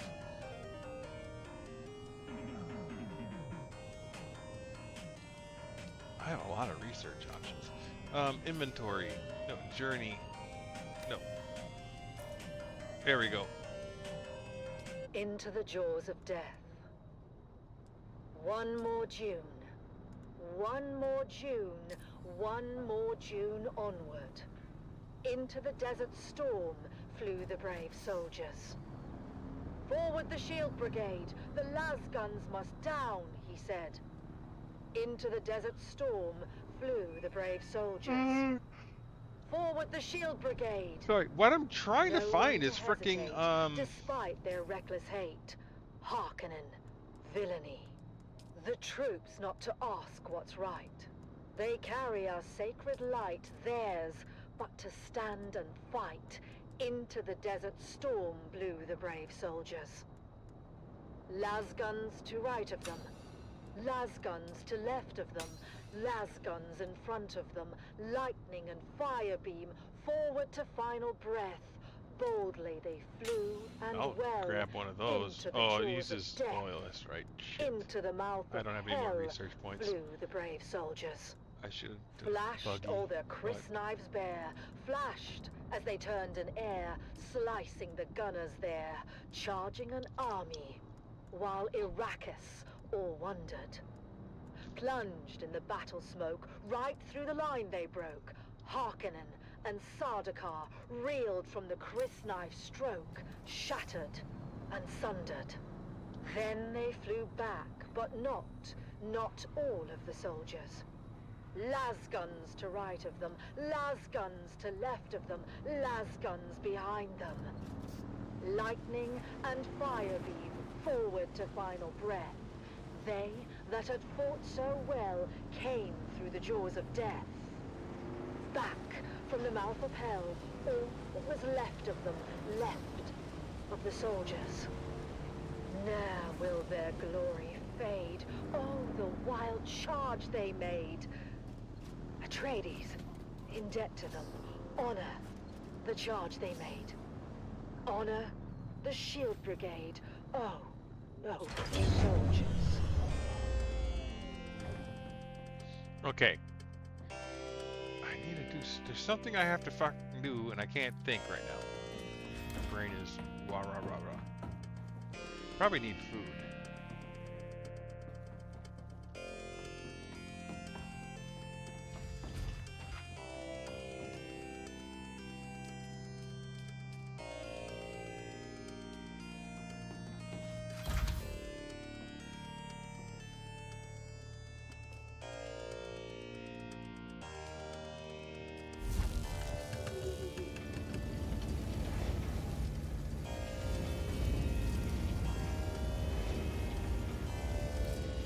What am I trying to make? I'm trying to make this. Oh, complex machinery. That's what I'm doing. Okay.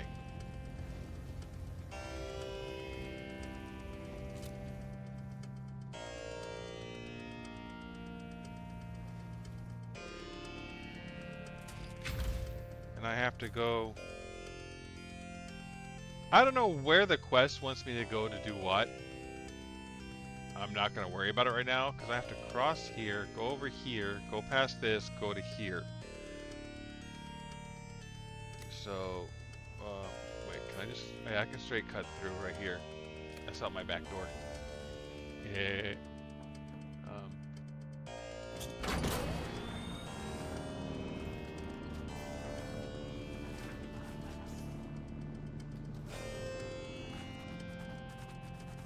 Come on.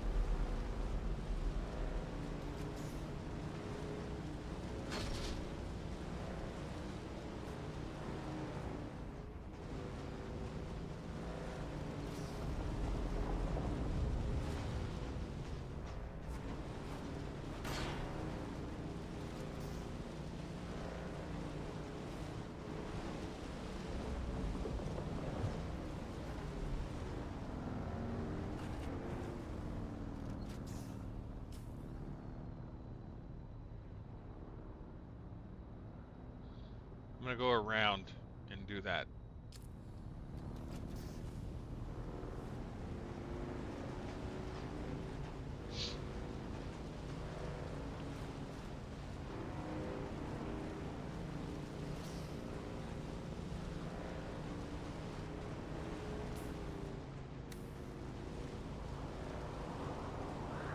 It's the Wastelander Chronicles, brought to you by O'Gary's Imports.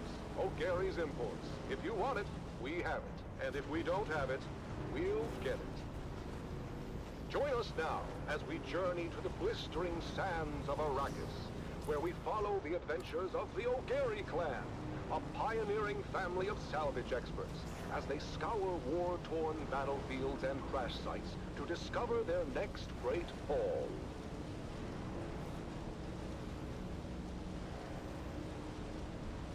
Hey there, everyone! Welcome back to the Wastelander Chronicles.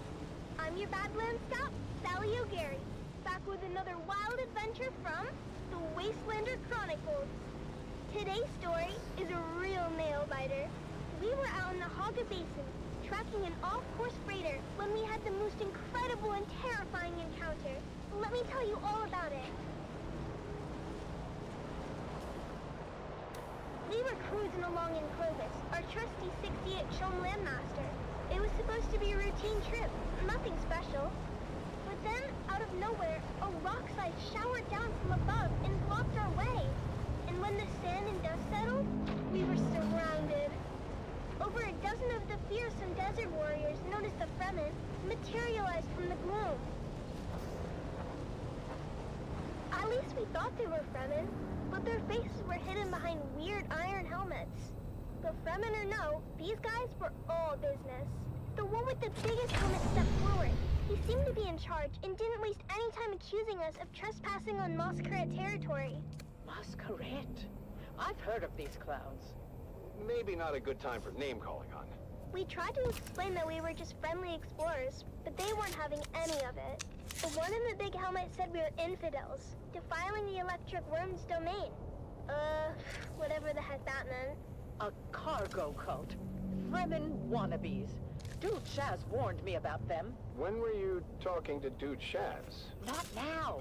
Well, was he talking to you, or were you talking to him? Here we go. I'm just asking. Don't I have a right to know why my wife is always chatting up the handsome sheriff? He gives good intel. Is that what you call it? By that point, I guess Big Helmet had enough of Mom and Dad's bickering, because he got real mad and ordered us buried up to our necks in the sand. But just as they were gonna drop us into chin-deep pits, something incredible happened. The Masquerade started yelling about something they call Shai Hulud, and lit out of there like their tails were on fire. Turns out, Shai Hulud is the local name for the big sandworms. Well, I don't have to tell you what happened next. The ground started rumbling and rolling like never before. I swore it must have been one of those super granddaddy sandworms you hear about living in the deepest desert.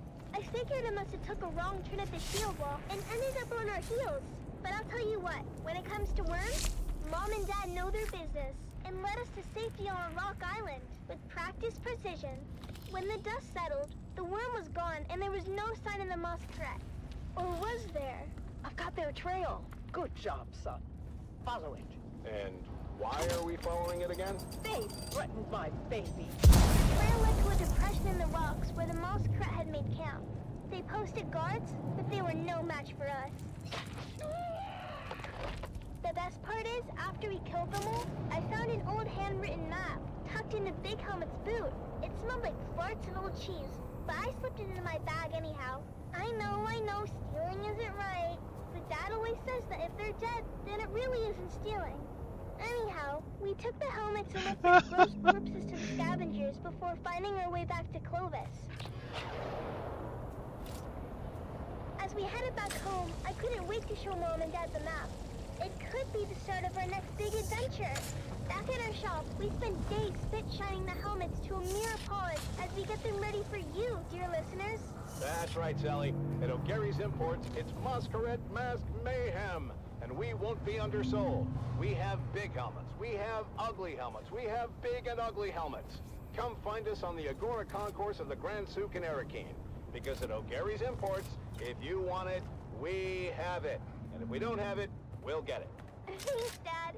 Until next time, this is your faithful Badland Scout, Sally O'Gary, signing off and reminding you to always check your six. And come back next time for another episode of the Wastelander Chronicles. How about that, folks? The deep desert holds more than just spice and sand. It holds stories of resilience, See, of daring, why don't, and of like, discovery. businesses do that anymore? They used to do that before, like, they'd have, like, story time on the radio, and it'd be, like, really, like, kind of like an ad for the business, but it'd be entertainment.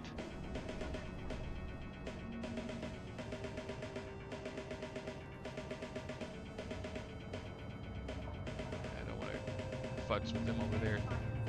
Oh, hi.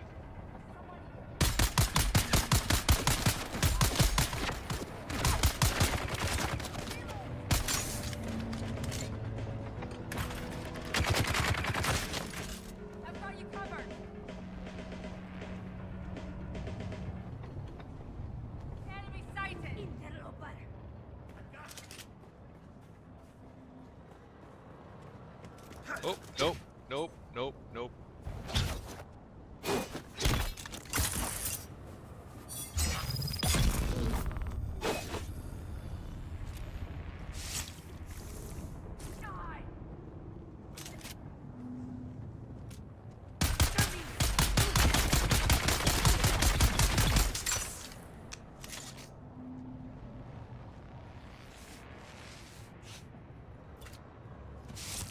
Water is mine!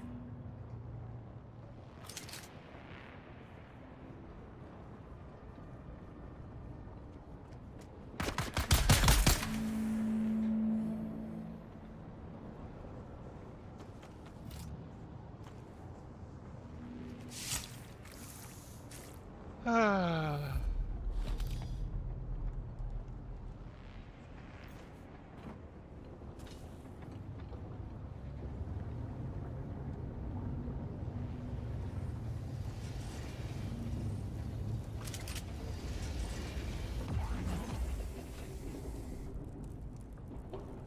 There's the complex machinery I was looking for. Remnants of glory.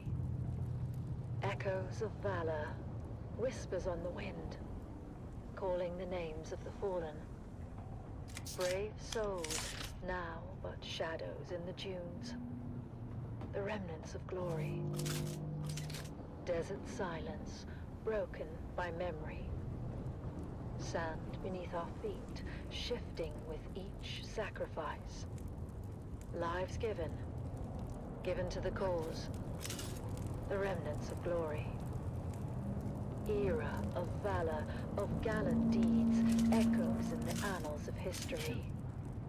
History, written in blood and sweat. The remnants of glory. In the silence, we remember names and faces faded. Faded but not forgotten, their legacy of flame undying. Glory may fade, but honor remains. Guiding star. Oh, this is gonna suck. Kinda hard.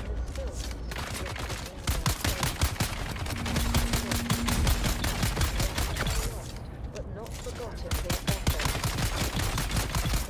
Of valor.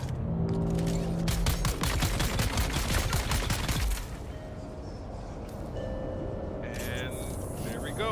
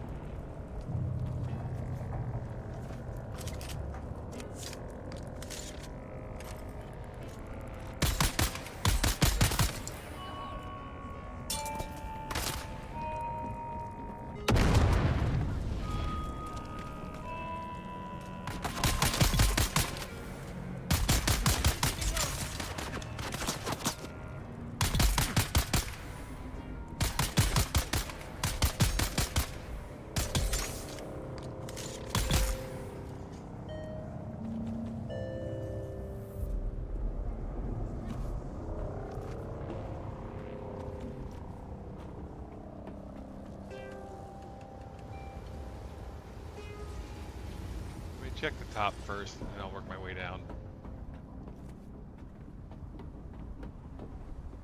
Okay. Sector weather alert. A large sandstorm is approaching.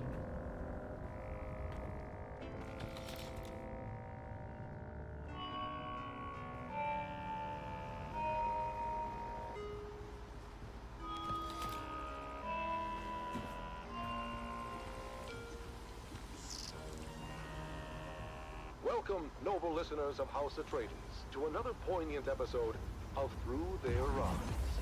Today, we bring you the story of Sergeant Creel, a decorated member of the 2nd Deep Desert Expeditionary Force who has faced the horrors of war firsthand.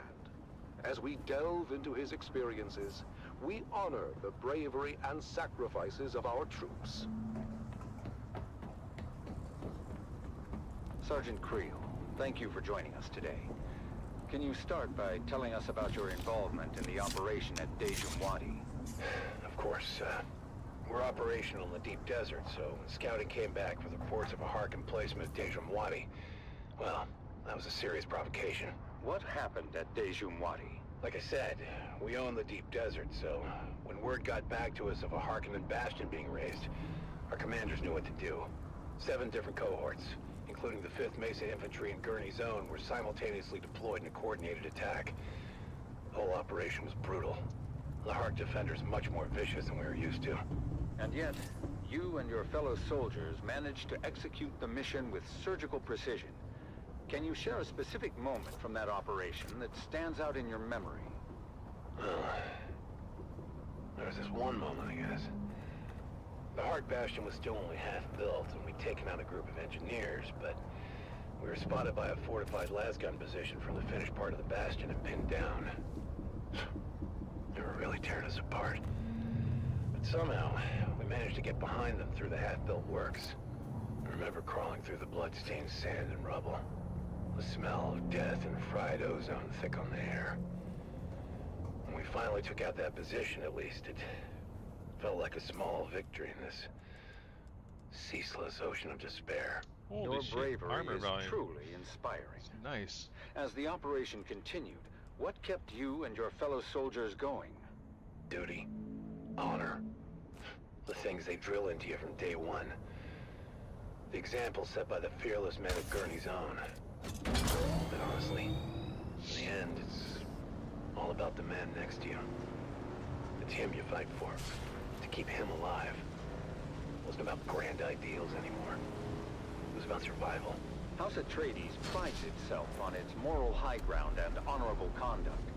How did the principles of Canley and the Great Convention hold up under the extreme conditions of battle? Canley? That's for fancy folks with sashes and pressed uniforms. For us, the reality of war changes people. These missions, you do things that you never thought you would. I remember one night, after we took out all our comrades picking through the carnage off of Harkonnen survivors.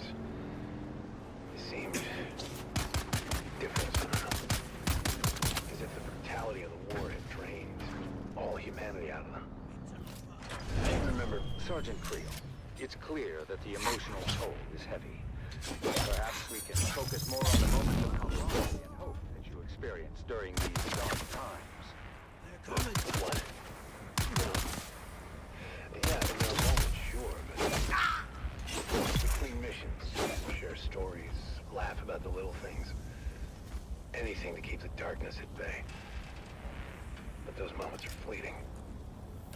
The reality of what we have to do is always there, lurking in the background. And during the shield wall operation, what was the state of your unit at that point? It was pretty chaotic. At that point, we were exhausted, just barely holding on. More than half the unit was replacements by then. Young, inexperienced kids, really. Just hanging on by the skin of their teeth. And the Harkonnens had good intel. They somehow knew about most of our operations beforehand. I lost more friends in those days than I can count. And we were just trying to stay alive, you know? Mission by mission, but really, the point of it all? Sergeant Creel, I'm sure at least you find some solace in knowing that your courage and sacrifice will never be forgotten. Can you share with us the impact your involvement in these operations has had on you personally? I mostly just remember the faces, the screams, the loss. I mean, I try to recall the good we did, the successes and the victories, but it's hard. So damn hard. Your service and dedication to House Atreides are deeply appreciated. We thank you for sharing your story with us. Yeah, thank you. I just hope it was worth it. And that concludes our interview with Sergeant Creel. His story is a stark reminder of the sacrifices made by our brave special forces. Let us honor their sacrifices and strive for a future where this can finally end and the Harkonnens are eradicated from all of Arrakis. You have listened to another episode of Through Their Eyes, first-hand accounts from the front lines, presented by your host, Redondo Monroe.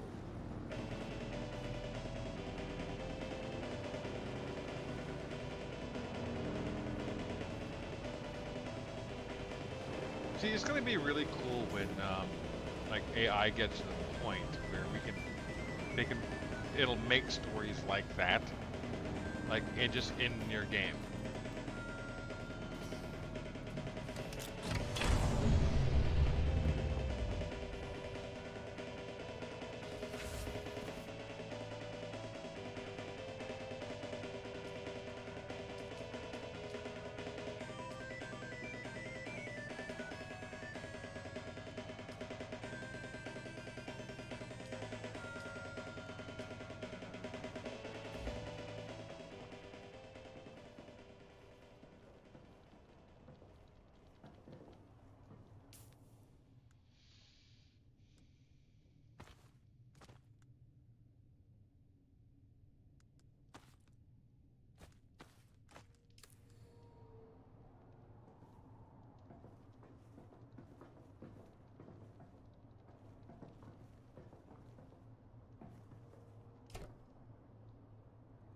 Oh, it is full. Holy shit. Okay.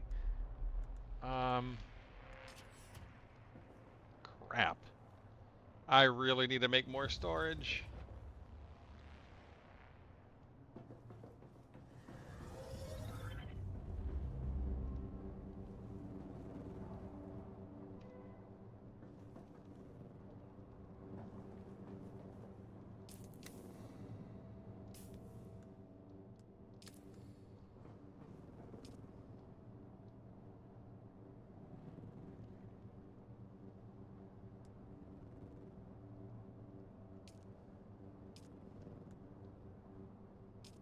Oh, well, okay.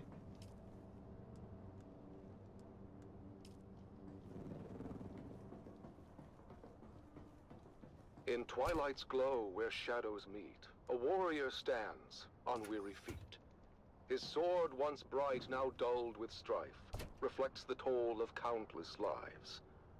Oh, fate, you've carved this path of pain, through deserts vast, through blood and rain. Yet honor binds my heart tonight. For House Atreides, I still fight. Remember those who fell in fields, whose courage were their only shields. Their names engraved in stars above, their deeds the legacy of love. In silence, now I take my leave, for battles end, and souls must grieve. But know this truth, my comrades dear, in every heart we still stand near. O house of just and noble name, we've lit the stars with honor's flame. And though my journey's end is near, House Atreides, shed no tear. For in the halls where heroes rest, where valor shines, where hearts are blessed, we'll meet again in timeless peace, where all our pains and trials cease.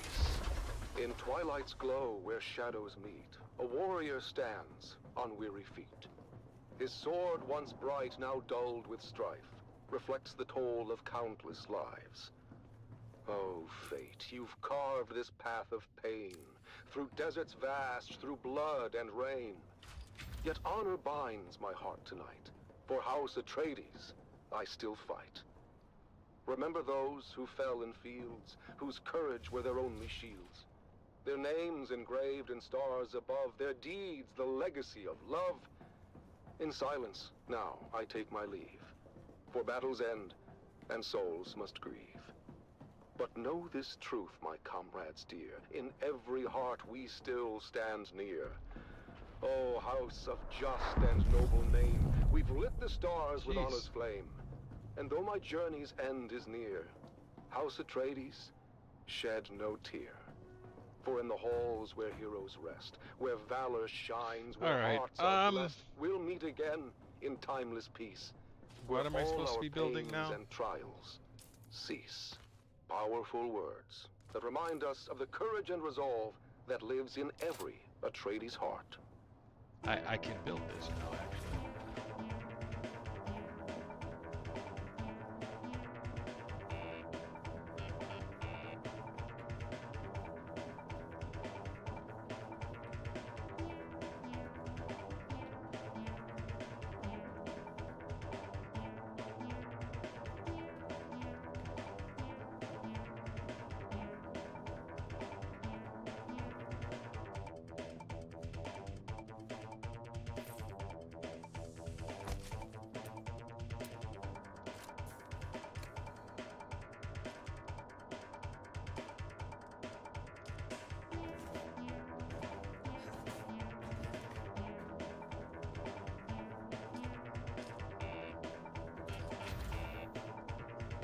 No power, no power.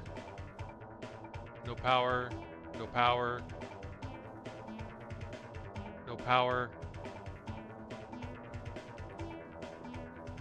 What?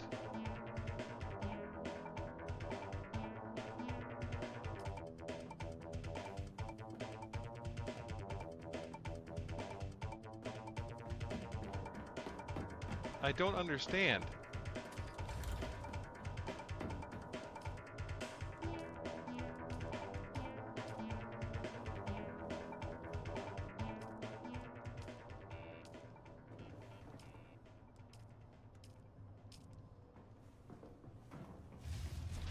The heart of Rendavo. Rendavo's father was a sergeant, old and bent and grey. He served the Duke in '88, back in a bygone day.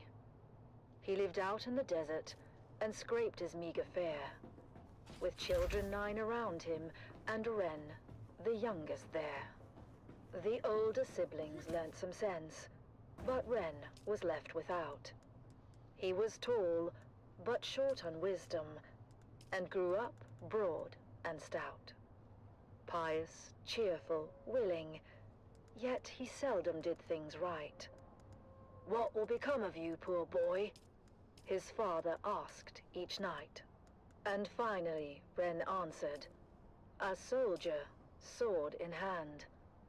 If all else fails, at least I can still die for Duke and land."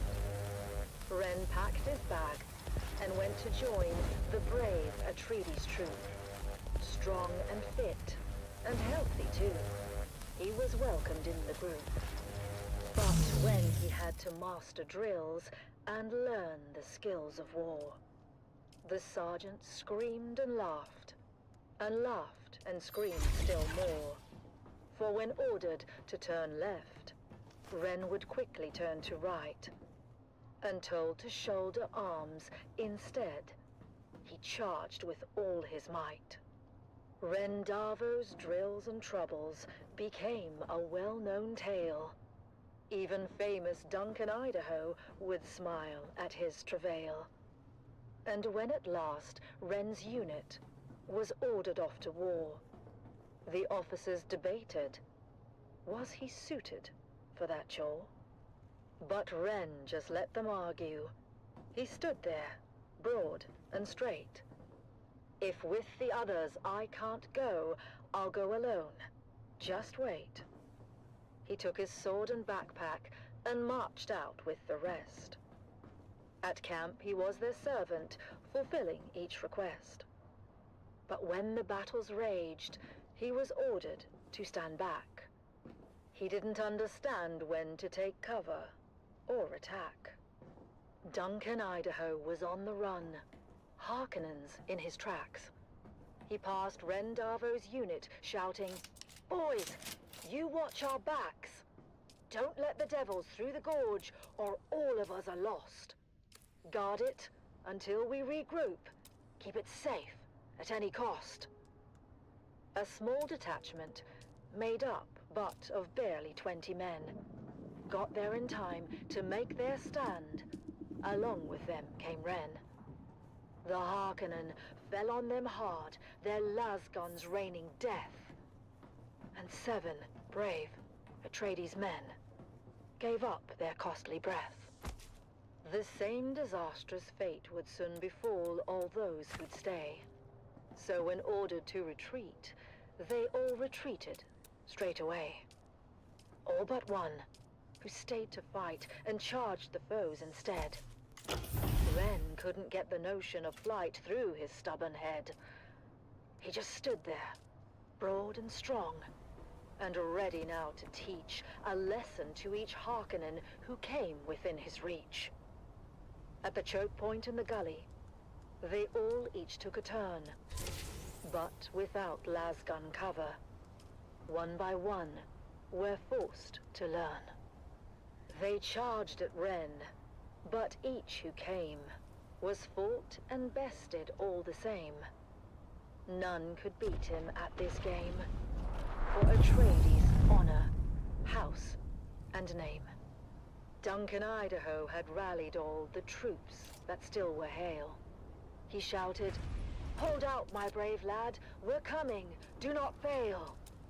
He told all who would hear him, watch a true Atreides fight. "Hurry, boys, come to his aid, he has saved us all tonight." Against that fearsome counterstrike, no Harkonnen could hold. They faltered, failed, and turned their backs, a rare sight to behold.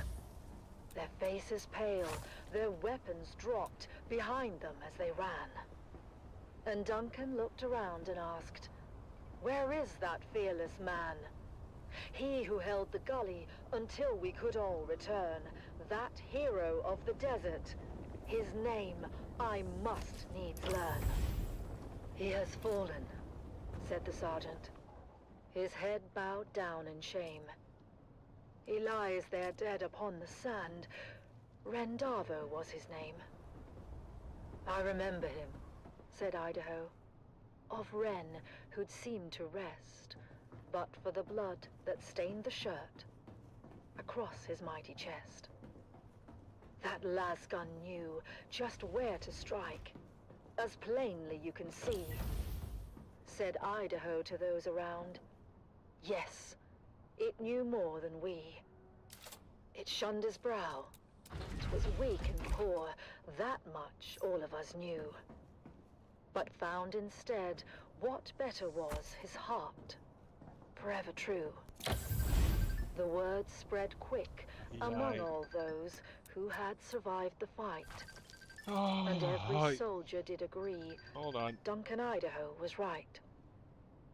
Rendavo was no thinker, his mind slow, truth be told.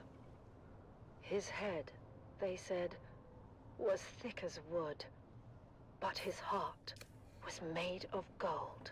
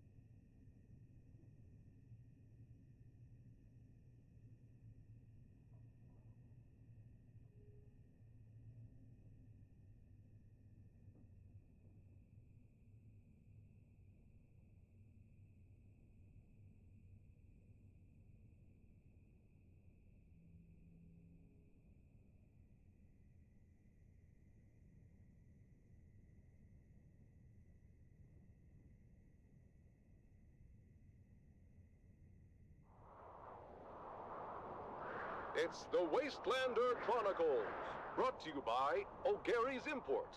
O'Gary's Imports. If you want it, we have it. And if we don't have it, we'll get it. Join us now as we journey to the blistering sands of Arrakis, where we follow the adventures of the O'Gary clan, a pioneering family of salvage experts, as they scour war-torn battlefields and crash sites to discover their next great haul. Hey there, everyone! Welcome back to the Wastelander Chronicles. I'm your Badlands Scout, Sally O'Gary, back with another wild adventure. After that scary encounter with the Masquerade, we got our hands on that super mysterious map. Dad was all over it, trying to figure out where it led. Normally, he would take it over to his Mentat friend at the Seleucid Bull. I used to think Master Chin was scary when I was little. The way he got that faraway look in his eye when he did his computing. Master Chin would have taken one look, and before you got a word out, he'd have done a sector-by-sector comparison of the map with known topography. But in this case, Dad didn't want anyone knowing the secrets of the map before he did. I'll figure it out myself. Mom said he was being a paranoidal fool, but what should have taken 30 seconds took 2 days. And don't you know it? 2 days later, we found ourselves piling into Clovis, our 68th homeland master, and set a course for the Haga Basin. Once we were underway, Dad unfolded the map and pointed to a marking that looked like an angry beetle. This is our destination, kids. Remember that old Empire facility we found a few weeks back? It was a maintenance facility. You know, a bunch of tool pushers they kept around to fix stuff for the eggheads. I guess a scientist can tell you how much a pound of worm shit weighs, but put them all together in a room and they still can't turn a screw to save their lives. Anyhow, in the documentation we recovered, we found an inventory roll listing some of the other testing stations by number and field of study. Testing Station 29 studied plants, while 36 studied weather. Station 91, though, they studied bugs. Just like this ugly little sucker we're headed towards. Boy, was that journey rough. Mom said it was a bad time of year to be traveling, and the sandstorms were relentless. Visibility was almost nothing, and sometimes my little brother Koda and I had to get out and walk ahead of Clovis to make sure we didn't drive off a cliff. Eventually, we arrived at the sector indicated on the map, and we hid Clovis away, where she would be safe.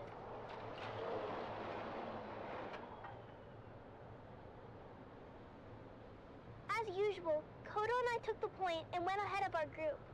I won't lie, every step of that mission was a chafing nightmare.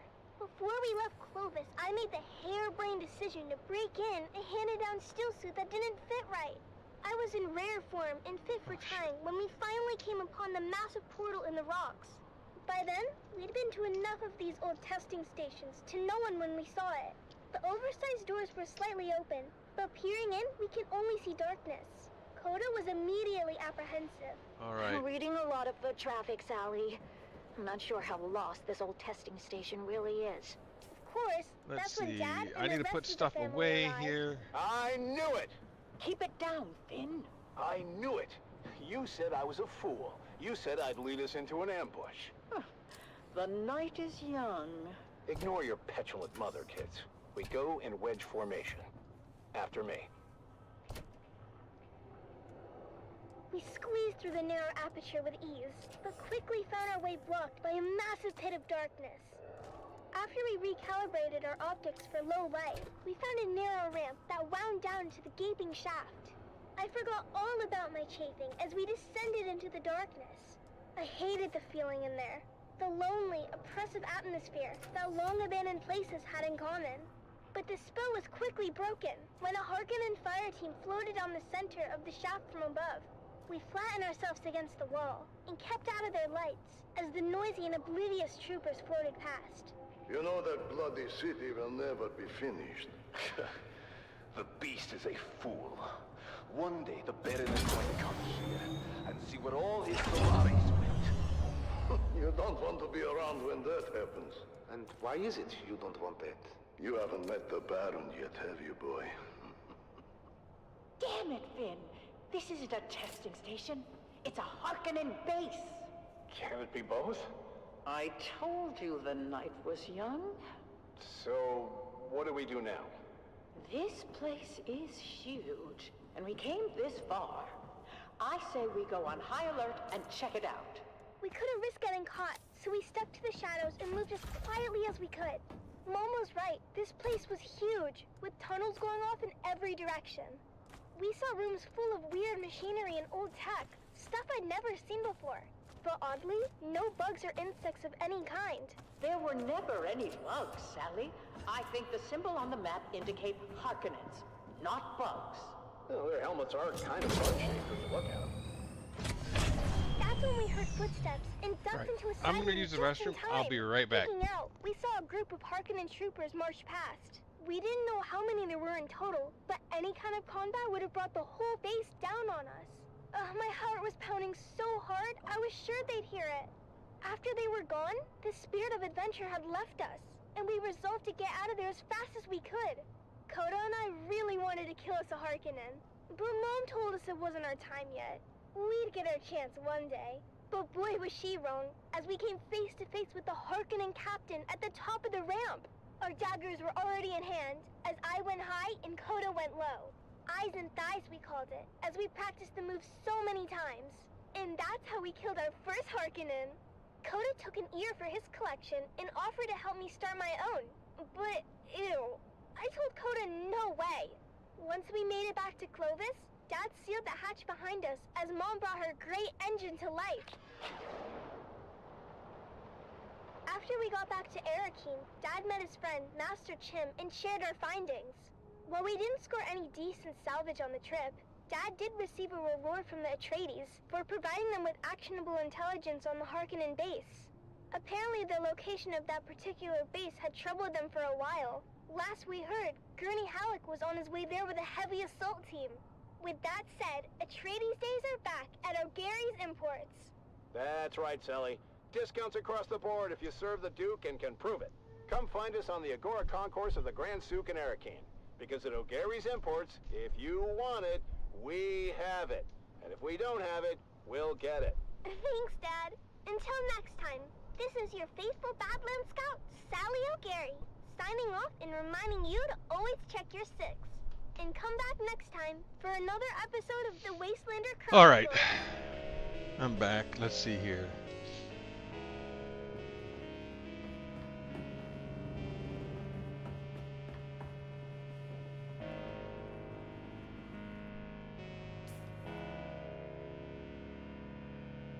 Rutherdolan6 asks, hello.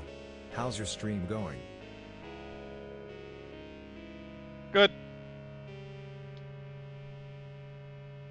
I do need to put a no soliciting notice on my YouTube, Twitch, and Kick, though.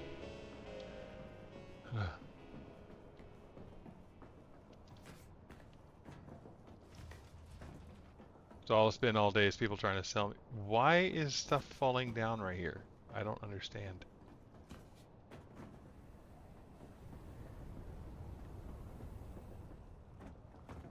Oh, is it from the door opening?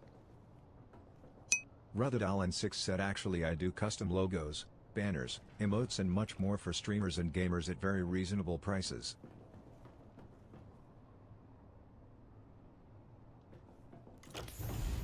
Rutherdolan6 said I want to show you some of my work which I've done for streamers like you.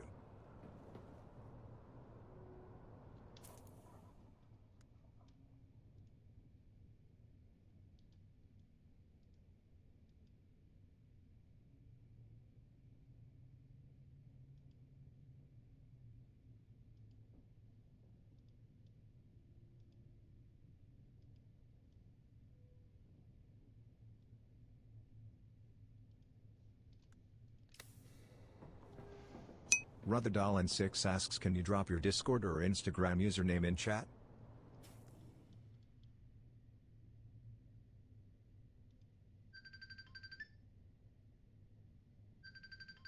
Hold on. We've got it all for you today, from inspiring frontline stories to another exciting episode of everyone's favorite wandering swordsman.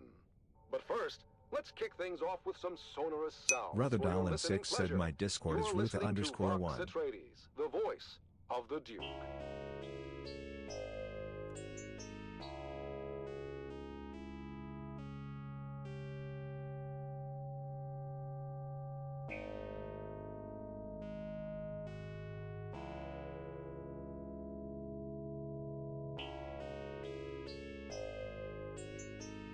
Ruthadalin6 said my Instagram is ruth.adeline121.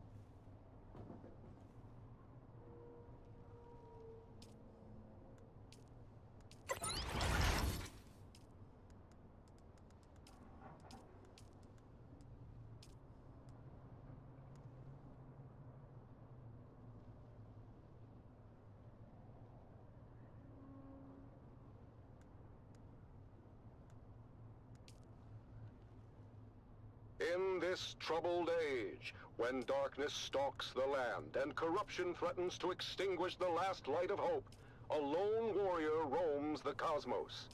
A wanderer with no allegiance to any but truth and justice. He stands as a beacon in the darkness. He stands for those who cannot stand for themselves. He is the last man standing. He is the swordsman.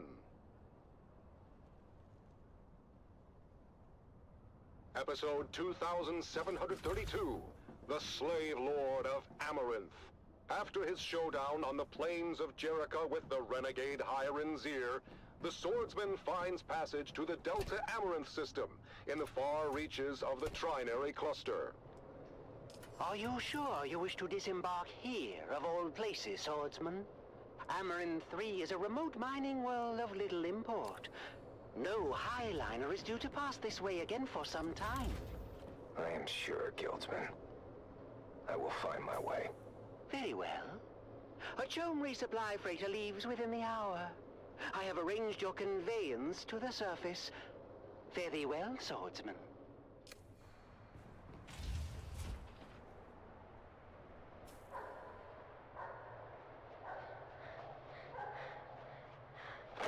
Oh, there, boy.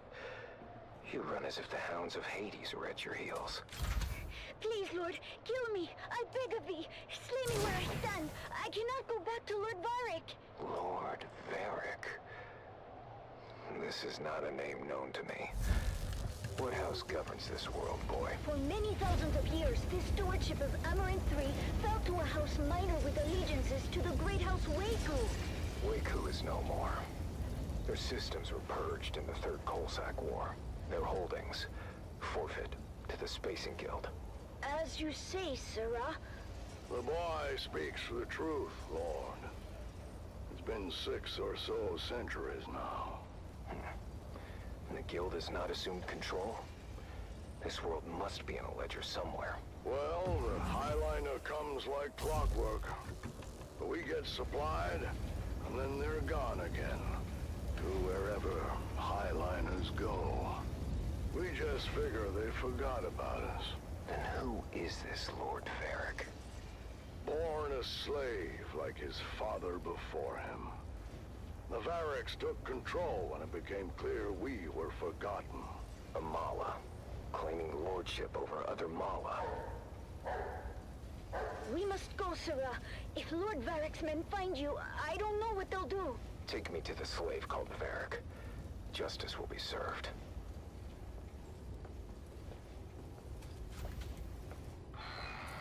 Who dares enter my hall unbidden? All right, there we go. Now I'm back. Jesus Christ, man. For that. All right. Oh, you? What is your name, stranger? I would know what to mark upon your grave. I am the swordsman. Your false reign is over, Varric. Guards, don't just stand there. Get him! Lord Varric, the stranger fights like the swordmasters of legend. Impossible! The swordmasters were destroyed. The remnants scattered. See, I think it's on. I think it's starting to repeat now. I don't know if it's random or. Cannot strike him. Fool! They do not have to strike him. They only have to maneuver him onto that trap door. Goodbye, swordsman. Tired of everyone. All right.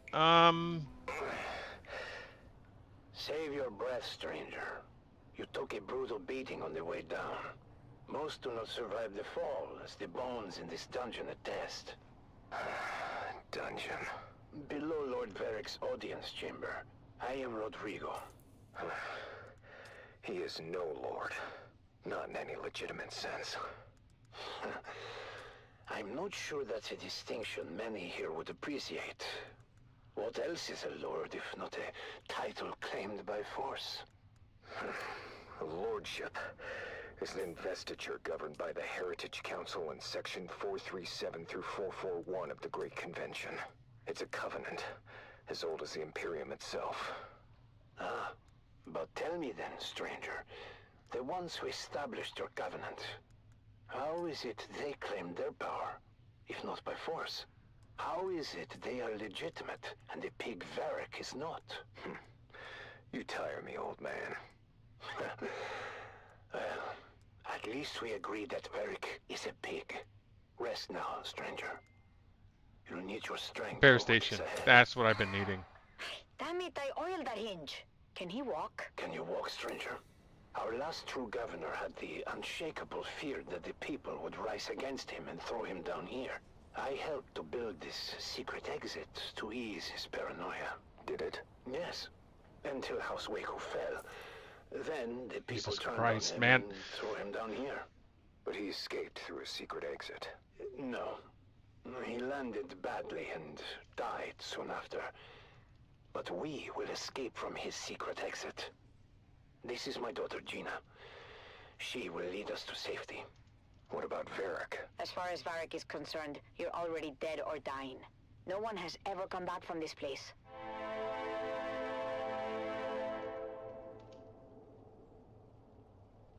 Easy now, swordsman. I've tended to your wounds. Thank you, both. My father was a draftsman in the Imperial Engineering Guild and helped to build this humble colony. Armor in 3 isn't much, stranger, but we are self-sustaining. And the Guild will remember us one day. We were doing just fine until Varric's grandfather took over. Lord Varric is just the latest in a long line of assholes. We have seen too many good men fall trying to stand against him. There are enough of you. Why not fight back together? The fear of death, I suppose. Alright, so they work grueling. if I can get away from the freaking non-stop interruptions, let's see. There's a powerful chain, stranger. A chain we will break together. Send word to the villagers. It's time to end this.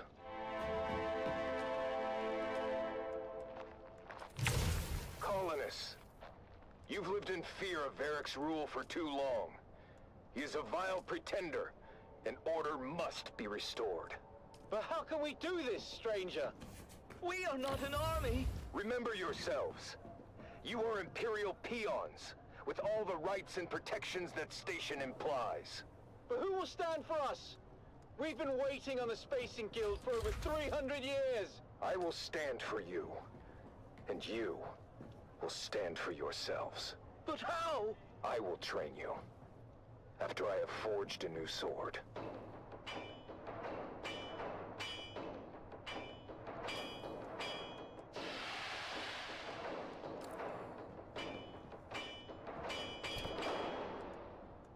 It's time.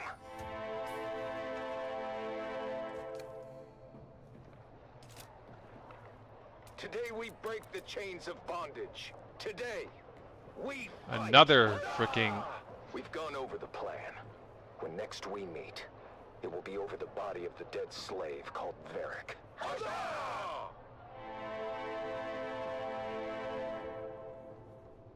So then I told the farmer, if you cannot pay your proper tribute, perhaps your comely young daughter can pay it for you. Slave Lord Varric, your false reign ends now. You? But how? Guards, get him!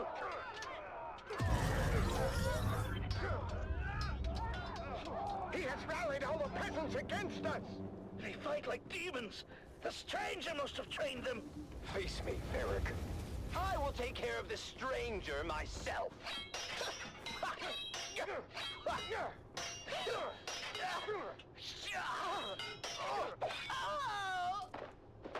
The tyrant has fallen. You have won your freedom. No! Father! Your father fought bravely, Gina. His sacrifice was not in vain. Thank you, swordsman. You saved us, but I've lost my father in the bargain. His spirit lives on in the freedom you now share. Freedom to serve your proper masters, the Spacing Guild, who will undoubtedly return soon to claim you all. Come on. What do we do until then? Hunger and disunity may come, but you must remain steadfast in your duties, and the honor of that will sustain you. Remember, a righteous heart is never truly empty. You're right, swordsman. Is there any way we can repay you? Setting things right is payment enough. And now, I must move on. I'll never forget you, swordsman. Swordsman? Where did he go? And so, the swordsman leaves another world better than he found it. Join us next time for another chapter in the saga of the Swordsman.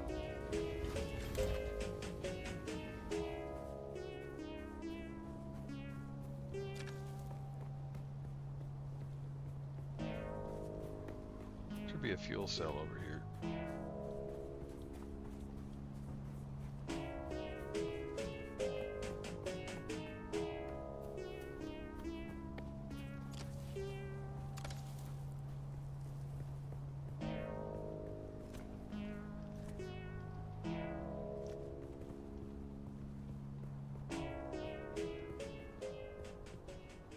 Maybe it's over here. I can't remember.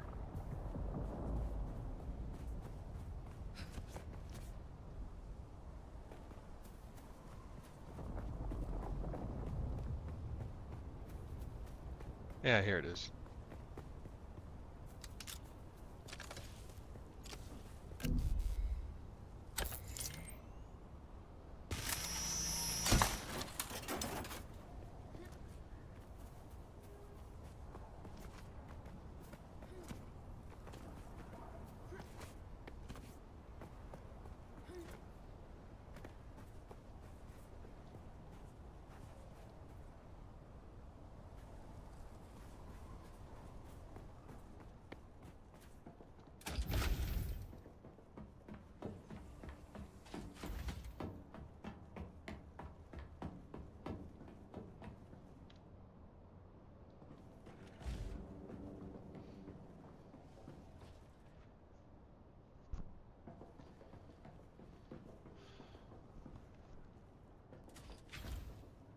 Alright, now I need to get my brain back together since I keep getting interrupted and have no clue what's going on. Alright, I'll be back. I'll Rufford at the moment. I have to go downstairs and talk to the person mowing the lawn. In twilight's glow, I'll be right back. where shadows meet, a warrior stands on weary feet. His sword, once bright, now dulled with strife, reflects the toll of countless lives. Oh, fate, you've carved this path of pain through deserts vast, through blood and rain. Yet honor binds my heart tonight. For House Atreides, I still fight. Remember those who fell in fields whose courage were their only shields. Their names engraved in stars above. Their deeds, the legacy of love. In silence now, I take my leave. For battles end and souls must grieve. But know this truth, my comrades dear. In every heart, we still stand near. Oh, house of just and noble name, we've lit the stars with honor's flame. And though my journey's end is near, House Atreides, shed no tear. For in the halls where heroes rest, where valor shines, where hearts are blessed, we'll meet again in timeless peace, where all our pains and trials cease.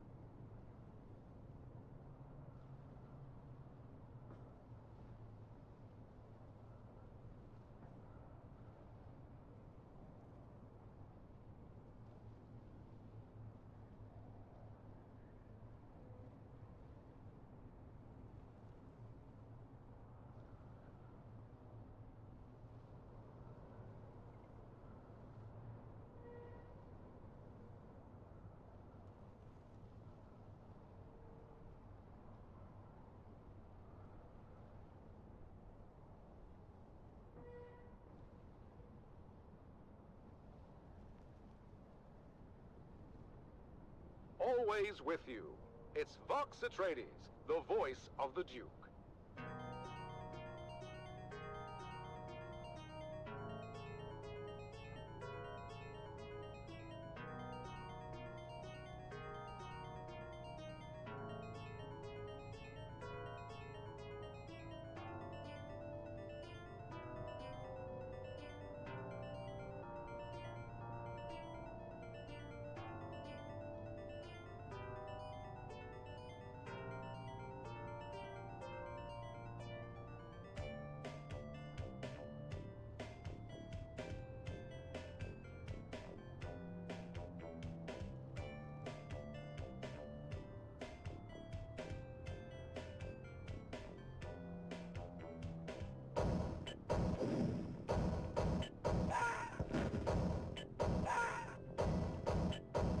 Enemy.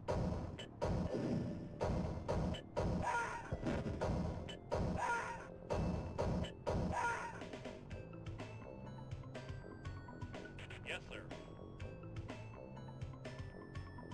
Acknowledge. Yes, sir. Moving out.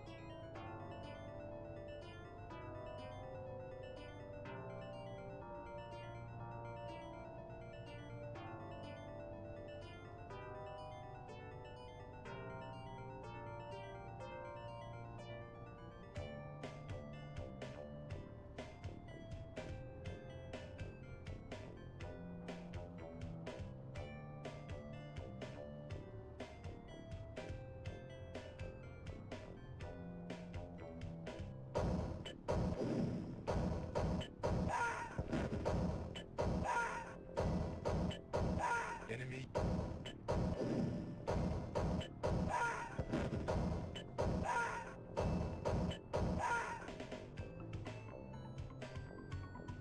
Yes, sir.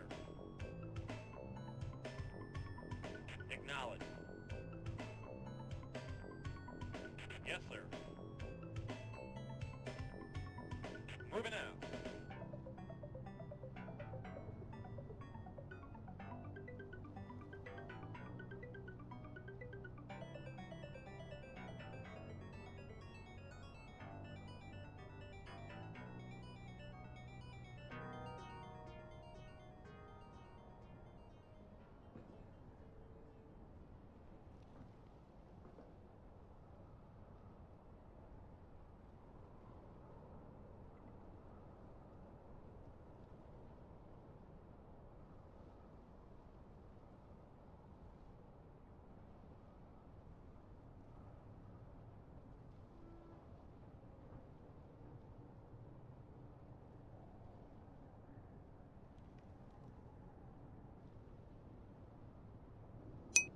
Zadudine Expert _901 said hello mate, how are you doing? I came across your channel and I can see you're new to Kick and not verified yet, which I help streamers to grow their channel to gain more 2,000 followers, viewer and live chatters so you can get verified within a week. Contact me on Discord if you're interested. Zadudine _901.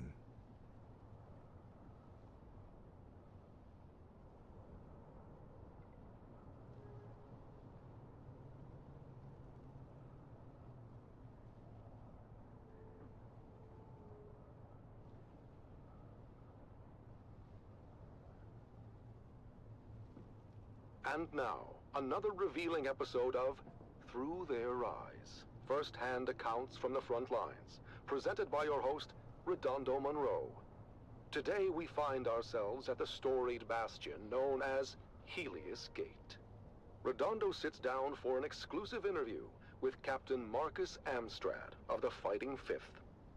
Captain Amstrad, thank you for joining us today. We've heard first-hand accounts from soldiers like Sergeant Creel who've shared the brutal realities of life on the front lines. Can you tell us about the recent campaign in the Haga Basin, and what the strategic gains there mean for House Atreides? It is an honor to be here, Redondo. Our operations in the basin are ongoing, but critical to securing a crucial foothold in the region. This operation underscores the strength and resilience of our forces, and our unwavering commitment to justice and honor. Captain, while securing the Haga Basin is indeed significant, we've also heard about the heavy losses endured by our forces, including the illustrious unit known as Gurney's Own. Can you speak to the toll this so-called War of Assassins is taking on our troops and their families? Look, Redondo, war is never without sacrifice. But it is through these sacrifices that we uphold our values and protect the future of House Atreides. Our troopers understand the importance of their missions, and they complete them with honor and integrity. The morale of our troops remains strong, and their families can take pride in their courage and dedication. In previous episodes, we've heard how brutal some of these missions have been, and about the emotional toll on our soldiers. Sergeant Eric Thorne, for example, described the chaos and loss during the final days at Three Rock Station. How do you address the concerns of those who feel that the cost of this war is too high? The cost of freedom and justice is never too high. Every mission we complete, every campaign and every sacrifice we make brings us one step closer to a lasting peace and a brighter future for House Atreides. Our troops are well trained and well prepared to face the challenges before them. They do so with unwavering resolve. Captain, some have raised concerns about the ethical implications of our tactics and the impact on civilian populations. How do we ensure that we maintain our moral high ground in this conflict? House Atreides has always held itself to the high standards of the Great Convention. Our tactics are designed to minimize harm to civilians and uphold the principles of that treaty. Any deviations from the standards are swiftly addressed and corrected. Our commitment to honorable warfare is unwavering. There have been reports of war crimes committed by Harkonnen forces, as well as allegations of misconduct by our own troops. How do we respond to these allegations and ensure accountability? The Harkonnens are known for their brutality and disregard for both human life and any type of agreement between the houses. But we do not stoop to their level. Any allegations of misconduct by our troops are thoroughly investigated, and those found guilty are held accountable. However, it's important to remember that our forces are under immense pressure, and mistakes can happen. We must focus on the bigger picture, and the ultimate goal of victory and justice. Captain, what message would you like to send to the families of our soldiers and the subjects of House Atreides who may be struggling with the hardships of this conflict? To the families and citizens of House Atreides, I say this. Stand proud. Your loved ones are fighting for a noble cause, and their sacrifices are not in vain. In time, we will emerge from this confrontation stronger and more united than ever. Trust in our leadership, trust in our soldiers, and trust in the principles that have guided us for generations. Together, we will prevail. Thank you, Captain Amstrad, for sharing your perspective with us today. Your words remind us of the strength and resilience of House Atreides. That concludes our interview with Captain Marcus Amstrad.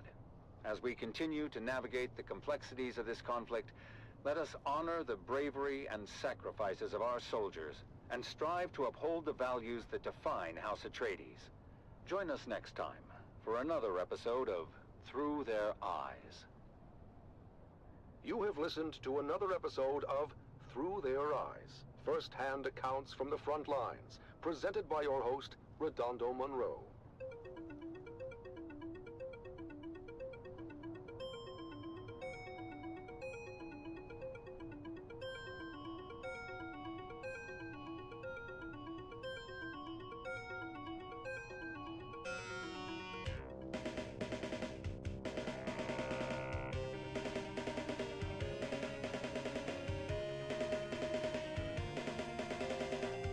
Dune, the battle for Arrakis.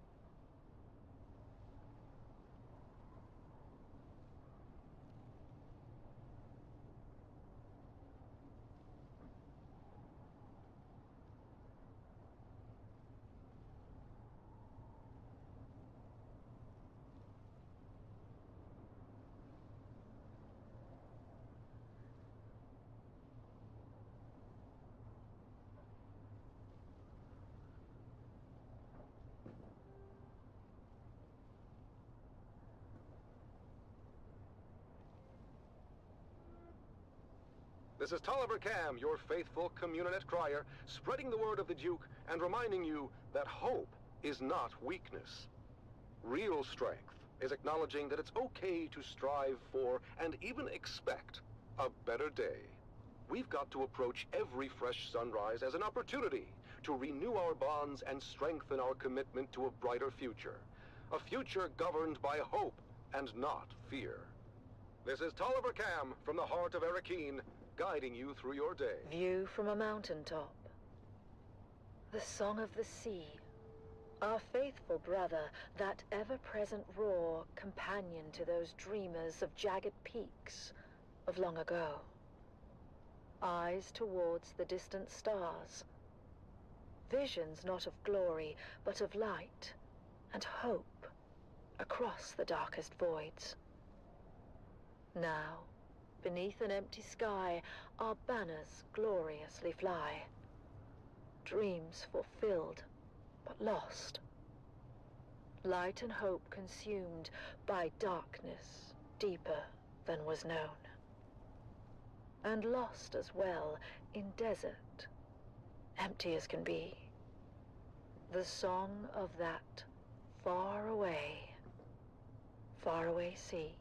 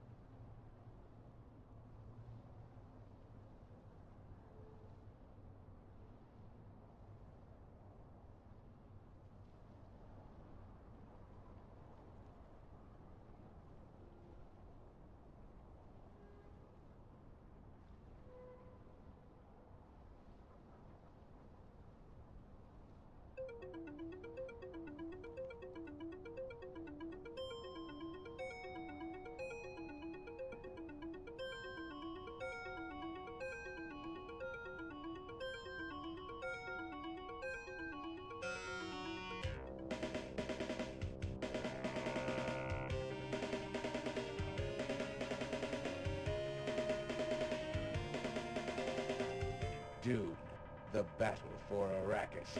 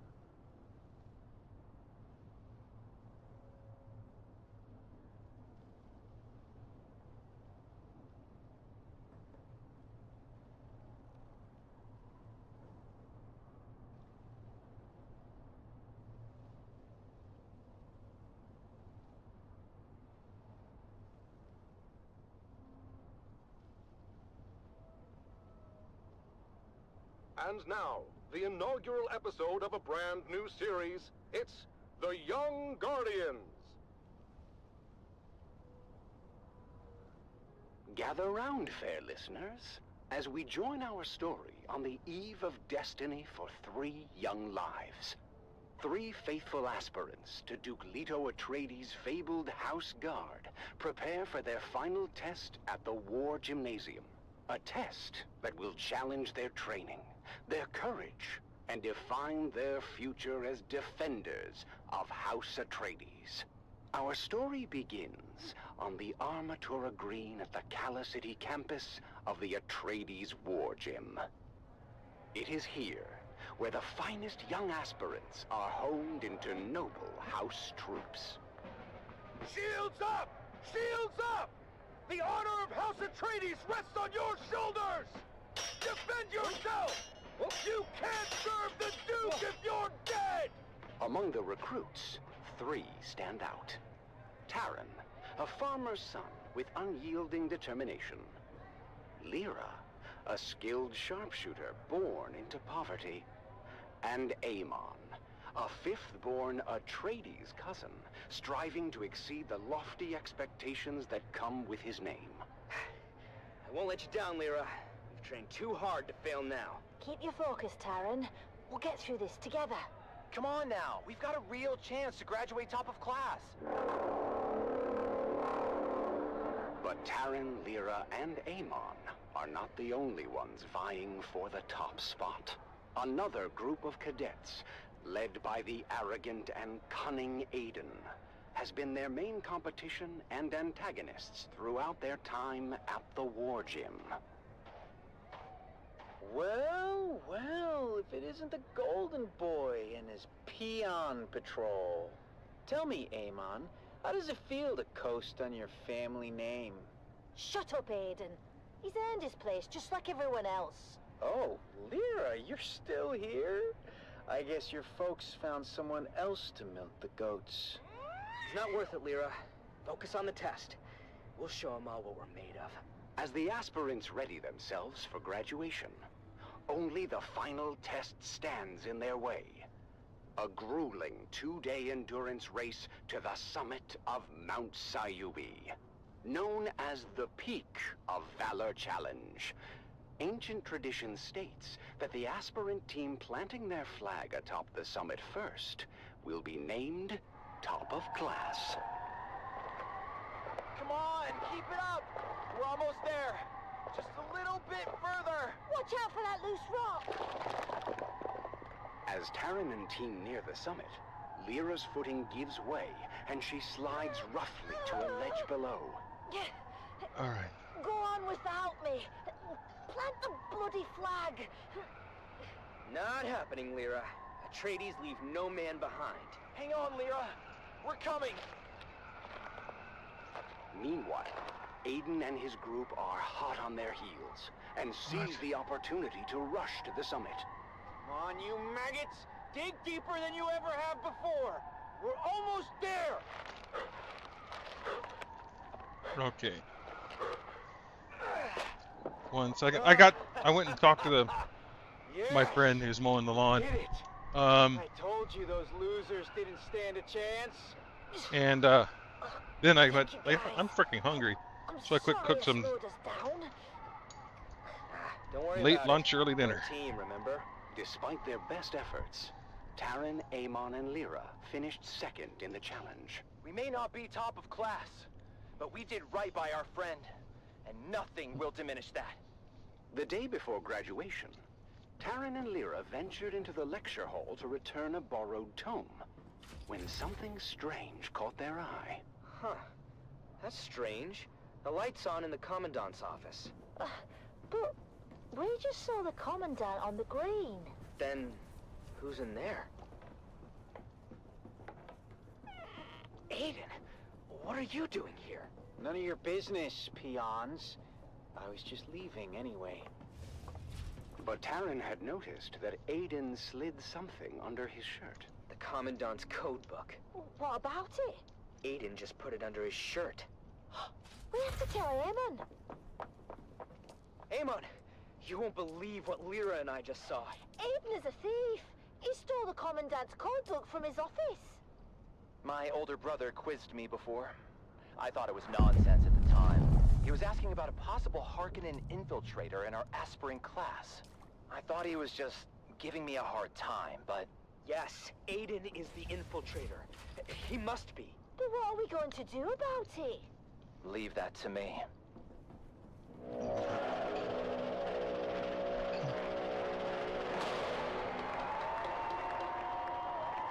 The graduation ceremony is a grand affair, as the Commandant presents deployment orders to the well-deserving class. Called to the stage, Aiden and his group walk triumphantly up the aisle, expecting to receive top-of-class honors. I told you, fools, who would end up on top. Aspirant Aiden, you and your group are hereby charged with espionage and treason against House Atreides. No, this is a misunderstanding. Unhand me! And since this is wartime, the Articles of Canley are clear on the sentence. As for the rest of you, you have all proven yourselves true warriors of House Atreides. You have earned the right to wear the Duke's coat of arms and uphold the responsibilities and traditions that come with it. Stand tall, for you are the future of our house. As Aiden and his group are led away by military police, Taryn, Amon, and Lyra rise together with the rest of the class, proud and vindicated. We did it! We actually did it! It's not about the accolades. It's about doing what's right. And so, with hearts full of pride and the weight of their ancestors' legacy resting upon their young shoulders, our young guardians go forth as true soldiers of House Atreides. I guess all that's left for us to do is unseal our orders and see where we're bound. Wherever we go, I just hope we're together. Shall we open them at the same time? On 3. 3, 2, 1. Arrakis. That's it then. We're going to war.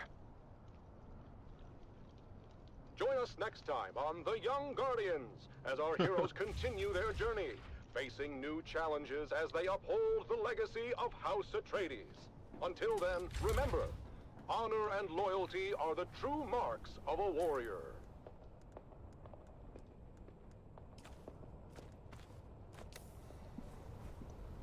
I don't need to do that. I'm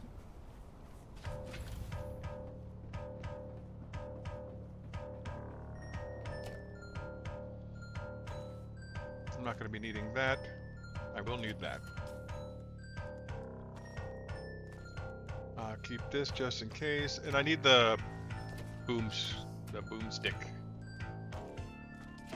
All right, so I'm gonna go back over to the west to over here, and I'm gonna pop that. I should do one over here. I really should do one over here.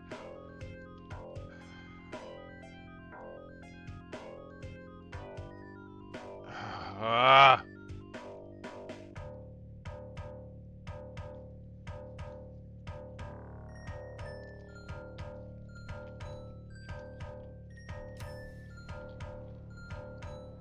That's right, I need spawn points.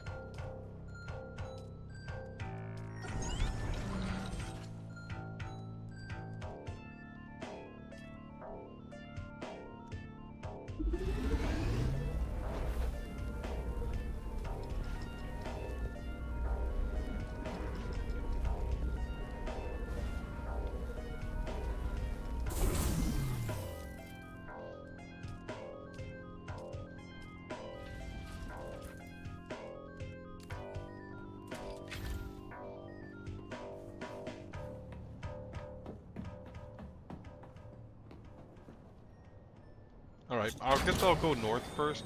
No. I need to go west.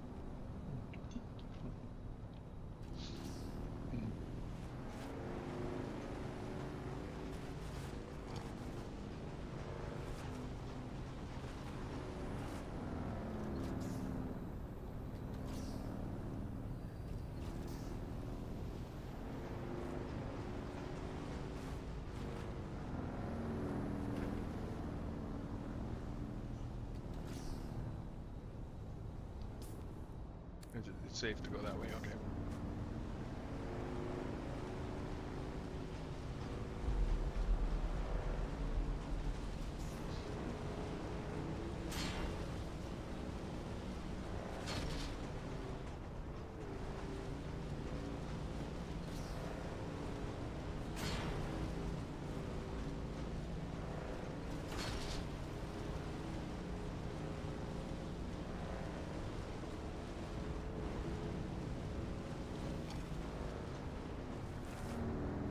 Is there a short way through the pass? Can I go this way, like that?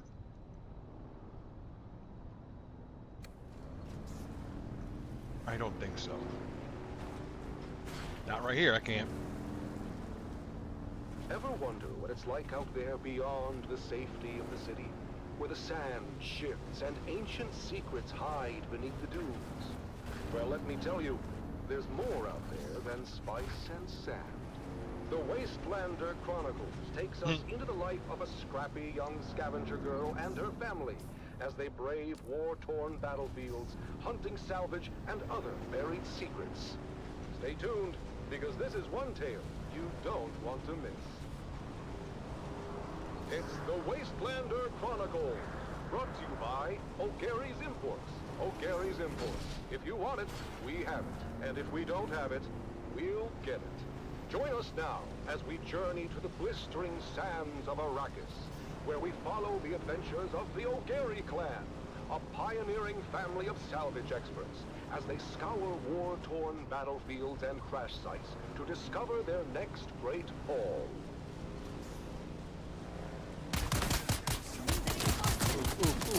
Oof. Don't want. Hey there, everyone. Welcome back to the Wastelander Chronicles. I'm your Badlands scout, Sally O'Gary, and I've got a crazy story for you. It all started when my dad announced a surprise salvage mission.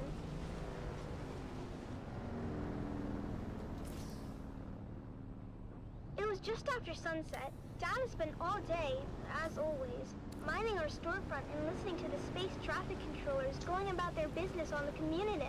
I always tease Dad and ask how it is he can listen to those encrypted channels, and he just shushes me and tells me to Oh, hello, clean my Nova. gun. How are you? But this was a day Dad's patience and extra-legal community receiver paid off. He overheard a distress call from the You came at the right time. I just came back. machine parts out of I Bella to didn't Goose. made Now, you some might be dinner. thinking, Sally, what's so darn exciting about machine parts? But in the salvage game, we learned that a ship listing machine parts on its cargo manifest could be carrying anything from precision lasgun barrels to cybernetic eyeballs, so it's worth the trip. Of course, Dad's not the best with his numbers, so it was up to Mom to triangulate the coordinates and plot our course to the crash site in the minor Erg. As always, when we piled into Clovis, our vintage 68 Chome Landmaster, Mom reminded us of the grim dangers VT waiting underscore for us in the Lara desert. underscore said Bandits, hello. and of course, Hello. the old man of the desert himself, the great sandworm. When we finally arrived Please at the don't be an sector our artwork coordinates seller. were within, we hit I Clovis spend under my the day tent all and day. moved in on foot. As always, it was up to me and my little brother Coda to scout ahead and look for danger. Now, you might be VT thinking, underscore Sally, Lara that underscore seems like said a grown-up job. Why would you and your cute There little seems to be brother a be sent hole ahead right to here. scout? We're gonna go. The truth VT is, underscore we Lara rely on underscore our said achievements to lol. lull our enemies into a false sense of security. Oh, crap. Then we kill them real good. Coda can separate a man from his jewels in less than 2 seconds. I've seen VT him underscore do it. Lara underscore But said after a just whole lot caught. of dust and nothing, we finally came up on the coordinates Yeah, I on should our put a map. notice on And my what do you know? page Crash ship was nowhere to be about seen. that. I know, like I said before, I know plenty of Immediately set to arguing about it, graphic while the rest of artists us fanned that are out. my friends, and if I wouldn't use, if I don't use them, I'd be shot. So. Dare blame my calculations on this fiasco. I should have listened to my mother and entered the sisterhood. At least then, I'd be married off to a man of consequence. You wouldn't be married to anything but a mop and bucket. Instead of kids, you'd have hallways to clean. And you know those witches got a lot of hallways. What do you know about the Bene Gesserit? You don't even know how to add. I know one thing I'd like to subtract. Hey, Mom and Dad? Look what Phaedra and Bree just found. While my parents were bickering, my big sisters, Phaedra and Bree, VT had underscore uncovered a Lara hatch in the underscore gun. asks, are Beneath you interested or layers of maybe sand not? and scree. No, no, I'm not really interested in praying and a whole art lot for my of channel. cussing, but my I dad like it bare finally as got it the is. hatch to open to reveal a ladder going down. Dad led the way, his glow cutting through the darkness as we descended for what seemed like VT an underscore eternity. Lara underscore This said ladder K. shaft was marked with ancient warning signs Thanks in for a stopping language by that and the Phaedra offer, said though. was I appreciate it. Proto-Galactic, whatever that means. Dad said it meant that the place at the bottom of the ladder was a part of the old empire.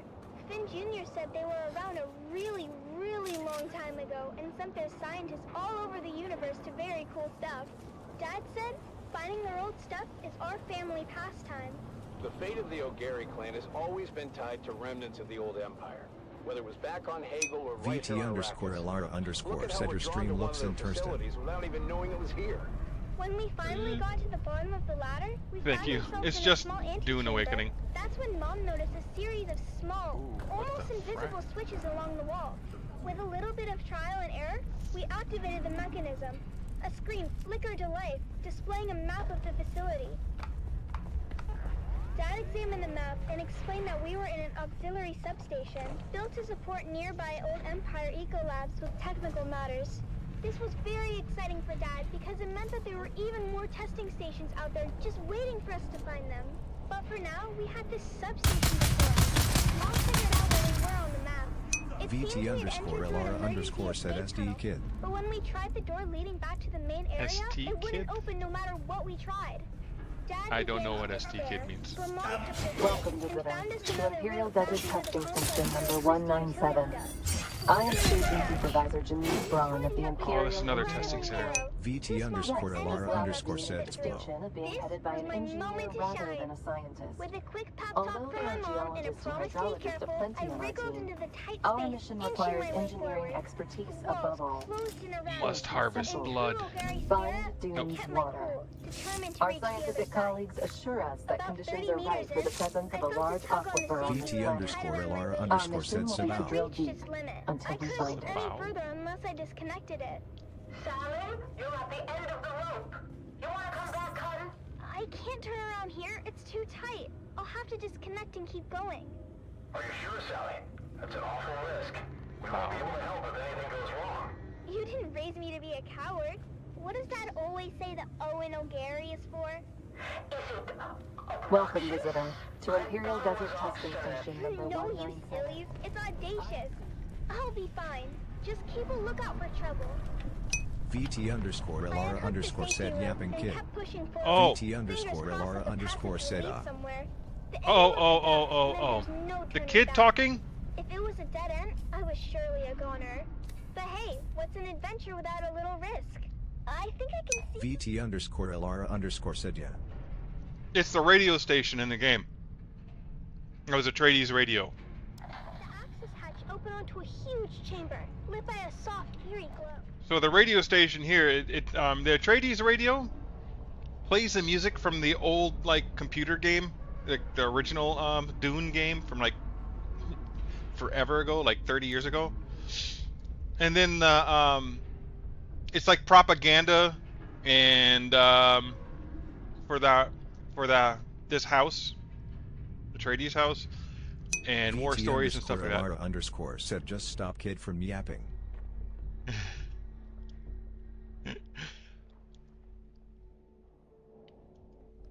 Fine to me. More than fine, in fact. She's spectacular. Our daughter or the power loader? Can't we? Luminaries. The year is 10-1-94. She's coming up behind the Fremen, who's balancing on the...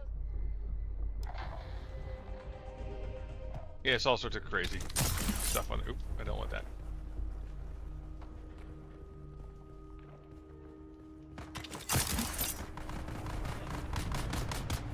Why are you guys always fighting each other? You're the same fracking house. Or not.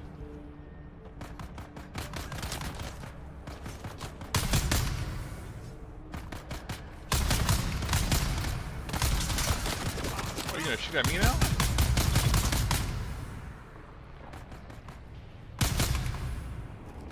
I don't want to get caught up by multiple melee tunes. I don't want to get caught up by multiple melee tunes.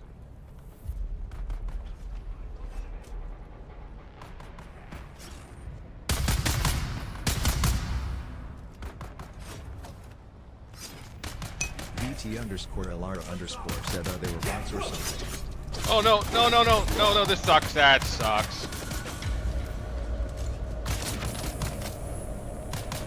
And that's why you don't want to get caught by multiple frickin' melee units.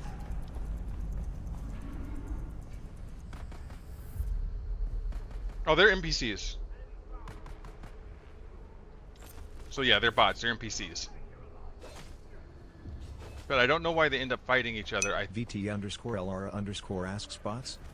No, just factions in the game. Like VT underscore Elara underscore said non. VT Oh, okay. underscore Elara underscore said okay.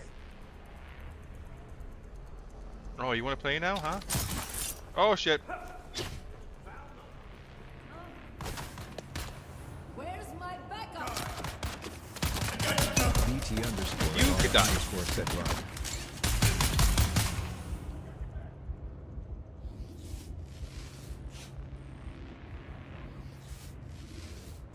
VT underscore Oh, Elara and here's a good underscore loot. said lol.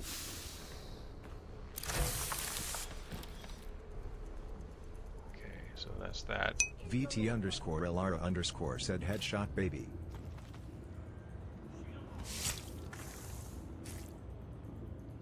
Time to kill in this game's a little high. But yeah, oh, and it's... Am I locked in here? I think I'm locked in here. Because that was green circle when I came in.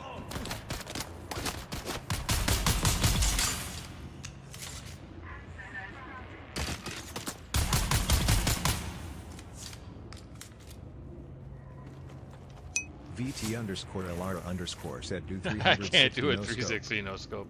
It's not that kind of game. Nice sniper rifles back at base. VT underscore Elara underscore said ick.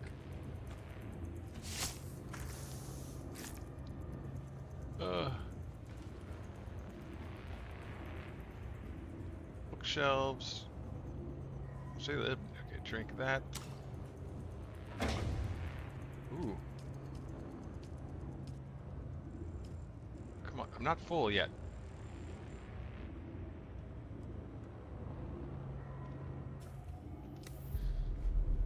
This is going to be a loot run, apparently.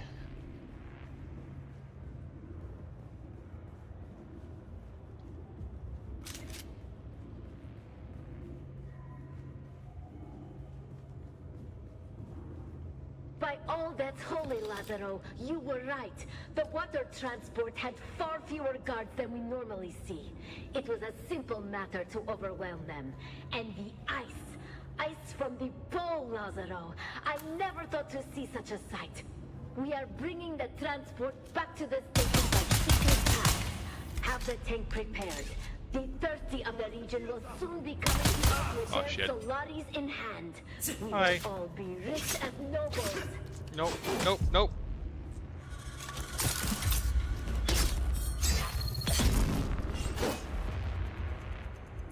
Anyway.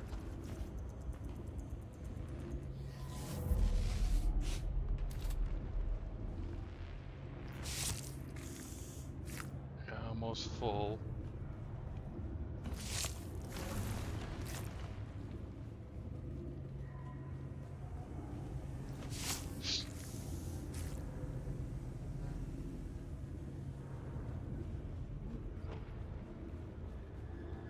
Are you dead or... Yeah, you're dead.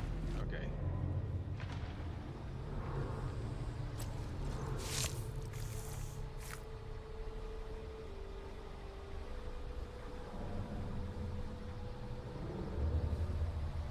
Hey, that's a sealed room. How would it get full of sand?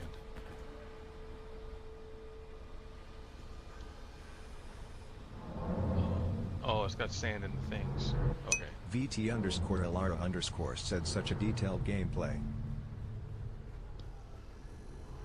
It's a pretty good game. Like I said, I've been saying it before. If you want to play an MMO, this is not it. Even though they're calling it an MMO, but it's just it's a survival. If you play just like a normal survival game, it's fine.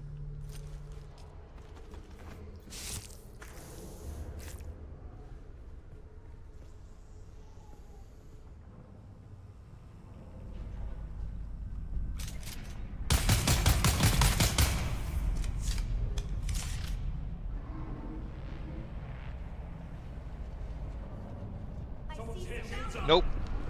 Nope, nope, nope, nope, nope, nope, nope.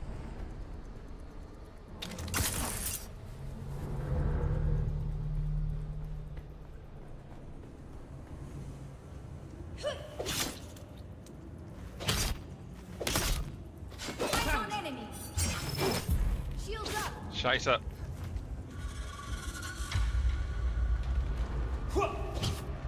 Where's my fracking... There. Found you. Scheiße.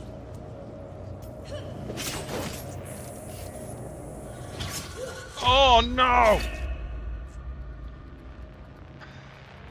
Shield on. Eyes on hostile. VT_Elara_ said Niowu.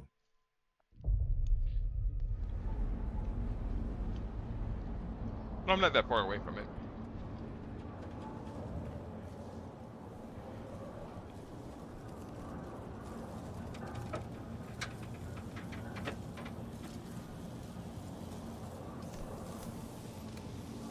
The contracts have all been signed and certified, Captain, and your advance has been passed on through Chone channels. This operation is costing me a fortune, so I expect VT_Elara_ quick said what are results. eating seems delicious. My agents Oh, I have just located the hideout of the Kirab who hijacked our water cooked some transport. ground beef with some fajita Your seasoning force is to and punish the bandits and recover what water sour we cream. can. Remember, the necessary correspondence is to come directly to me, not anyone else at the guild. I'm that way, okay.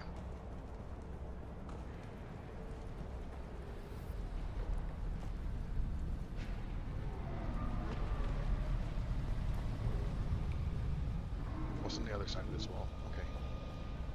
Oh. Oop. I'll take healing any day.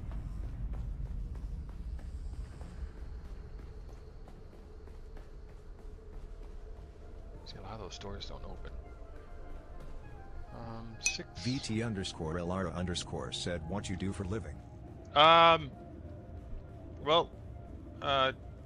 co-own a publishing company, and I'm also a disabled veteran. So.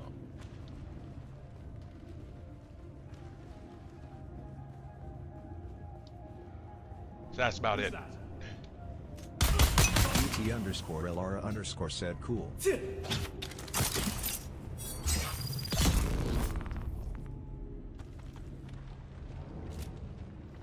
Give me your blood.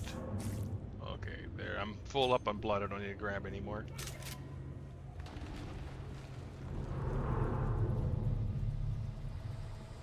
Oh, hi.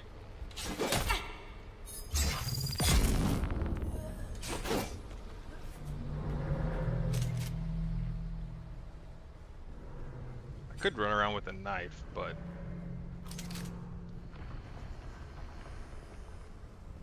Is it just the same? No.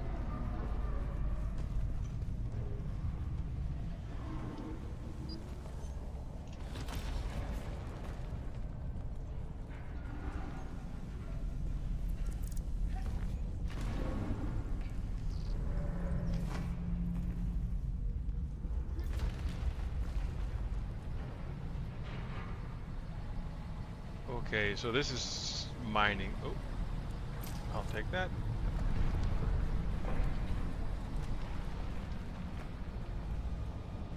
There's iron. I don't need any iron at the moment. There's a bigger area over there. Oh, yeah, that's where I went before. So I've done the whole bottom underneath of here.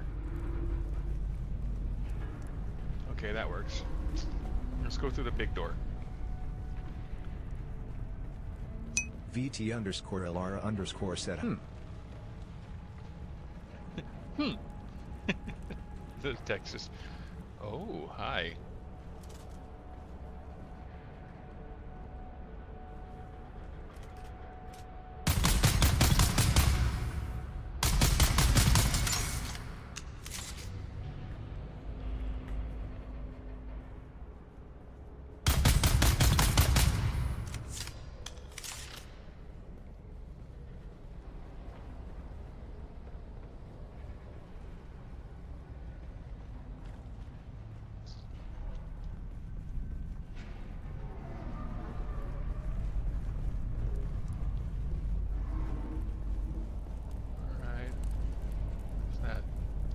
Just a rock. Okay.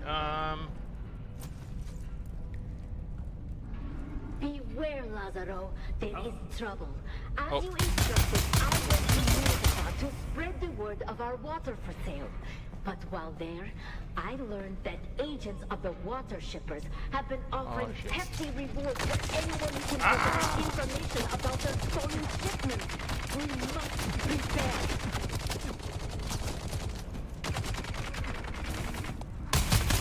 Of course, he's reloading. Start shooting, bitch.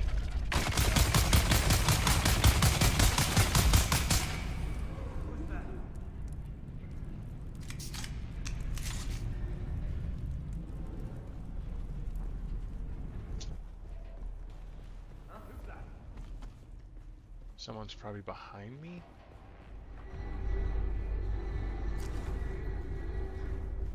I'll go ahead and I'll heal up.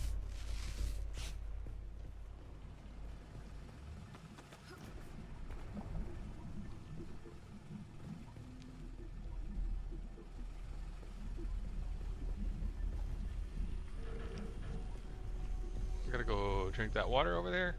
Kill that guy right there. Then go around and kill those guys. Ooh. Someone's here.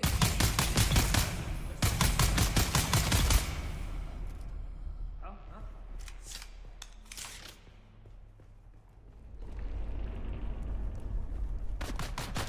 there you are.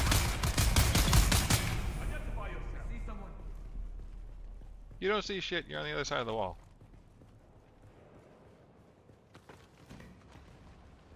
Drinky drink. There's someone here. They really need to work on the sound, the enemies, how they can hear you. They need to work on. Oh, here we go. Free good stuff.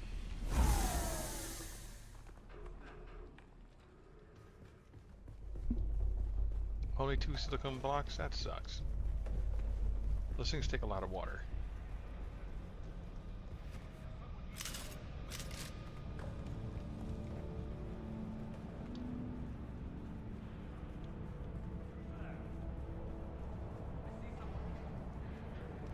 VT_Elara_ said don't get a single damage in around 2 minutes. Identify yourself. Fire backup.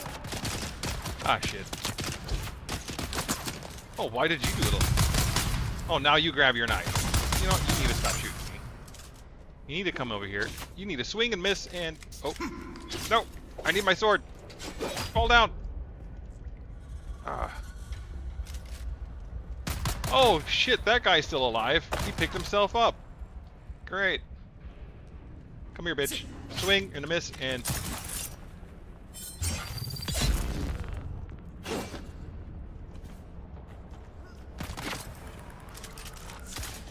Shit.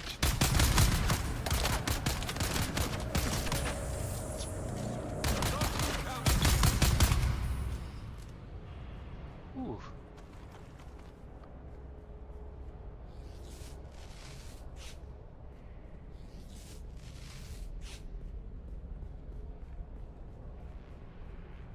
Alright, anything up here? Yeah, this. More ammo. I want to switch over to a sniper rifle, but it only does 3 rounds, and then you have to reload. But it does a lot more damage, so it's... where's that green light? Funcom with their invisible light sources again.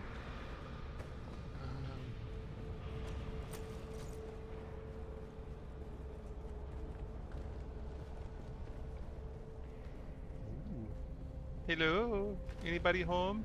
Oh, that's pretty. I'm gonna go check that out. Oh, they're fighting themselves again. That's fine. What all have I gotten so far? Mediocre. That's gonna be junk. That's good. Those are good. That's gonna be junk. Mostly crap.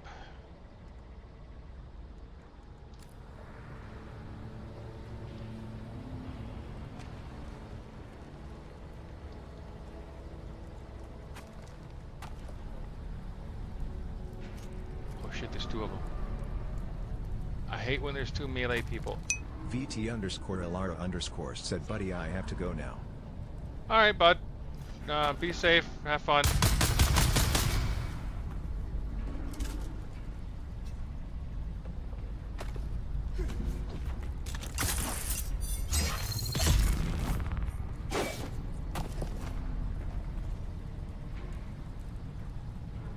Come on. You can do it.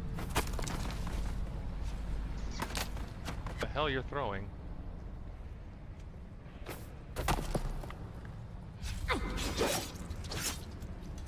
I don't know how to block. That's the other problem.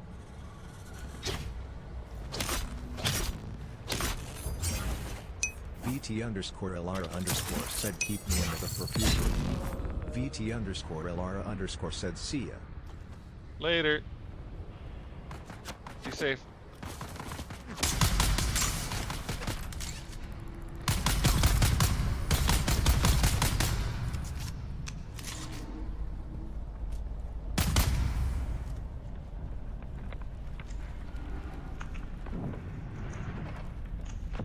Is that a flamethrower? This SOB's got a flamethrower? You gotta get anywhere near me.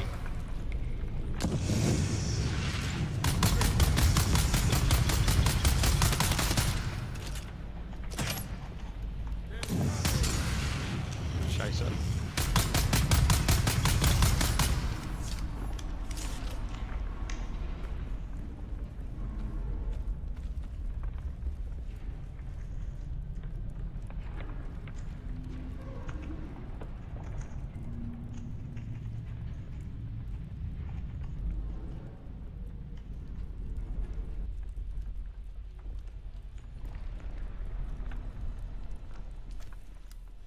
Ah, cool.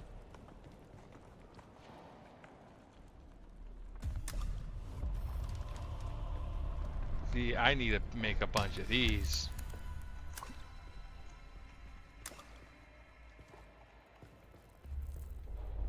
Overhydration.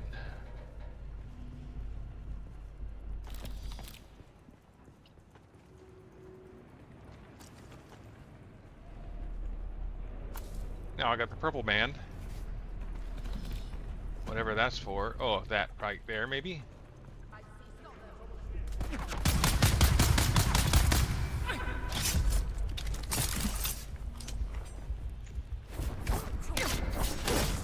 Oh shit. Reviving, and running. That's what I get for goofing off thinking I was good.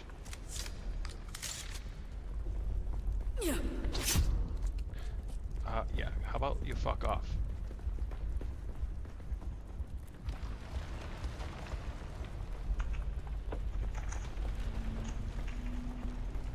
I don't want to go running into your blind, but...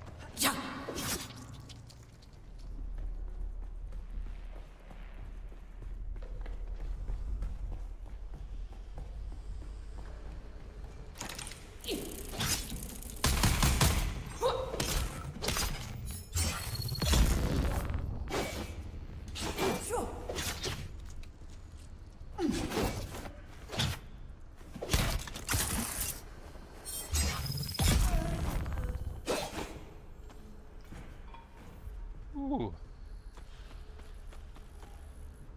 Spice infused iron. That makes me happy. I have to fight my way all the way back out, don't I?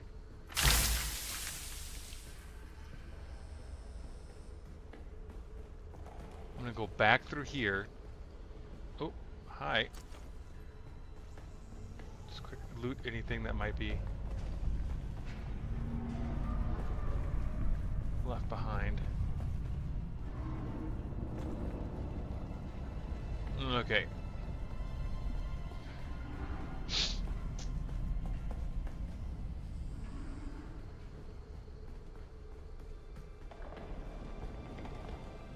Hey, Captain.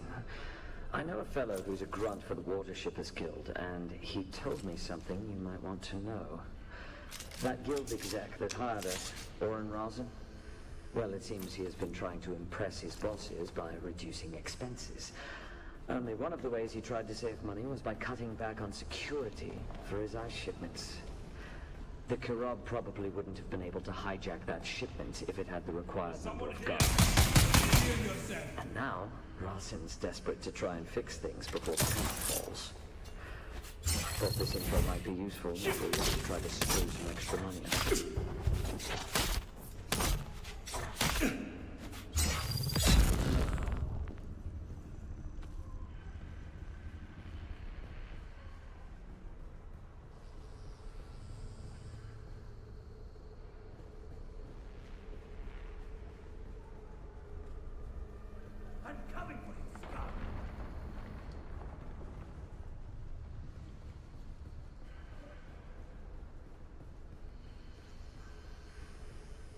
You mean, oh, you're running.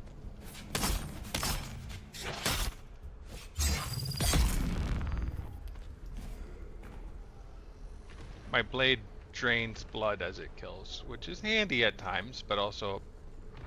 Oh shit, there's even more. God, does this place not end? And I don't have the backpack space. Well, I kind of do. I can always throw shit out.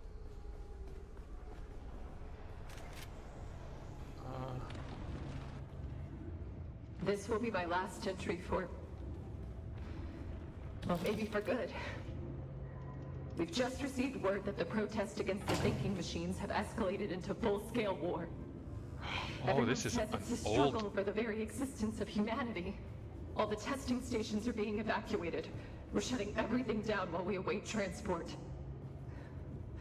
I hope they hurry. This place is hundreds of thousands of years old if they're talking about war with the thinking machines.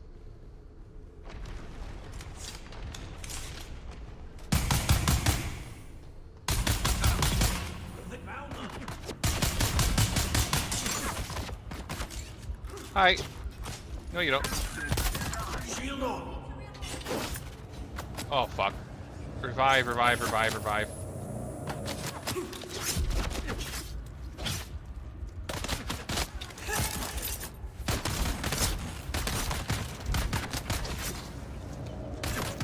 Eyes on target.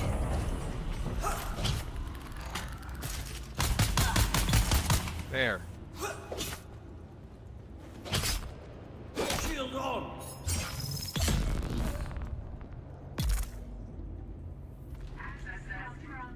Jesus.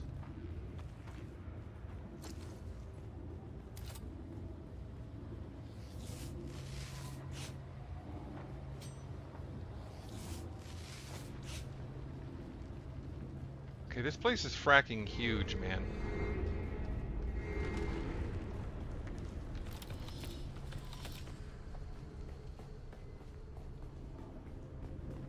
Okay, that's more going down.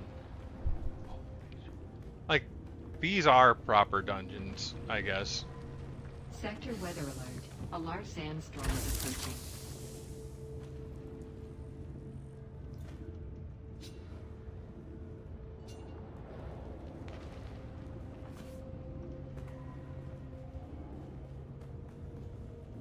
Duh. Alright, time to go through these doors. Hopefully there's an easy way out, like some of the other ones. Or else I'm kind of dicked having to run all the way back. Oh, hey! That was the purple door. Yep, we're good. Welcome, we can get visitor, the hell out now. to Imperial Desert Testing Station number 197. I am Station Supervisor Janice Braun of the Imperial Engineering Corps. Yes, this lab is...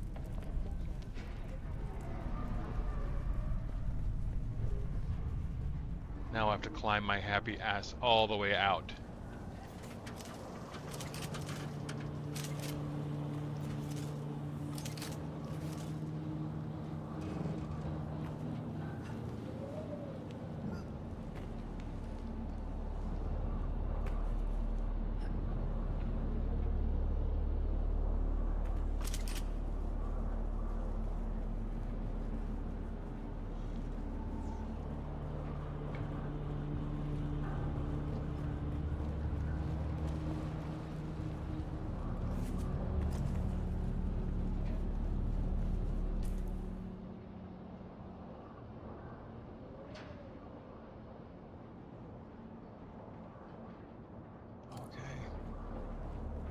I'm gonna climb that and shoot off. I'm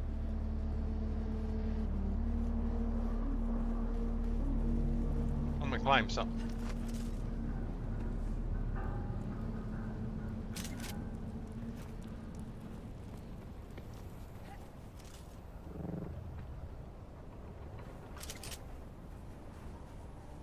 Maybe up here? I might have to climb that one.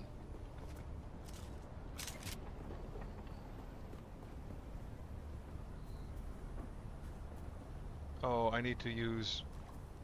Yeah, always use the top bar of your still suit so you don't waste money. Or water. Which is worth more than money.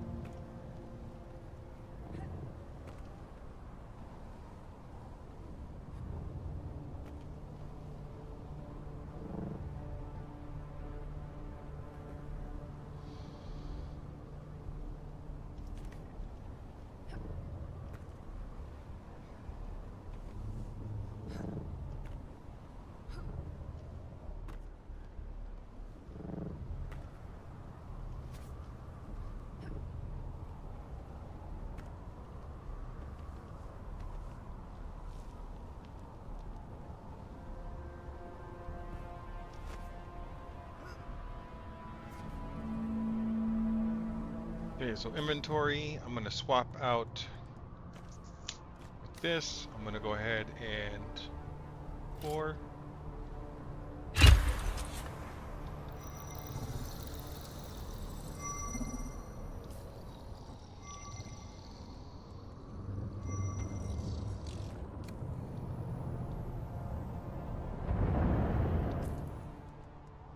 Oh.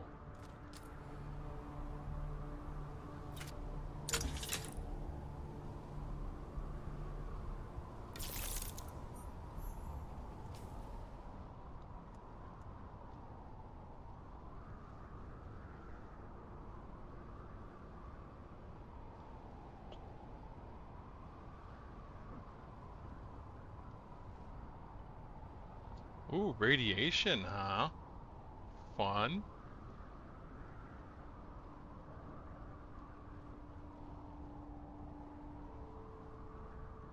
Sheol. Like, this is literally hell.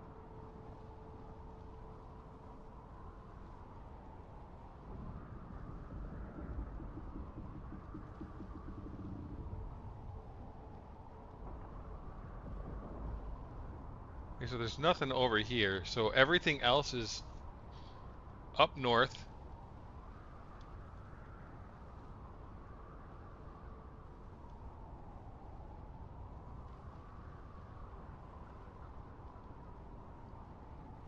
Shield wall. Western shield wall, eastern shield wall. So there's a lot of places we need to go yet. That's Northwest Ironworks. So I'm gonna have to go here, but I need to go back home before I do anything else. I need to, I should make another base somewhere. Is there not a town in this one? Oh, I don't think there's a town in this one. Well, that blows ass. I should look for the full map.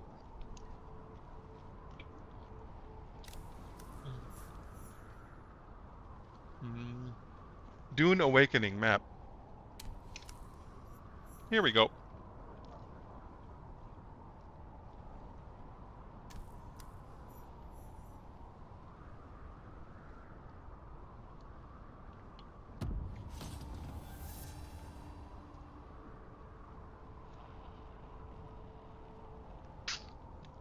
Okay, that's somewhere.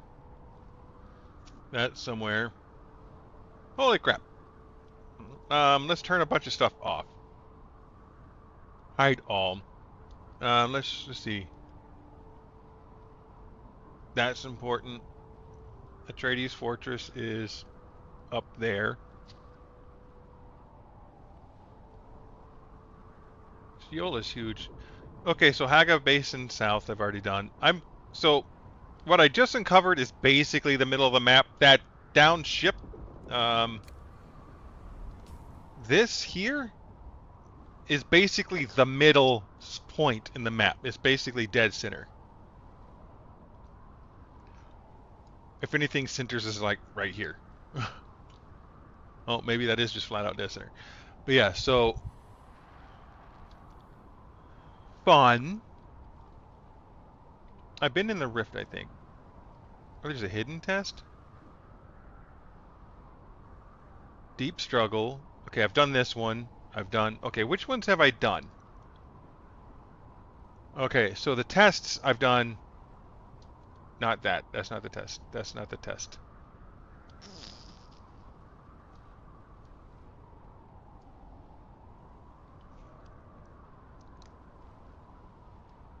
It doesn't show the tests on the map. Even after you've done them. Are you shitting me? Really?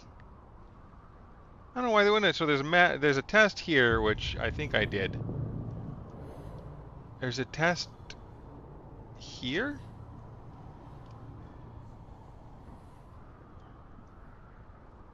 There's a test here, which, yeah, duh. There's a test here. Oh, yeah, Cave of the Lost Pilgrim. The stat. That can't be right.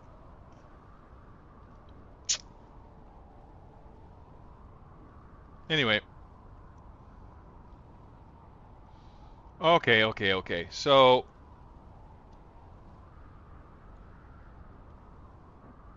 maybe I need to go back here. I need to do this. No.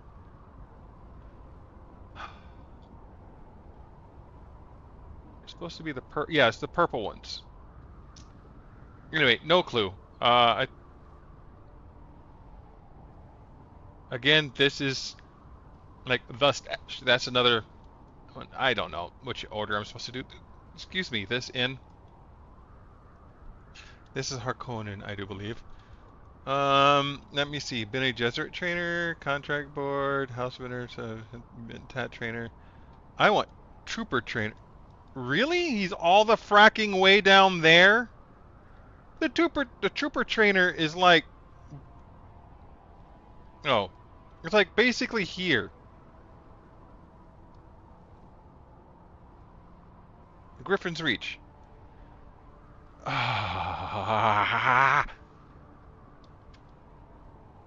Alright, so... I don't need all this crap. There's a lot of intel to grab. There's a bunch of schematic chests I don't really care about. Vendors are fine. Vendors pretty much are going to show me where the cities are. Okay, so yeah, there's only one in Misa Trail, Eastern Shield Wall. Nope, that's technically there.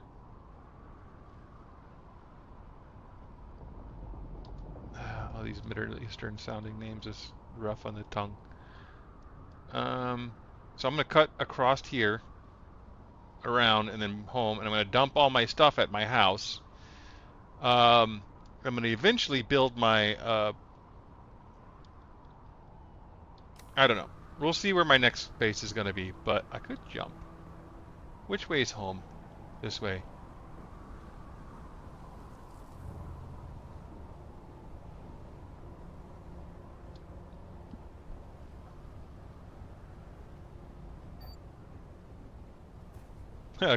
Call that about a perfect timing. Alright, I'm gonna hide here for a second. I need to use the restroom. Basically, don't hit the C button, please. I'm gonna hide here for a second. Oh, I am thirsty. I don't know why I'm so thirsty.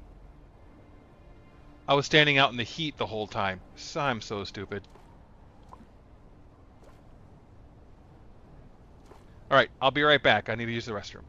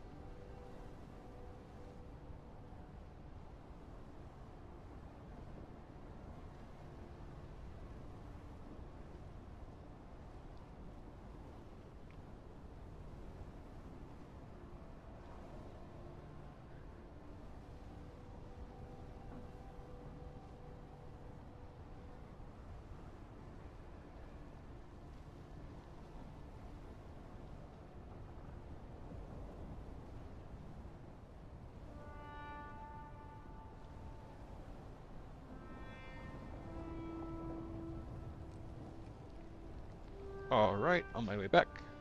Tuk-tuk.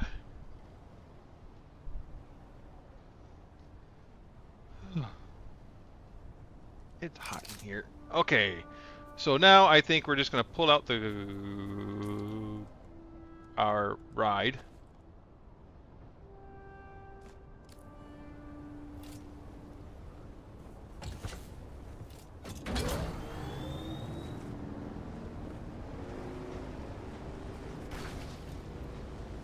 I don't think there's anything in our way. No. Should I destroy the... No, this isn't here. It's...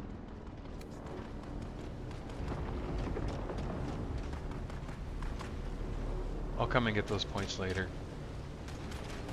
But intel. I'm not worried about it. I'm not worried about it. I'm not worried about it. Oh, but I do want power cells.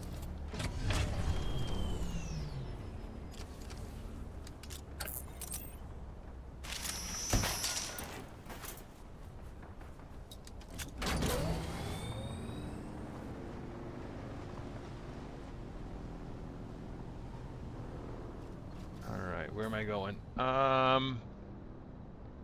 Should go here, not here. So more left, less right. This way, then? Yeah, I guess.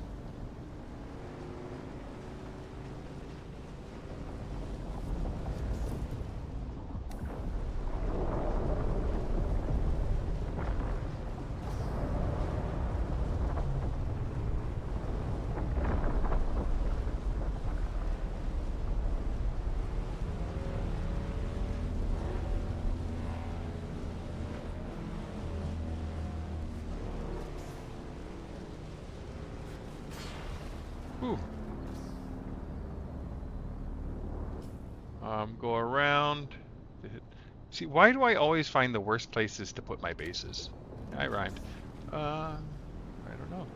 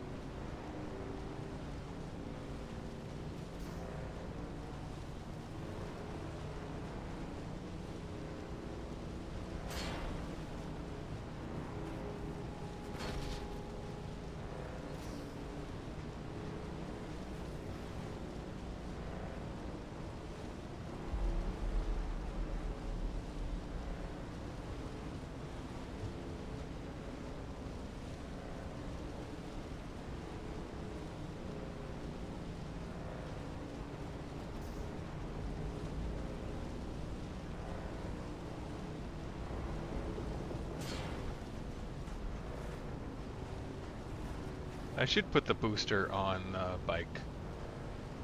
I'm not using the what's it called? The storage as much. I mean, it's nice to have storage, but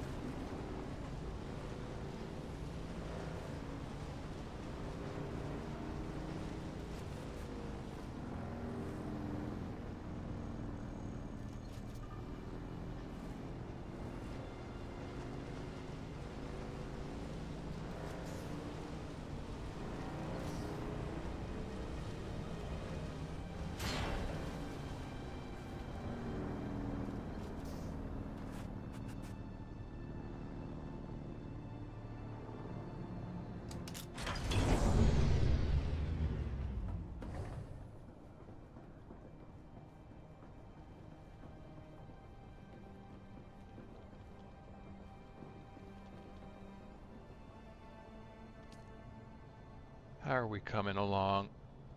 Nothing's making water? How is nothing making water?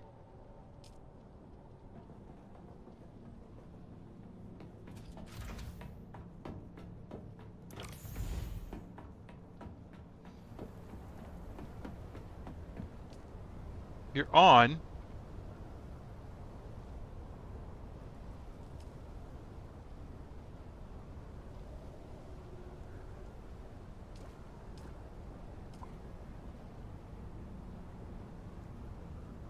So is it like a dump every so often?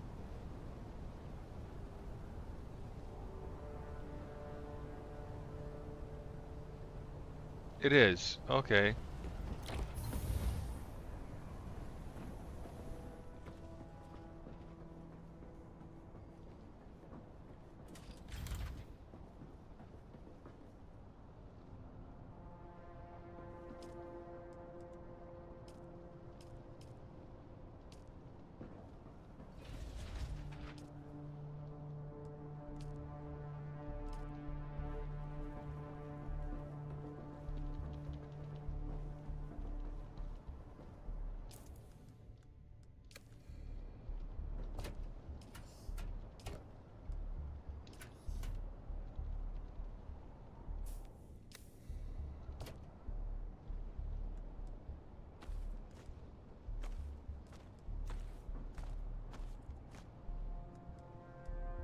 Jesus.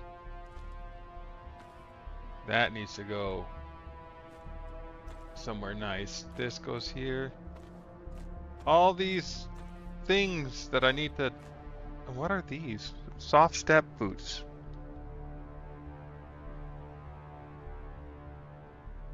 Oh shit.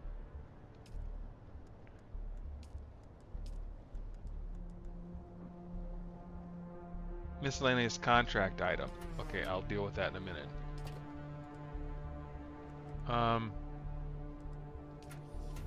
Flip. You are going Scheisse. This needs to go somewhere else. It just needs... All this needs to go somewhere else.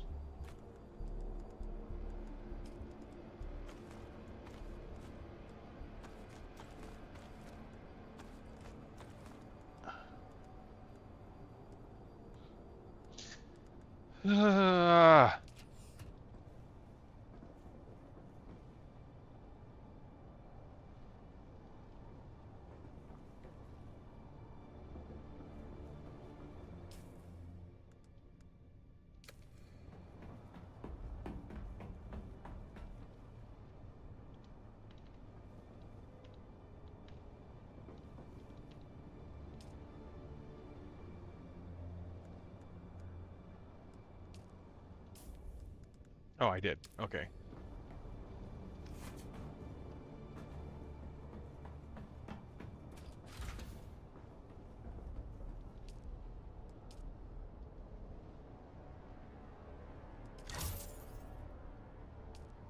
Shit.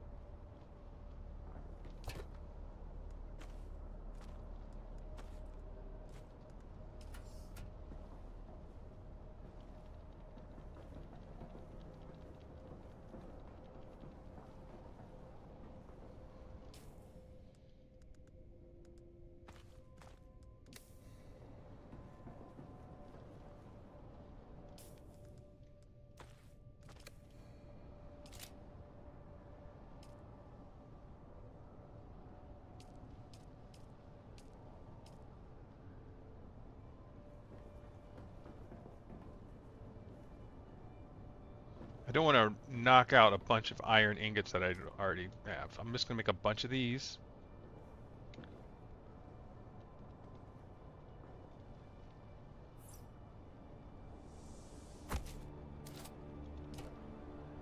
And then...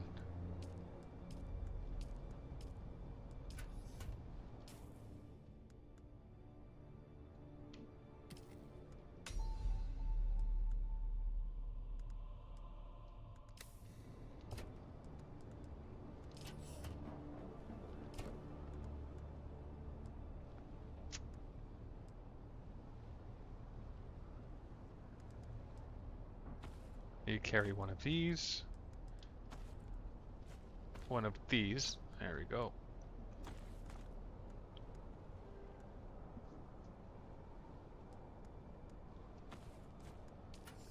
A dead mouse. I just have a random dead mouse. I know where it came from, but it's still just a dead mouse.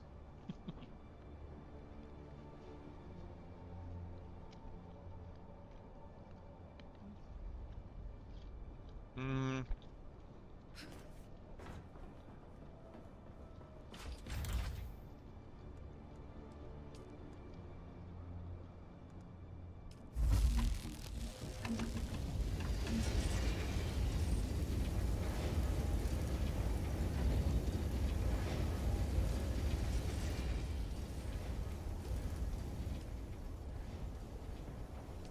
Did it really take that much? It took all that. See all that water I had?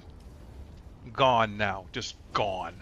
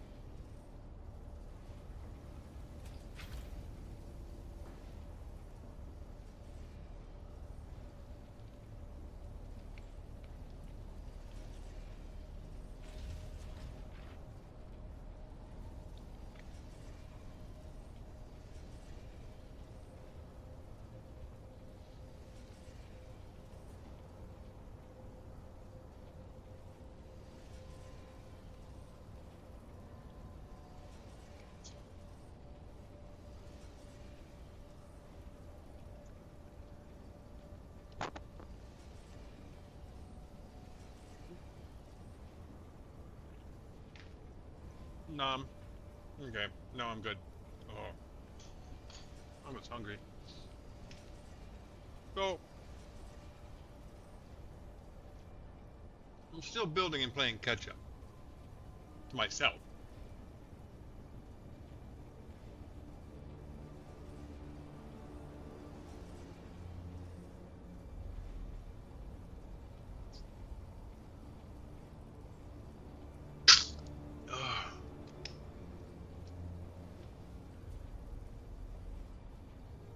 Okay, so turn this off. I don't need this running. Not that it burns more or less power, which is what's which is what's stupid.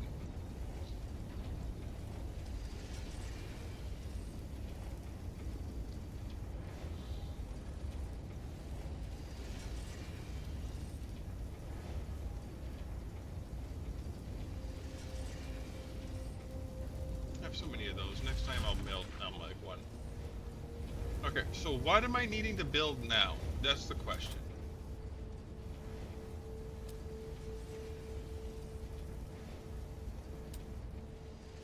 Utilities. I'd like to build one of these, but I need cobalt paste. No idea how to make that or get that.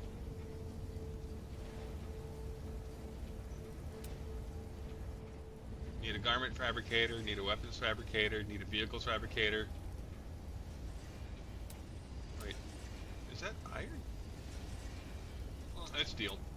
Refineries. I still need the improved blood one. But that's 50 iron. I should be able to make that. But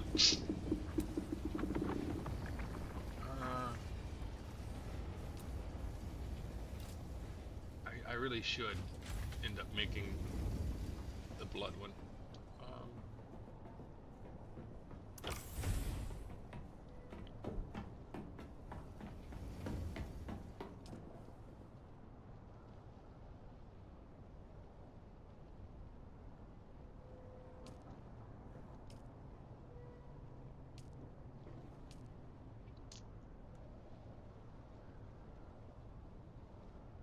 5, 10, 15. So each of these carry 5. No. But 16.5, 16.5. Is 16.5 my circuit capacity, water capacity? Okay, so 5, 5, and 5. Yeah, okay, 5, 10, 15. This carries 1,000. So little.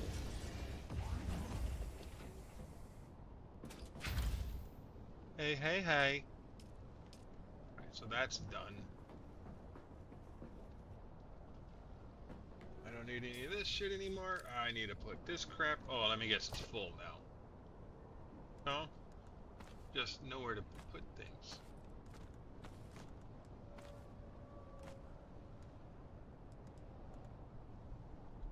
Okay. Come to here. Oh wow, that is that's about dead already.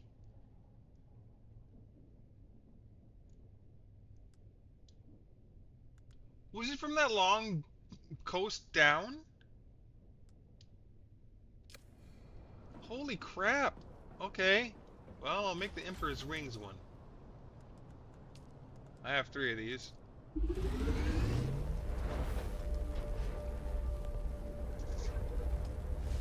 mean, it's nothing super special. That's just a passive blah blah blah.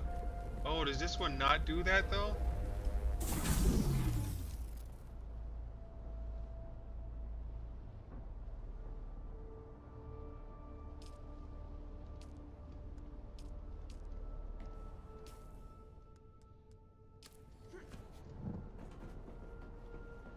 So I can fall and then hit the space bar and float. Okay. Let's do a test. I can't do it from up here. I don't have a door. Yeah, I do. Out front. Oh, but it's right there. I just have a ledge. Okay.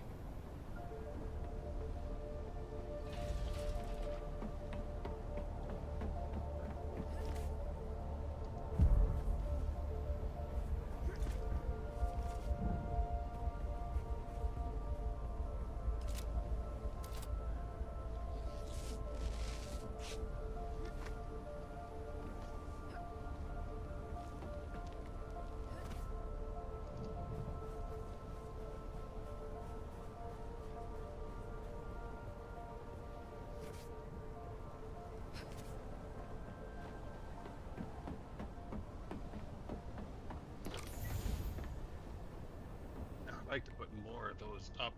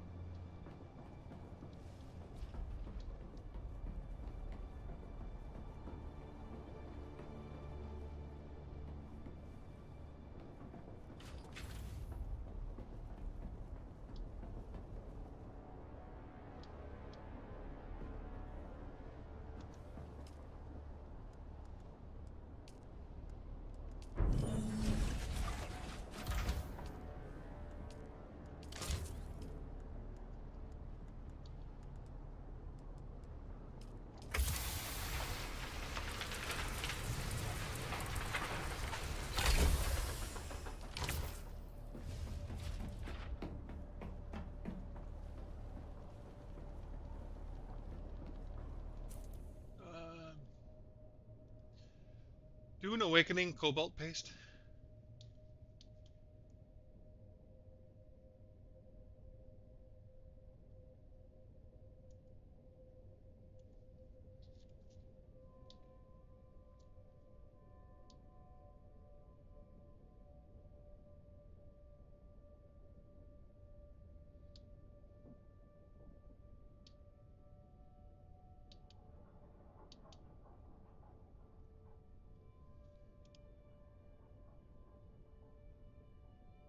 So Haga Rift is where I get all my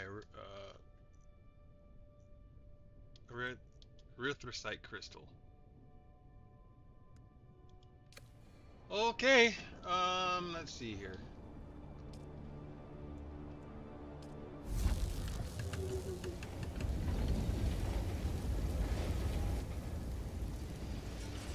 If you build everything you can, then I'll turn you off. I need to put more blood in.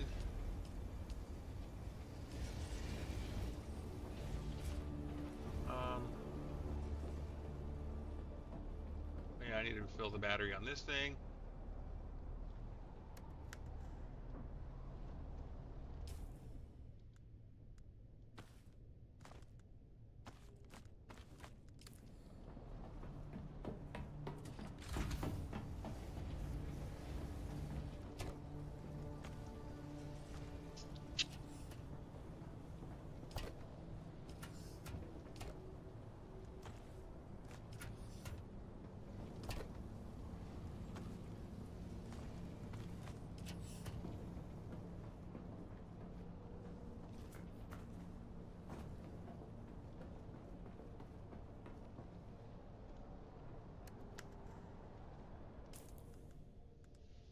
Good bit. Wow, this gun's almost dead. Well, almost half dead, I should say.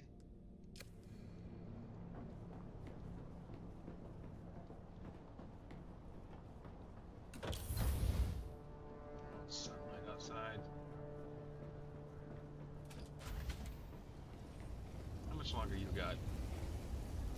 Not much. Alright. Okay, so... I still have so much blood. I want the big blood bank thing. I have so much shit I have to build, man.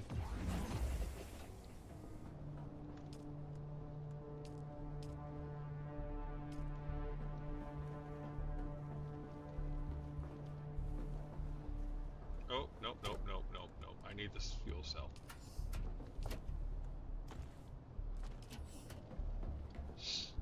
I don't want to be left hanging. A little sad with a worm on my ass.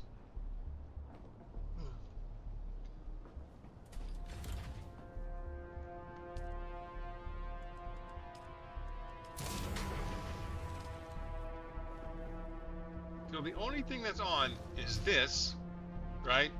And the water thing upstairs. I have to build that frickin' wind generator, man.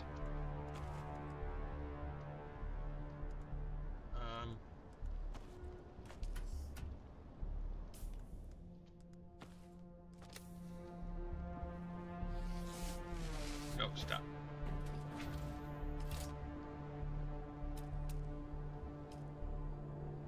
Cobalt paste is what I'm gonna need.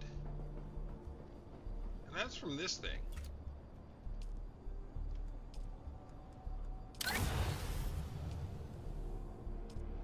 Oh, well, shit. I can make one. I can make 22.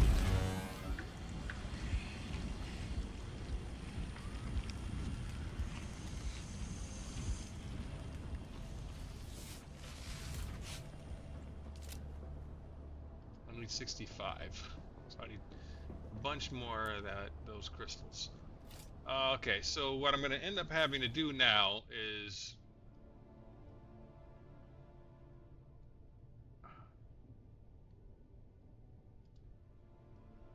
So I did this area. I need to come in here and do the scanner.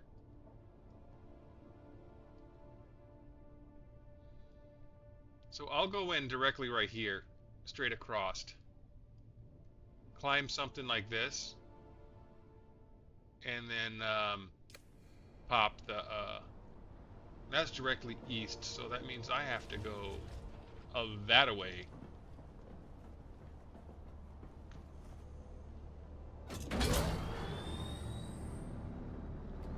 I mean low fuel. About to say, don't you low fuel me, I just filled you up.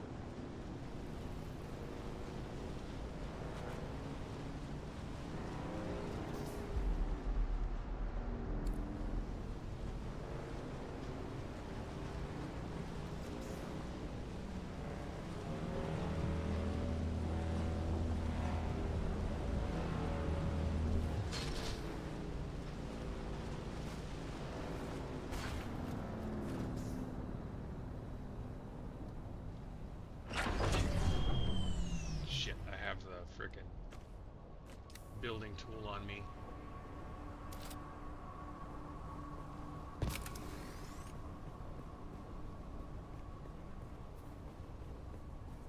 I need to go up there. Stay in the shadow.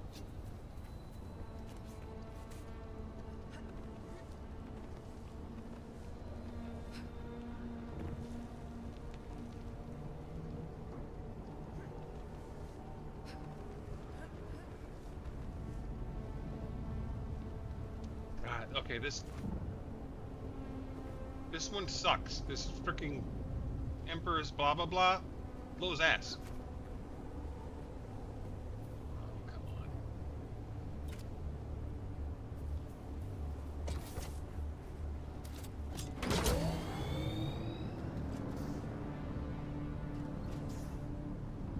What is that?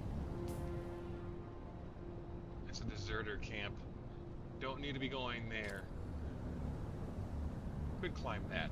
I could just climb... No, I'll climb that. It's bigger. And it's on the same level as me.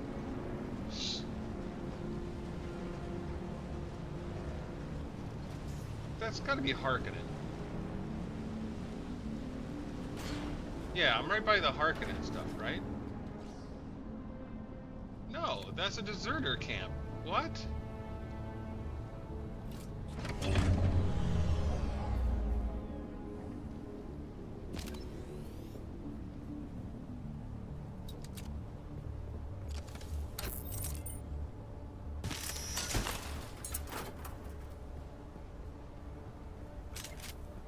It says it's a deserter camp, but I don't know.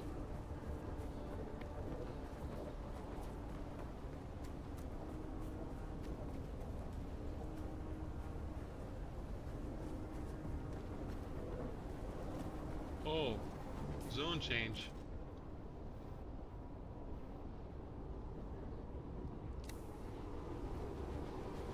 You know, screw that. I'm just gonna climb this.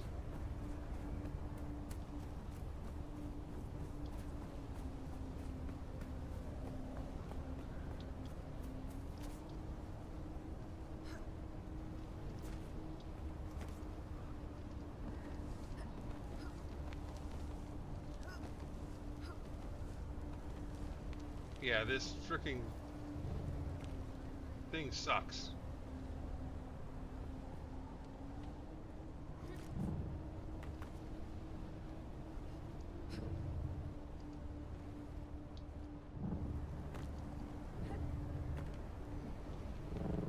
Okay, so it does work again.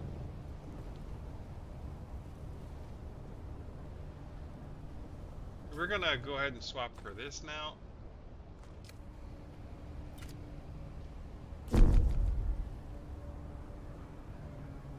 $8 meters. That's it.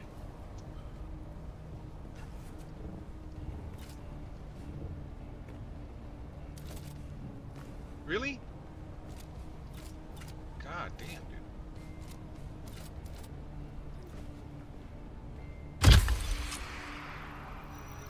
There.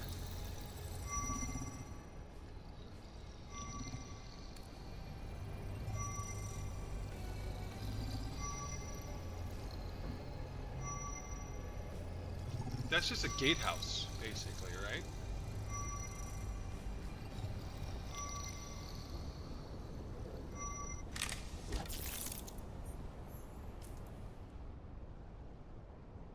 Okay, so that's this whole area here now. Calibrated and array amplifiers. Lots of array amplifiers for some reason.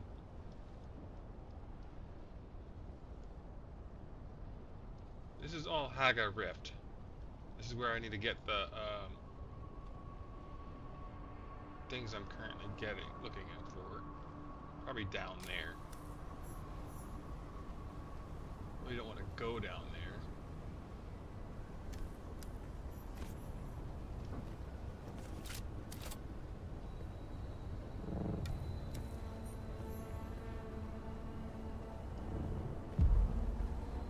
Shit, really? Unless I have to double tap. I don't like this one.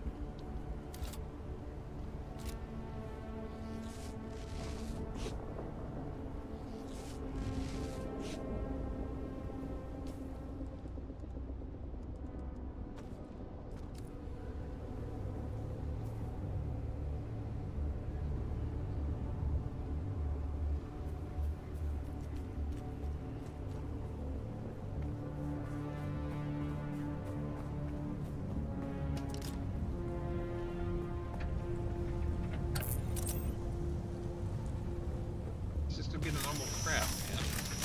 Right? Salvage metal and armor plating, which I don't need much of right now.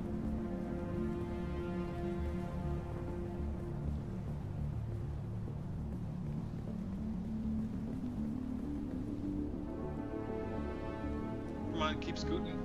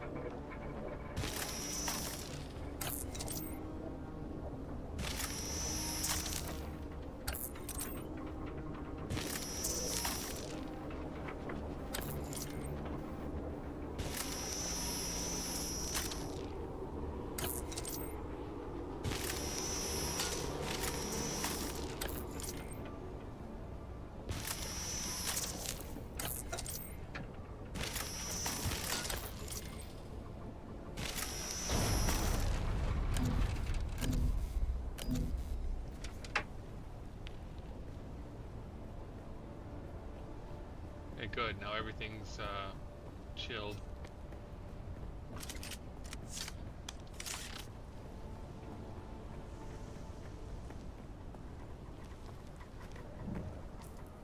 Yeah, that's what I thought they were. I don't need all that shit. I'll go up here and take a look. That's got to be Harkonnen. I think that's the Harkonnen symbol.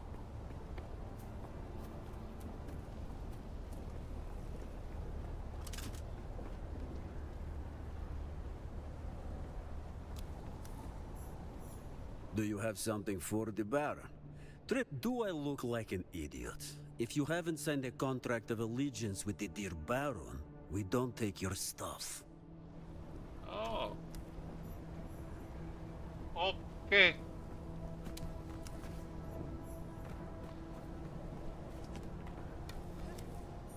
I'm gonna turn my radio back on now that that person isn't in the thing anymore.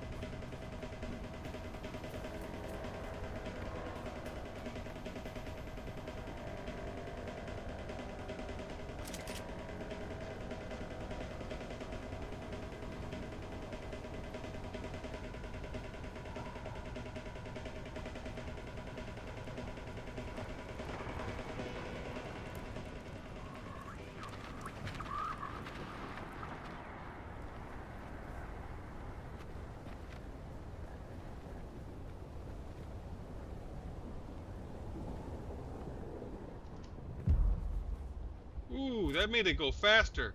Yeah, this is definitely not for fall damage.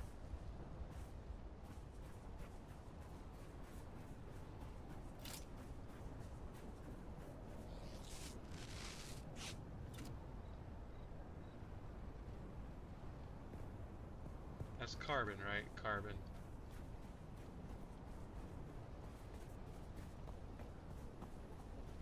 Jackalfy001 said hey.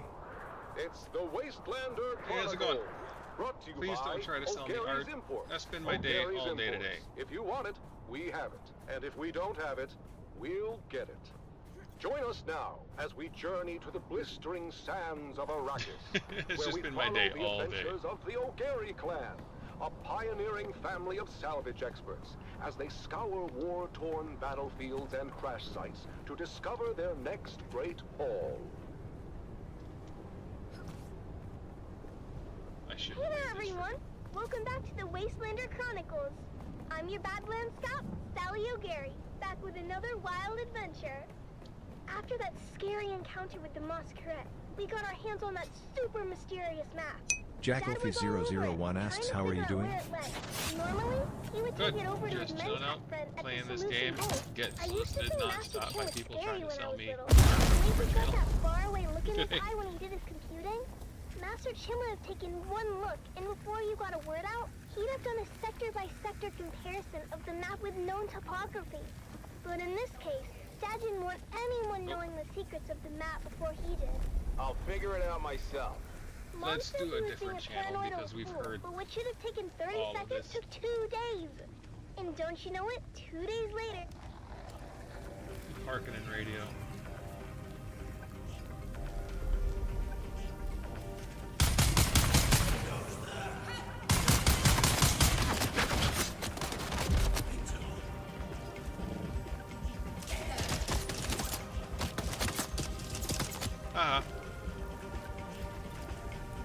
I don't want my...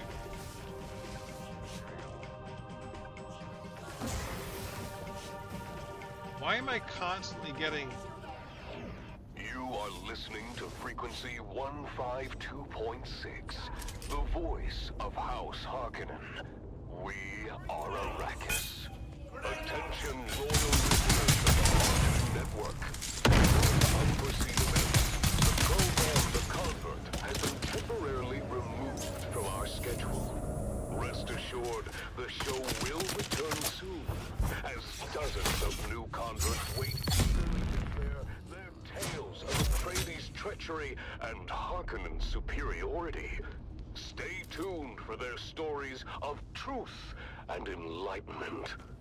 Thank you for your continued loyalty. Glory to House Harkonnen. We are Arrakis. There we go. So I don't know, how are you doing there, Jackalfie? That was The Convert, exclusively on the Harkonnen network.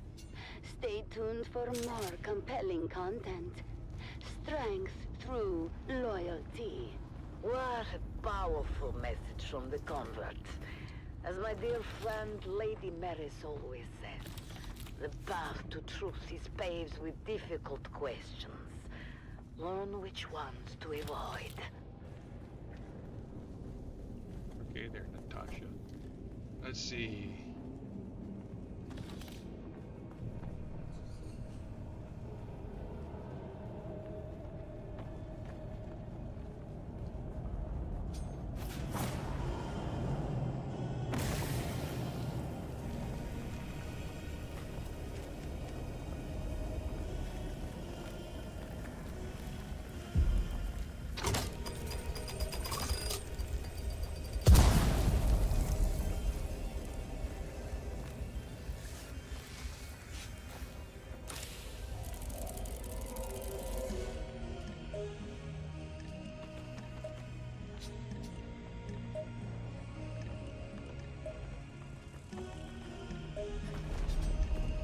Wait, is this cobalt or is this copper? This is all copper, right?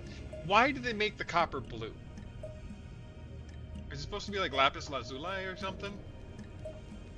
Lapis lazuli, however you say it. Yeah, it's copper.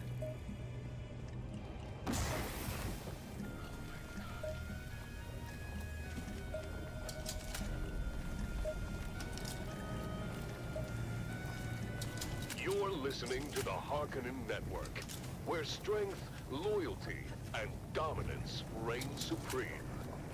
We are Arrakis.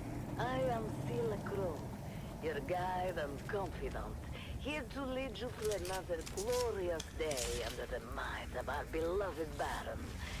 Let's start with some invigorating music to get our blood pumping.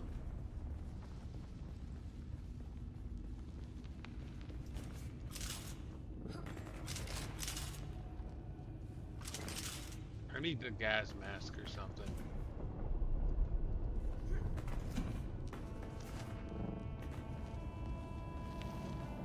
What I'm looking for... Oh, you left. Ah, another art seller.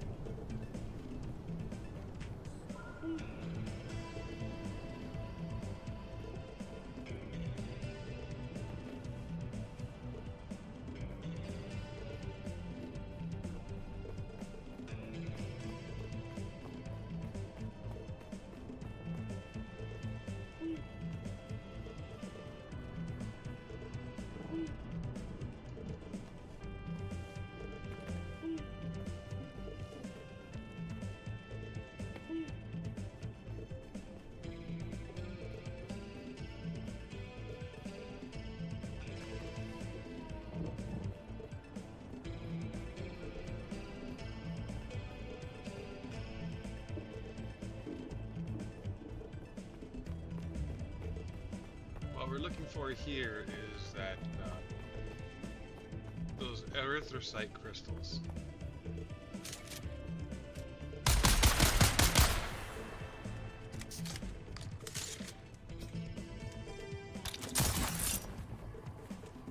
Shields up. Stop with the combo and stun locks, man.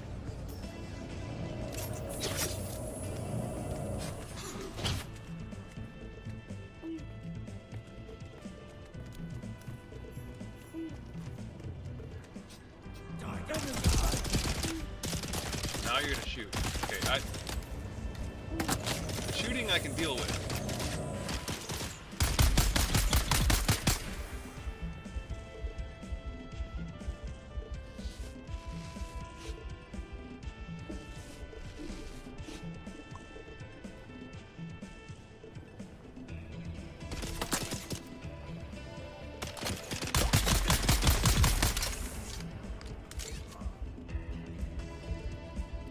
I don't need all your crap.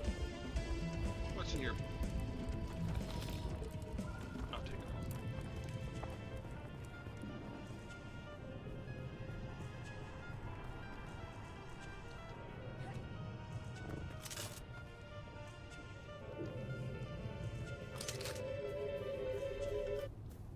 Now let's dive into our first program of the day. Sector The weather alert. converts, A large where sandstorm truths is are approaching. unveiled and the light of royalty shines through. Listen closely, for within these words lies the key to understanding the true nature of our enemies. You are listening to frequency 152.6, the voice of House build Harkonnen. down here. We are Arrakis. Now witness as the dark and tangled truths of House Atreides are revealed by the Convert. Greetings, Truthseeker. I am the Convert, once a high-ranking advisor to the Atreides regime. I have since escaped and live under the protection of our good Baron.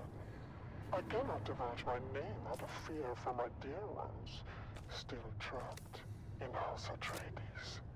I am not here to tell you what to think. This is about as bad as actual Russian propaganda.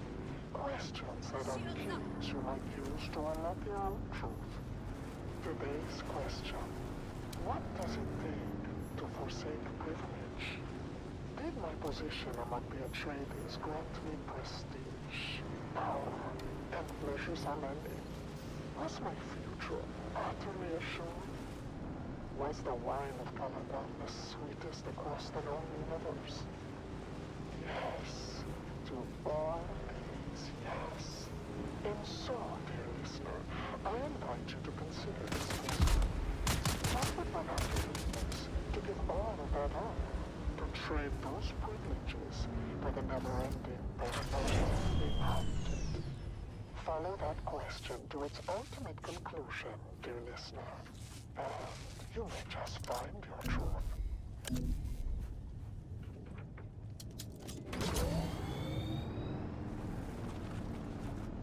These things not crap.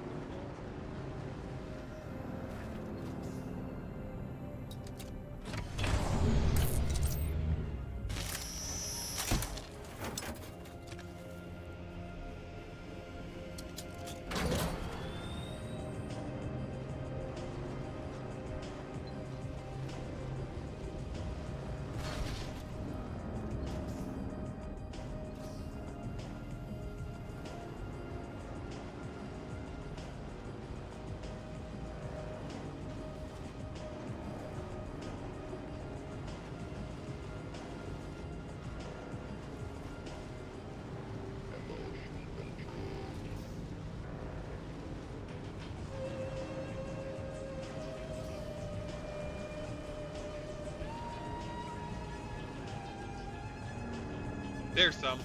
Oh, that's the first actual outcropping I've seen. Let's go ahead and pack up the bike. You know what we need to do is swap the bike and that. There we go.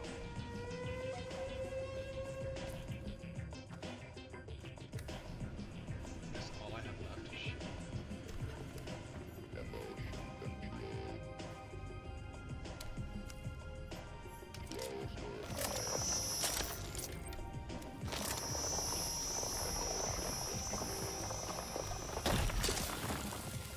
There. Nice.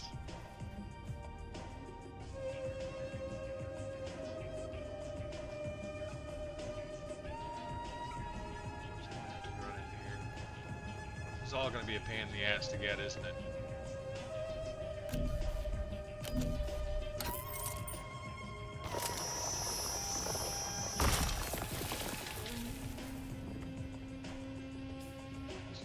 cobalt's gonna be a bitch.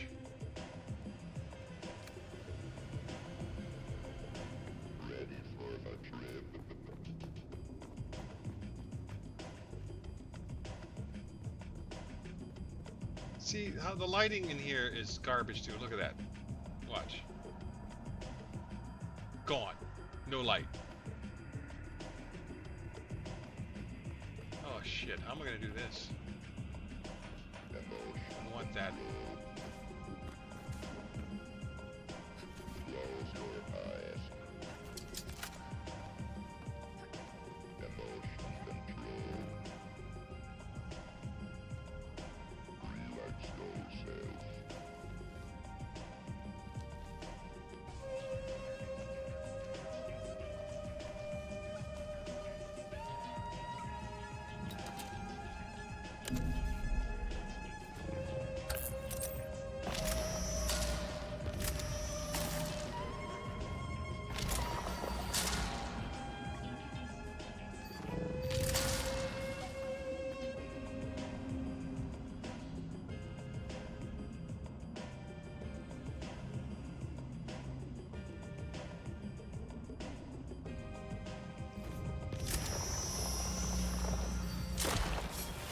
There.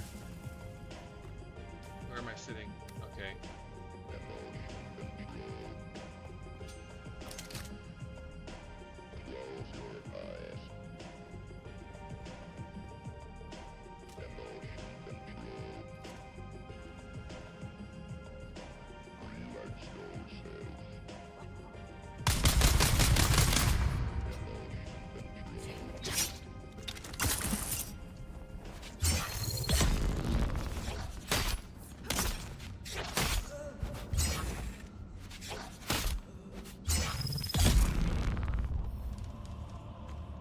Listening to the Harkonnen Network, where strength, loyalty, and dominance reign supreme.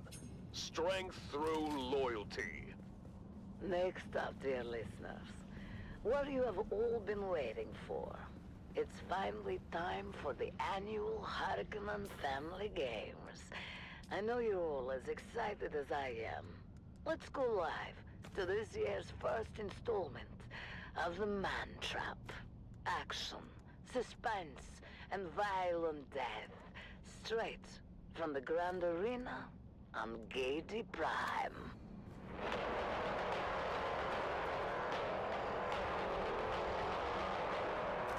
People of Arrakis, today the annual Harkonnen Family Games. Shit.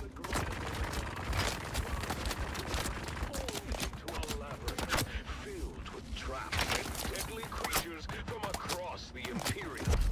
Ever since its construction 20 years ago, the Labyrinth has played host to the traditional competition known as the Man Trap. 9 contestants enter. Only one may leave to be granted freedom and glory. That fucker's the sniper. Without further ado, let us go live to the action and our massive enemy sighted!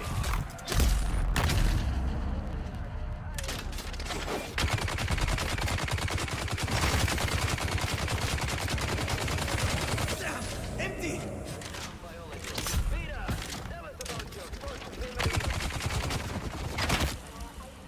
Son of a bitch! I was watching on the net when one of the contestants was constricted and swallowed by a Jawboa from Grumman. I remember their screams as they were swallowed. Shit. See them flailing inside the beast as they were slowly digested. I was 9. I think it was at that moment I decided to become a biologist. Entertaining and educational. Without spoiling too much, I can say we'll probably get to put your knowledge to good use during this year's competition, Vera. And speaking of the competition, the contestants are arriving in the staging area now. What do you know about the staging, Vera? I know that every contestant is given a number and then they enter in that order. Correct. And we keep 15 minutes of separation so that there is enough time between them to prevent a brawl right at the entrance. Ah, yes.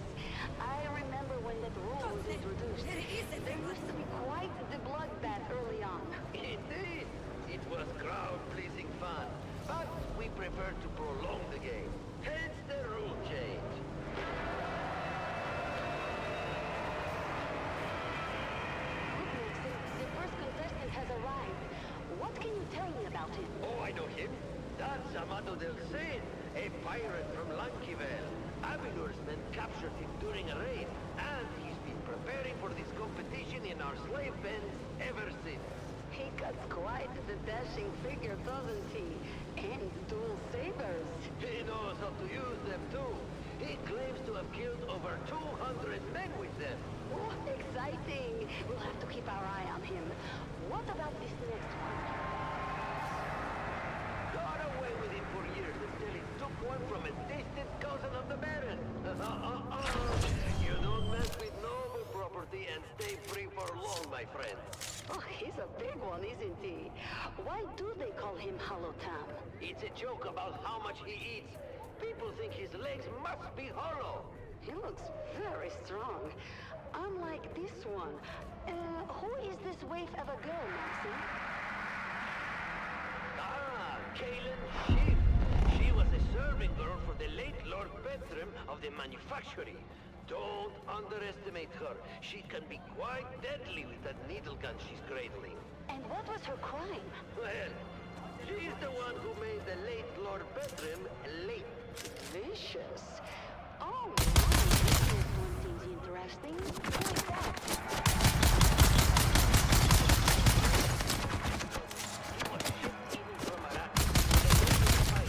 They just called him the President. Anyone knows the eyes, blue or blue. I've always wanted to study the sandworms of Araki. Have you ever had one in the game?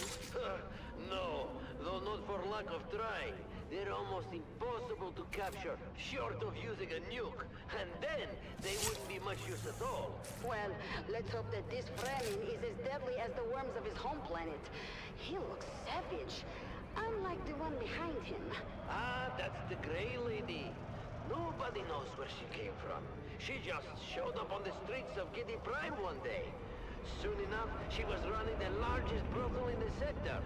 Before, she was taken in for witchcraft, if you can believe it. Witchcraft? Does that mean... You know that our good Baron has a particular dislike of witches.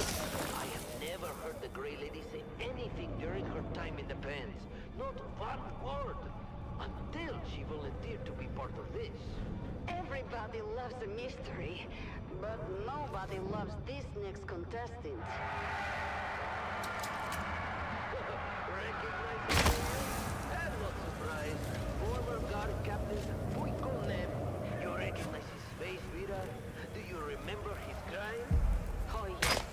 He was in command on the day the Atreides made their suicide raid. He allowed them to destroy valuable resources. He was, simply put, incompetent and weak. A disgusting combination. Horrible traits in the commander. He's been rotting the slaves ever since. Alone. Because who would take up with a man so stained? Until today. Do you really think that if he survives the man trap, he'll be pardoned?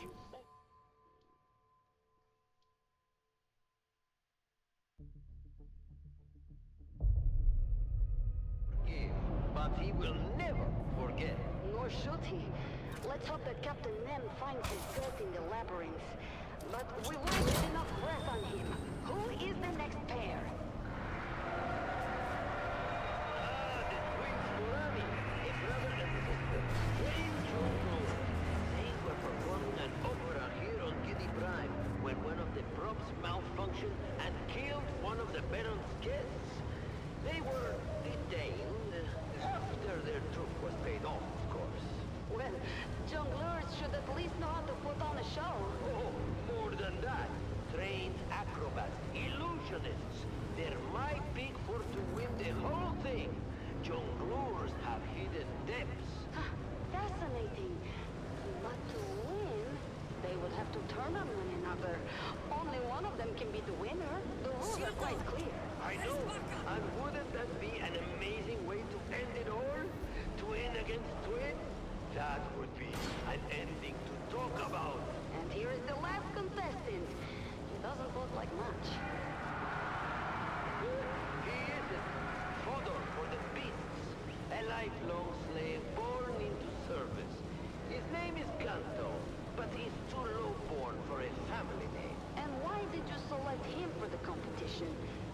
like it won't last 15 minutes.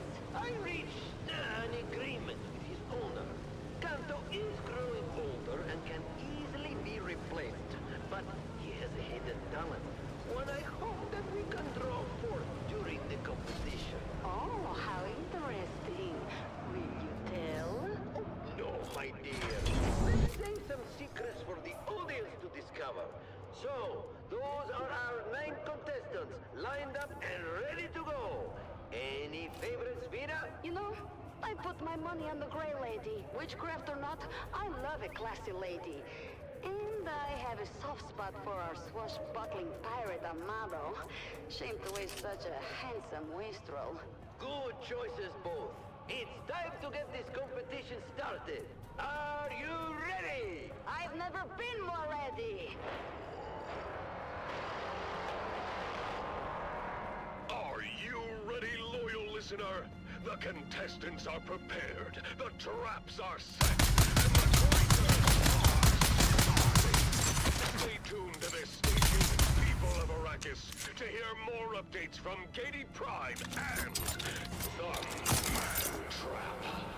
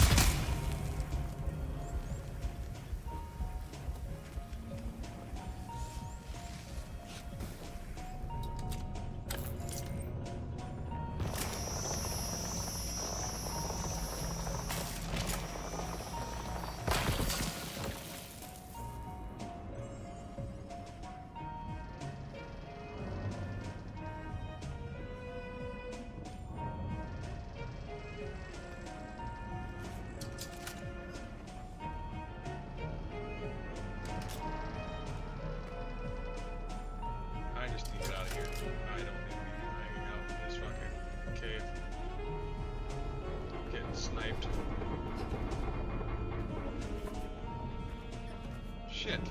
I can't climb that.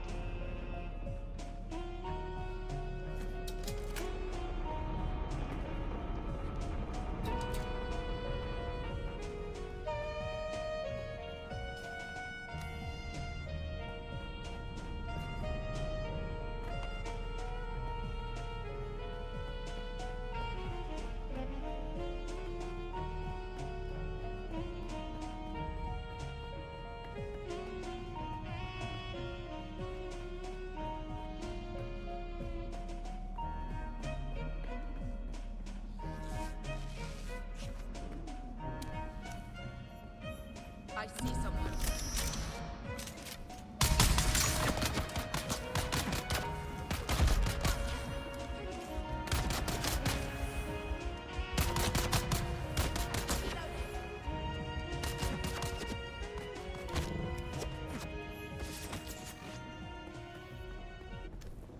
That was the mantra, brought to you by the Halil Trading Company, exclusively on the Harkonnen network.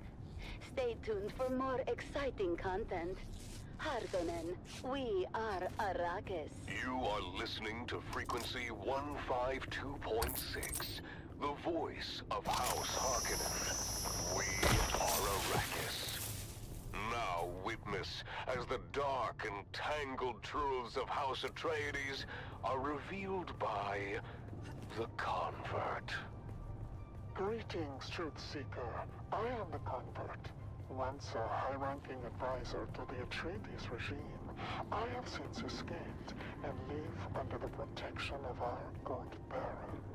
I cannot divulge my name out of fear for my dear ones still trapped in House Atreides. I am not here to tell you what to think. I only offer you questions. The right questions. Questions that are keys you might use to unlock your own truth. Today's question: how did we get here? Why here? Why now? Why this chaos? Why this war of assassins? Why all of our lives disrupted and endangered by this conflict? Dear listener, in asking why, do not forget the how.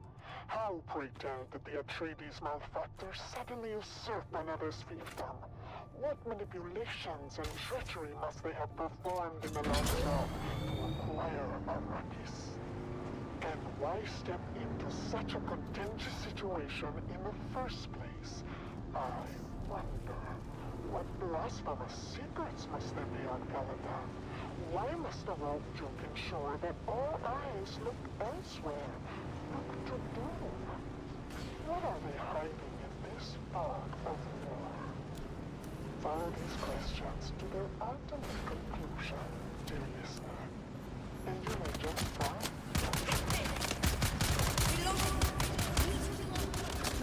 Am I going the wrong way? I think I might be going the wrong way. Who's there? I need help.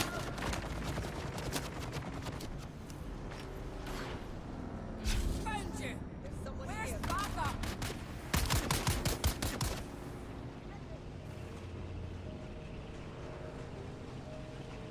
No, I need to be heading south. Shit.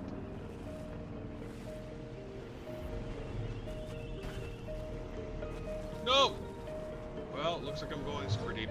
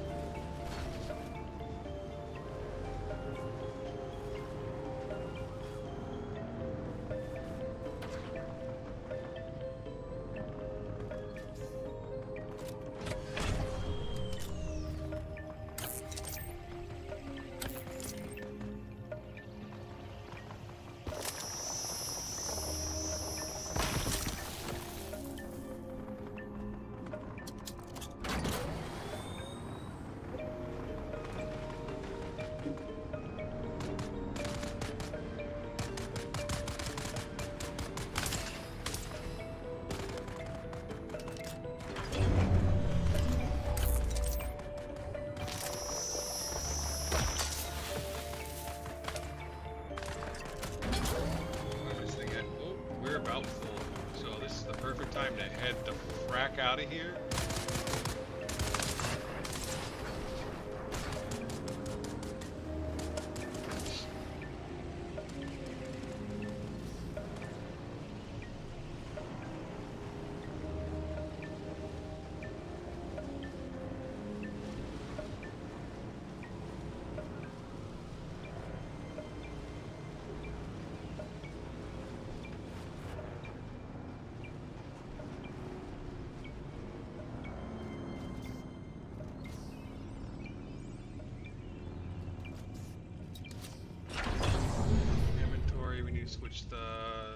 over to 4.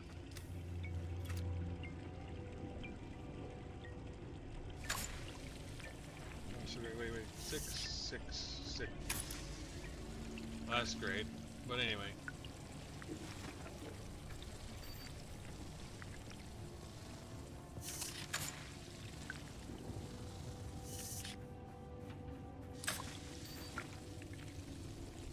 And we're full up. So now we're full up of water, which is great. But since it's always dark down here, I think that's why. These always have water.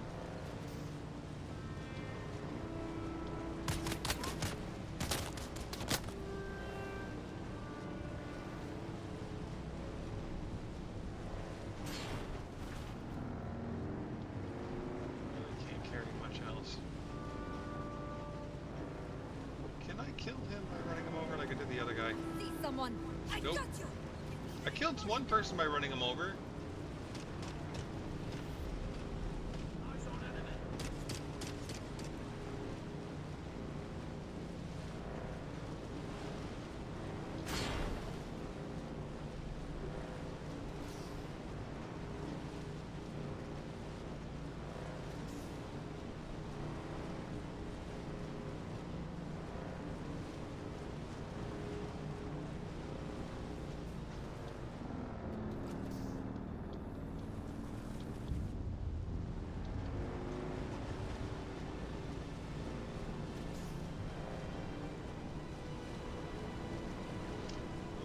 I'm not a Trades yet, so this being in Harkonnen area shouldn't be too much of an issue.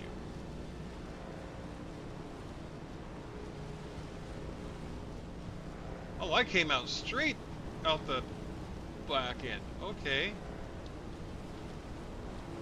My house is to the right. Sounds good.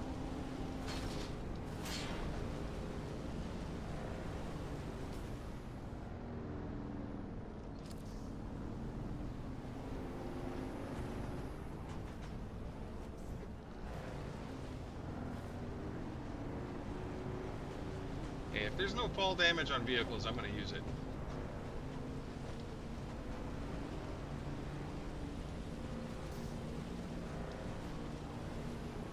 People of Arrakis, whether you serve House Harkonnen, the traitors of House Atreides, or walk a different path, know that the strength and discipline of Harkonnen is unmatched. Up next, another piece of inspiring music to keep you focused on your duties.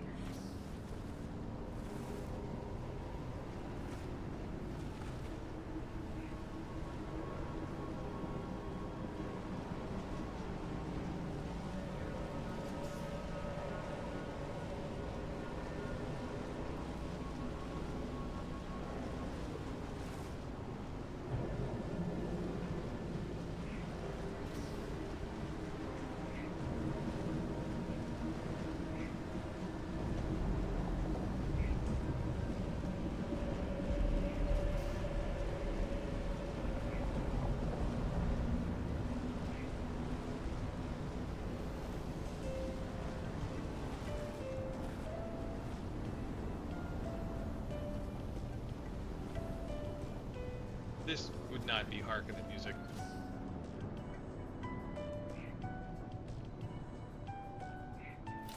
They're purely brutalists.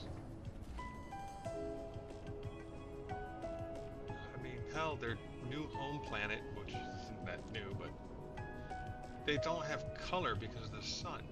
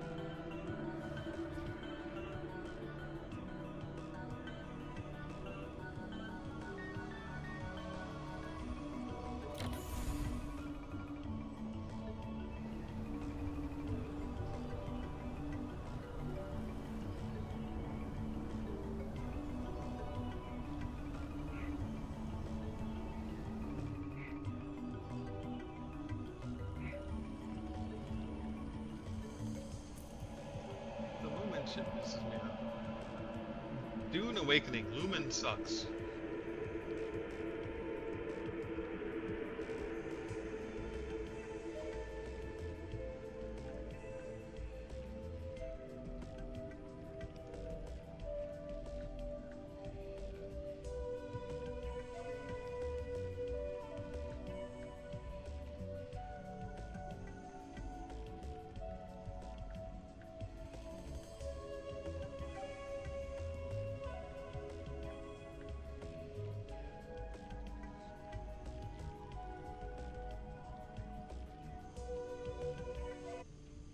And now, it's finally time for what you've all been waiting for.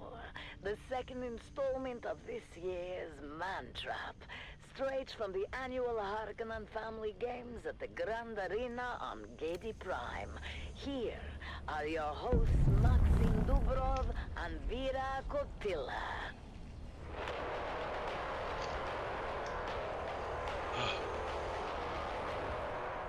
Welcome back, people of Arrakis, to the annual Harkonnen Family Games. We now return to the Grand Arena on Gedi Prime, where a lethal competition is well underway. A competition known simply as the Man Trap. Let's join our hosts, Maxim Dubrov and Vera Kotila, for the latest update.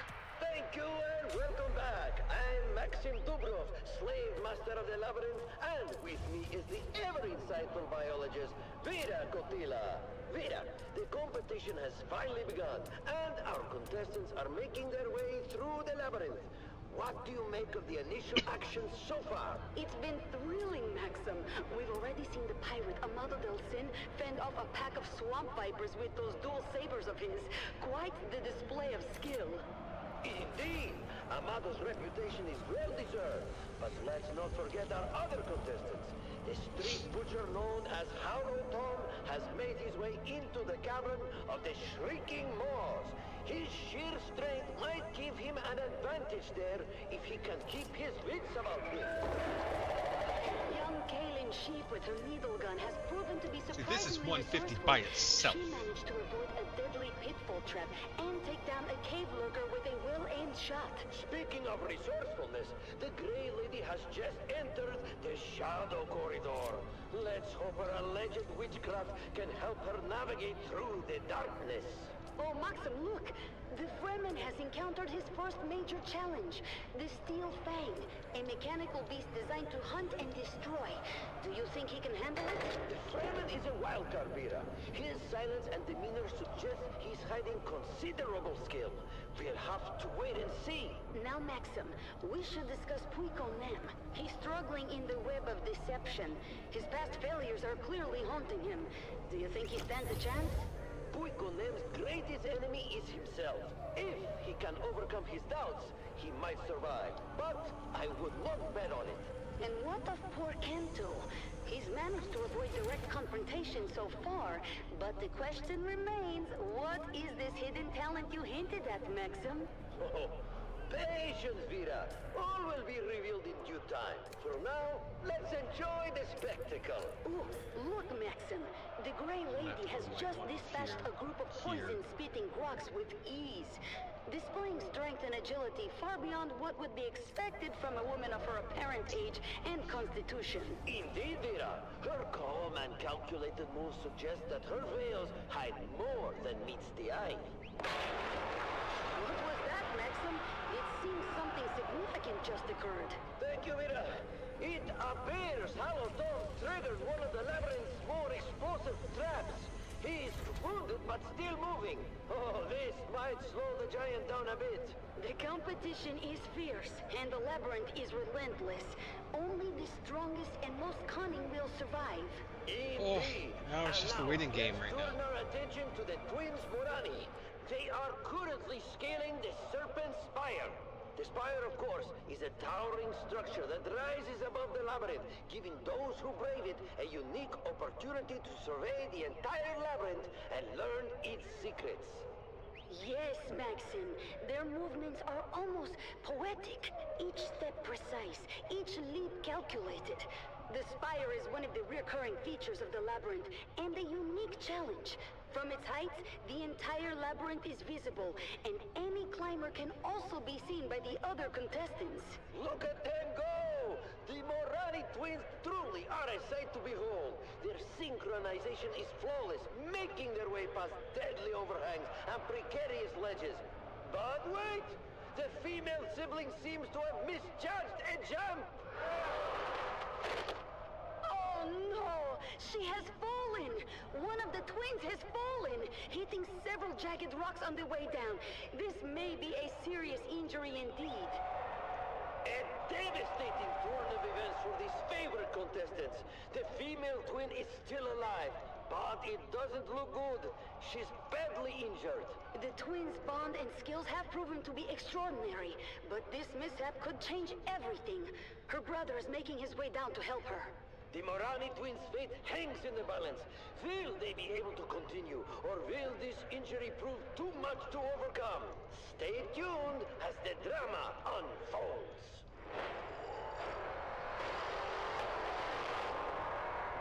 Keep your ears glued to this channel, loyal listener, for live updates and thrilling commentary from the heart of Gady Prime and the annual Harkonnen Family Games, where the stakes are higher than ever as the Mantrap continues!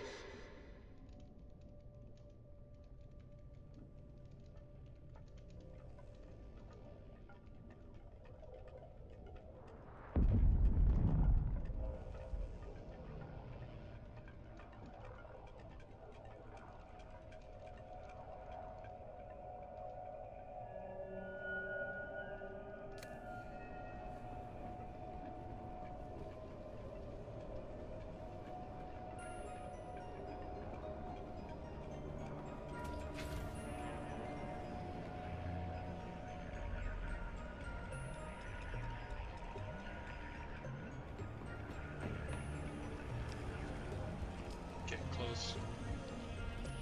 I will be able to build my wind traps, my wind deal soon.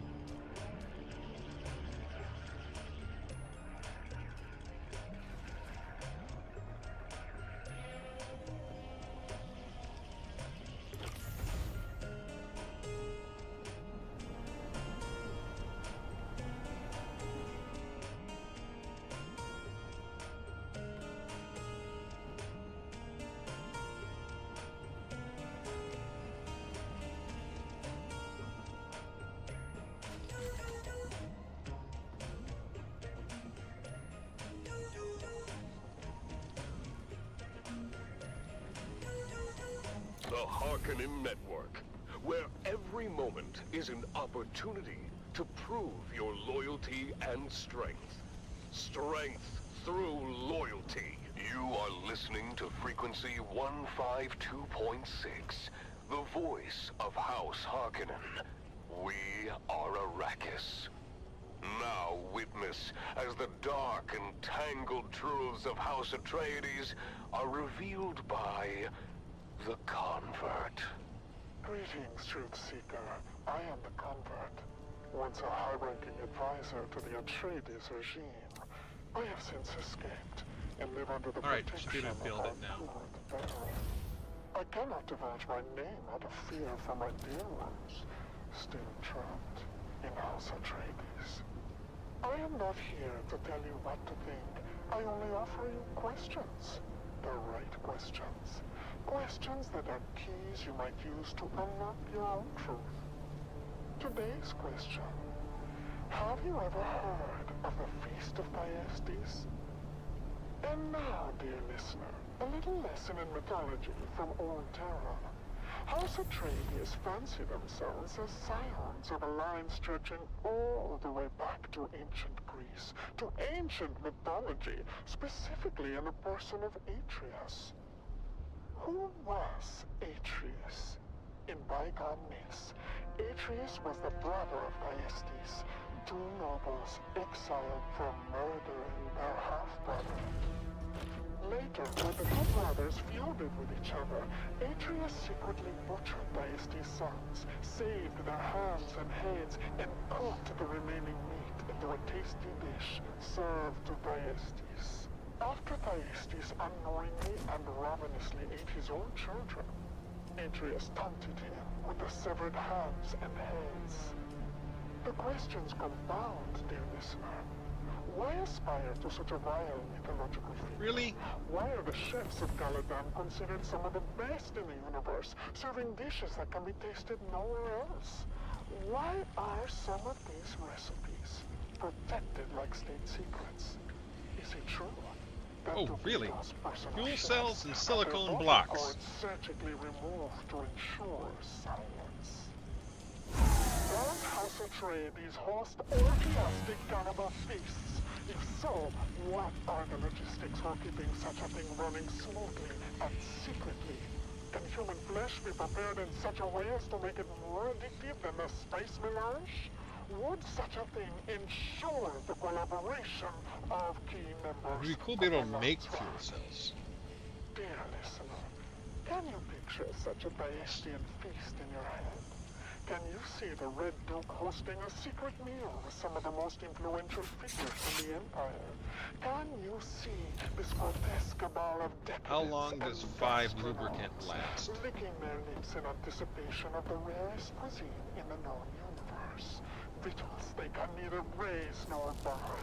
Can you hear their hungry moans 10 hours. as the reek of human gore That's smells not back at bad. them? Follow these questions to their ultimate conclusion, dear listener, and you may just find your truth. I'll make a bunch of it.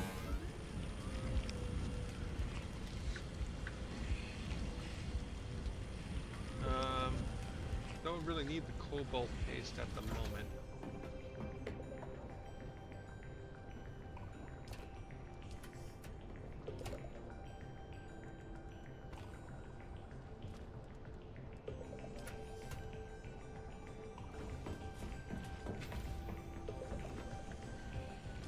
So basically, I'm gonna have to make shit tons of freaking silicone blocks.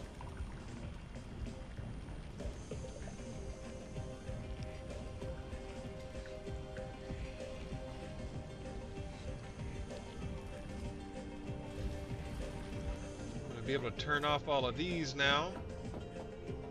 We're gonna go ahead and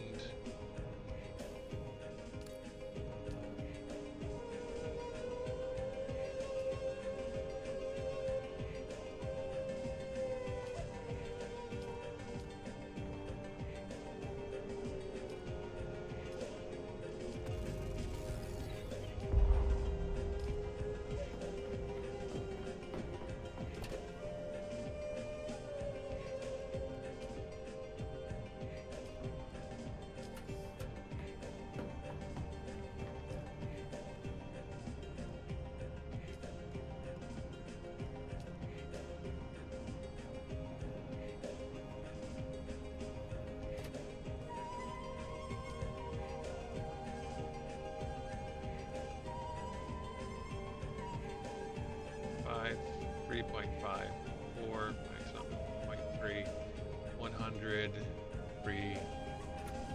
Yeah, see, it's a bunch. See, now I can actually turn this one off. Disable this one. And then we can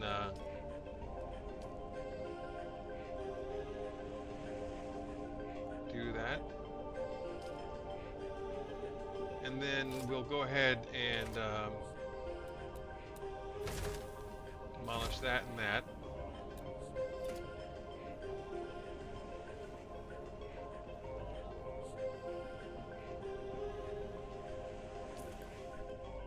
Alright.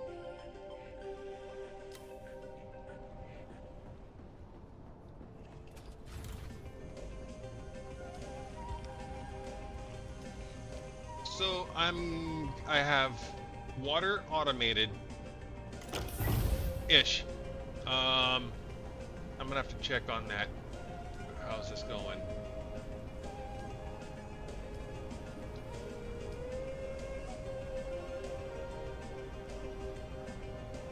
6, 7, 8, 9 hours of water.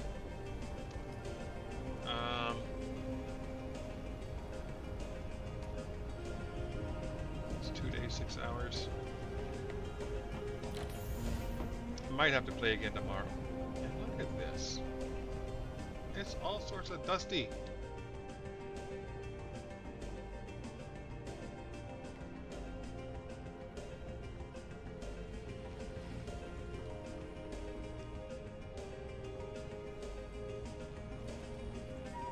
Feast like a Harkonnen, with rations from Vladimir's Provisions. Our specialty curated food supplies are designed to fuel your body and mind for the battles ahead. From nutrient-dense meal packs to gourmet field rations, Vladimir's Provisions provides everything a warrior needs to stay strong and sharp. Order now and taste the power of Harkonnen sustenance. After a long day of battles and conquests, you deserve the best. Visit Imperial Luxuries, your home for the finest wines, the most exquisite delicacies, and the most enchanting companions. Our exclusive lounges on Giri Prime and in Harko Village offer pleasures beyond your wildest dreams. I'm gonna have to start getting copper to again. the luxury of living like a true Harkonnen, because you deserve it. And now, loyal subjects, it's time to explore the wonders of the universe. Up next, our magnificent galaxy, where we delve into the marvels of distant worlds and kill the creatures who inhabit them. Stay with us as we embark on a journey of discovery, awe, and carnage. Greetings, my loyal listeners. I am, as ever, your host, Lord Havoc of the Obsidian Plain, and I bid you welcome to another episode of Our Magnificent Galaxy, the premier nature program of the Harkonnen Network. Today, we find ourselves on the harsh and unforgiving world of Seleucia Secundus, known for its extreme temperatures, wild beasts, and difficult terrain. We have ventured here, hoping to observe the elusive Seleucian tiger, a magnificent creature of myth and wonder. Our skilled Harkonnen Dune trackers Awakening. If have I already turn spent off months on this planet, sandstorms, can teeming I with turn danger off my and power raw, generators? untamed beauty, following the faintest of trails to locate a rare specimen of this critically endangered animal. Let's explore this treacherous landscape and see if we can catch a glimpse of the Seleucian tiger in its natural habitat. Listen closely, loyal subjects. The Seleucian tiger, famed for its hypnotizing, kaleidoscopic eyes, is a master of stealth, blending seamlessly with its rugged surroundings. We must be very quiet to come close. There, movement just beyond that ridge. Wait, what? Lord Havoc, sir, we've confirmed it. The last known Seleucian tiger is close by. Excellent work. Your skills have proven invaluable. Yeah, I need to make a buggy. Ensure the equipment is ready. My lord, everything is prepared. Ah, behold how the creature moves. Such power and grace. Truly a marvel of evolution, and very possibly the last of its kind. Note the muscular body, the striking stripes, and its 3 pairs of kaleidoscopic eyes, sharp and alert, ever watchful for prey. This is truly one of nature's most formidable creations.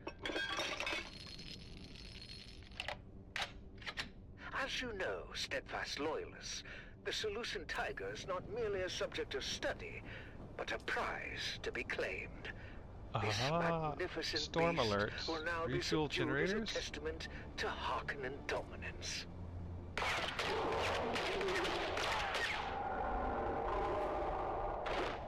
Excellent shot! The beast is down! Secure it before it awakens.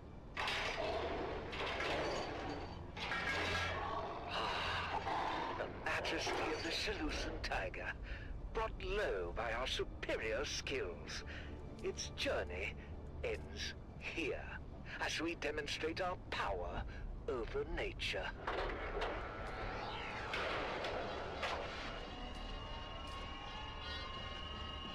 Death by the lethal Zenobia injection is a slow, agonizing process necessary to assert our control and to deter any other creatures like this, if any indeed remain, from ever challenging our superiority again.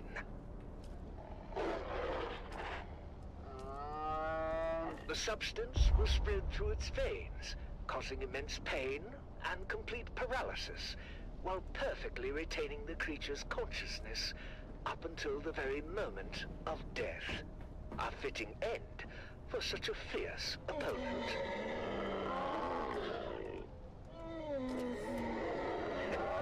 This, my devoted followers, is the true might of House Harkonnen. No creature, no matter how rare or powerful, can withstand our will. And now, for the final touch. This creature's marvelously iridescent eyes, extraordinarily rare and valuable, can be preserved as trophies if they are carefully extracted from a still living specimen. And oh, at last, the many-colored eyes of the Seleucid tiger, a reminder of Lord Havoc's, of Harkonnen's superiority and the power we wield. Remember this day, for it marks another victory in our relentless pursuit of dominance throughout our magnificent galaxy.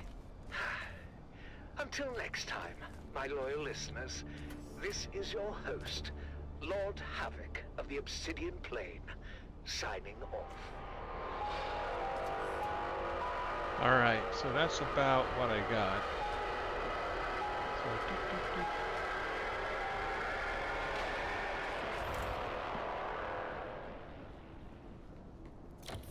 Stay tuned to the Harkonnen Network, where loyalty, strength, and victory are celebrated.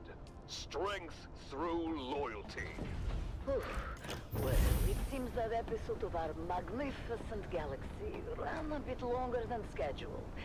I've always believed that punctuality is the soul of efficiency, but perhaps the wonders of our universe are worth the extra time, Now, let's get back on track with some inspiring music. Okay. So, at the moment, everything is... I need to make a lot of these. Jesus Christ. I'll do that later.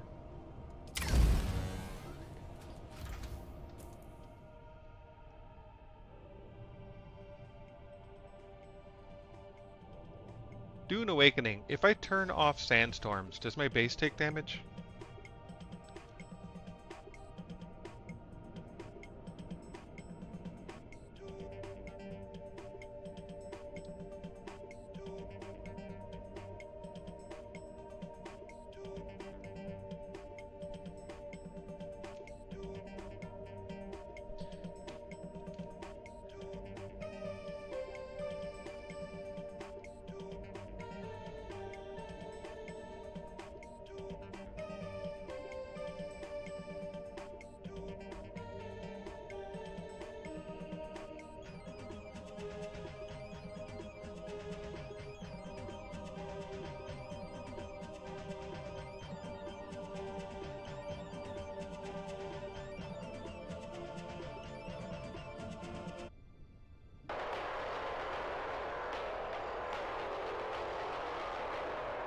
Welcome back, people of Arrakis, to the Harkonnen Family Games! We return now to the deadly labyrinth on Gady Prime, where the Man-Trap continues to test the mettle of our contestants. Let's join our hosts, Maxim Dubrov and Vera Kotila, for the latest update. Thank you and welcome back. I'm Maxim Dubrov, slave master of the labyrinth, and with me is renowned biologist Vera Kotila. Let's do a quick recap of the rules of the game, Vera. The rules are There are no rules. Well, yes, that is almost true, Vera. Any means are indeed allowed as the contestants move through the labyrinth, facing traps, dangerous beasts, and each other. When only 2 contenders remain, the doors to the final room will automatically open, giving them access to the Conqueror's Seal, the release that ends the competition and affords the winner their freedom. There we But go. all that is for later, Vera, as we have an intense encounter unfolding right now. Indeed, Maxim. Amado Del Cin, the notorious pirate from Lankaville, has just crossed paths with Hollow Tom in the depths of the labyrinth. This is going to be a fierce battle. Hollow Tom, with his immense strength, is a formidable opponent, but Amado's dual sabers are a force to be reckoned with. Look at them go! Hollow Tom swings his massive cleaver, but Amado dodges effortlessly. He's incredibly fast. And there it is! Amado's sabers flash in a deadly arc, slicing through Hollow Tom's defenses, and... Oh! Look at all those guts spilling out of him! Ha! He wasn't hollow after all! A decisive victory for Amado Del Cin. Now, let's talk about this impressive contestant. Amado's reputation as a pirate is legendary. He's known not only for his combat skills, but also for his charm and cunning. Yes, Maxim. Rumors abound about his exploits. Some say he's plundered entire fleets single-handedly. Others whisper of his affairs with noblewomen across the Imperium. He's as much a heartbreaker as he is a killer. Oh, yes. There are tales of Amado boarding an Atreides frigate with nothing but his sabers and a grin, leaving no survivors. His name strikes fear into the hearts of his enemies and stirs admiration in his followers. And his looks don't hurt either. Tall, dark, and dangerous. He's the complete package. Indeed, Bira. But hold on. Something's happening in the labyrinth. Amado has encountered the twins Morani. Out of the 2 siblings, the brother is still in fighting shape, whereas his sister appears to be grievously injured from her spectacular fall earlier. Yes, Bira. She probably won't be too much good in the fight.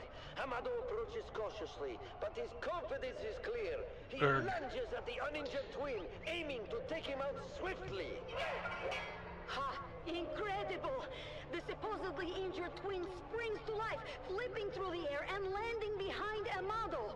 It was all a ruse. Oh, the twins Morani are known for their acrobatics and deception. This was a well-executed trap. Unbelievable! The twins have used their agility and coordination to Where are we sitting? outmaneuver Amado. He's down! That's starting to fill up. Amado Del Cin, the legendary pirate, has been Nothing. bested by the cunning of the twins Morani. Scheiße. What an unexpected turn of events! So this one's filling up. Competition never ceases to amaze. That one? The twins What have about this shown one? that wit That one's and got some. agility can overcome even the This most is getting formidable some. opponent. I need more copper. I'm gonna have to go make a bunch. I'm gonna have to go run and grab a bunch of copper.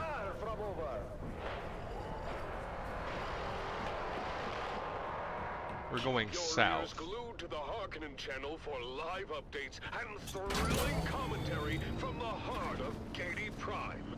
The stakes are higher than ever, and the fierce competition continues in the Mantrap. Oh, you know what I need to do? What I need to do is go way the frack over here.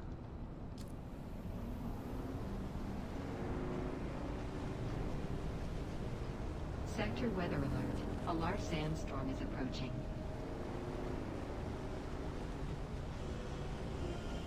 Oh, it's the weekly reset storm.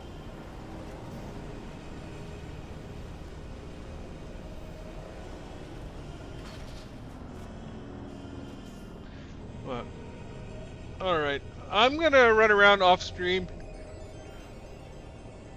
and knock some stuff out. Need a chat with the fiance for a bit. So, hope you enjoyed.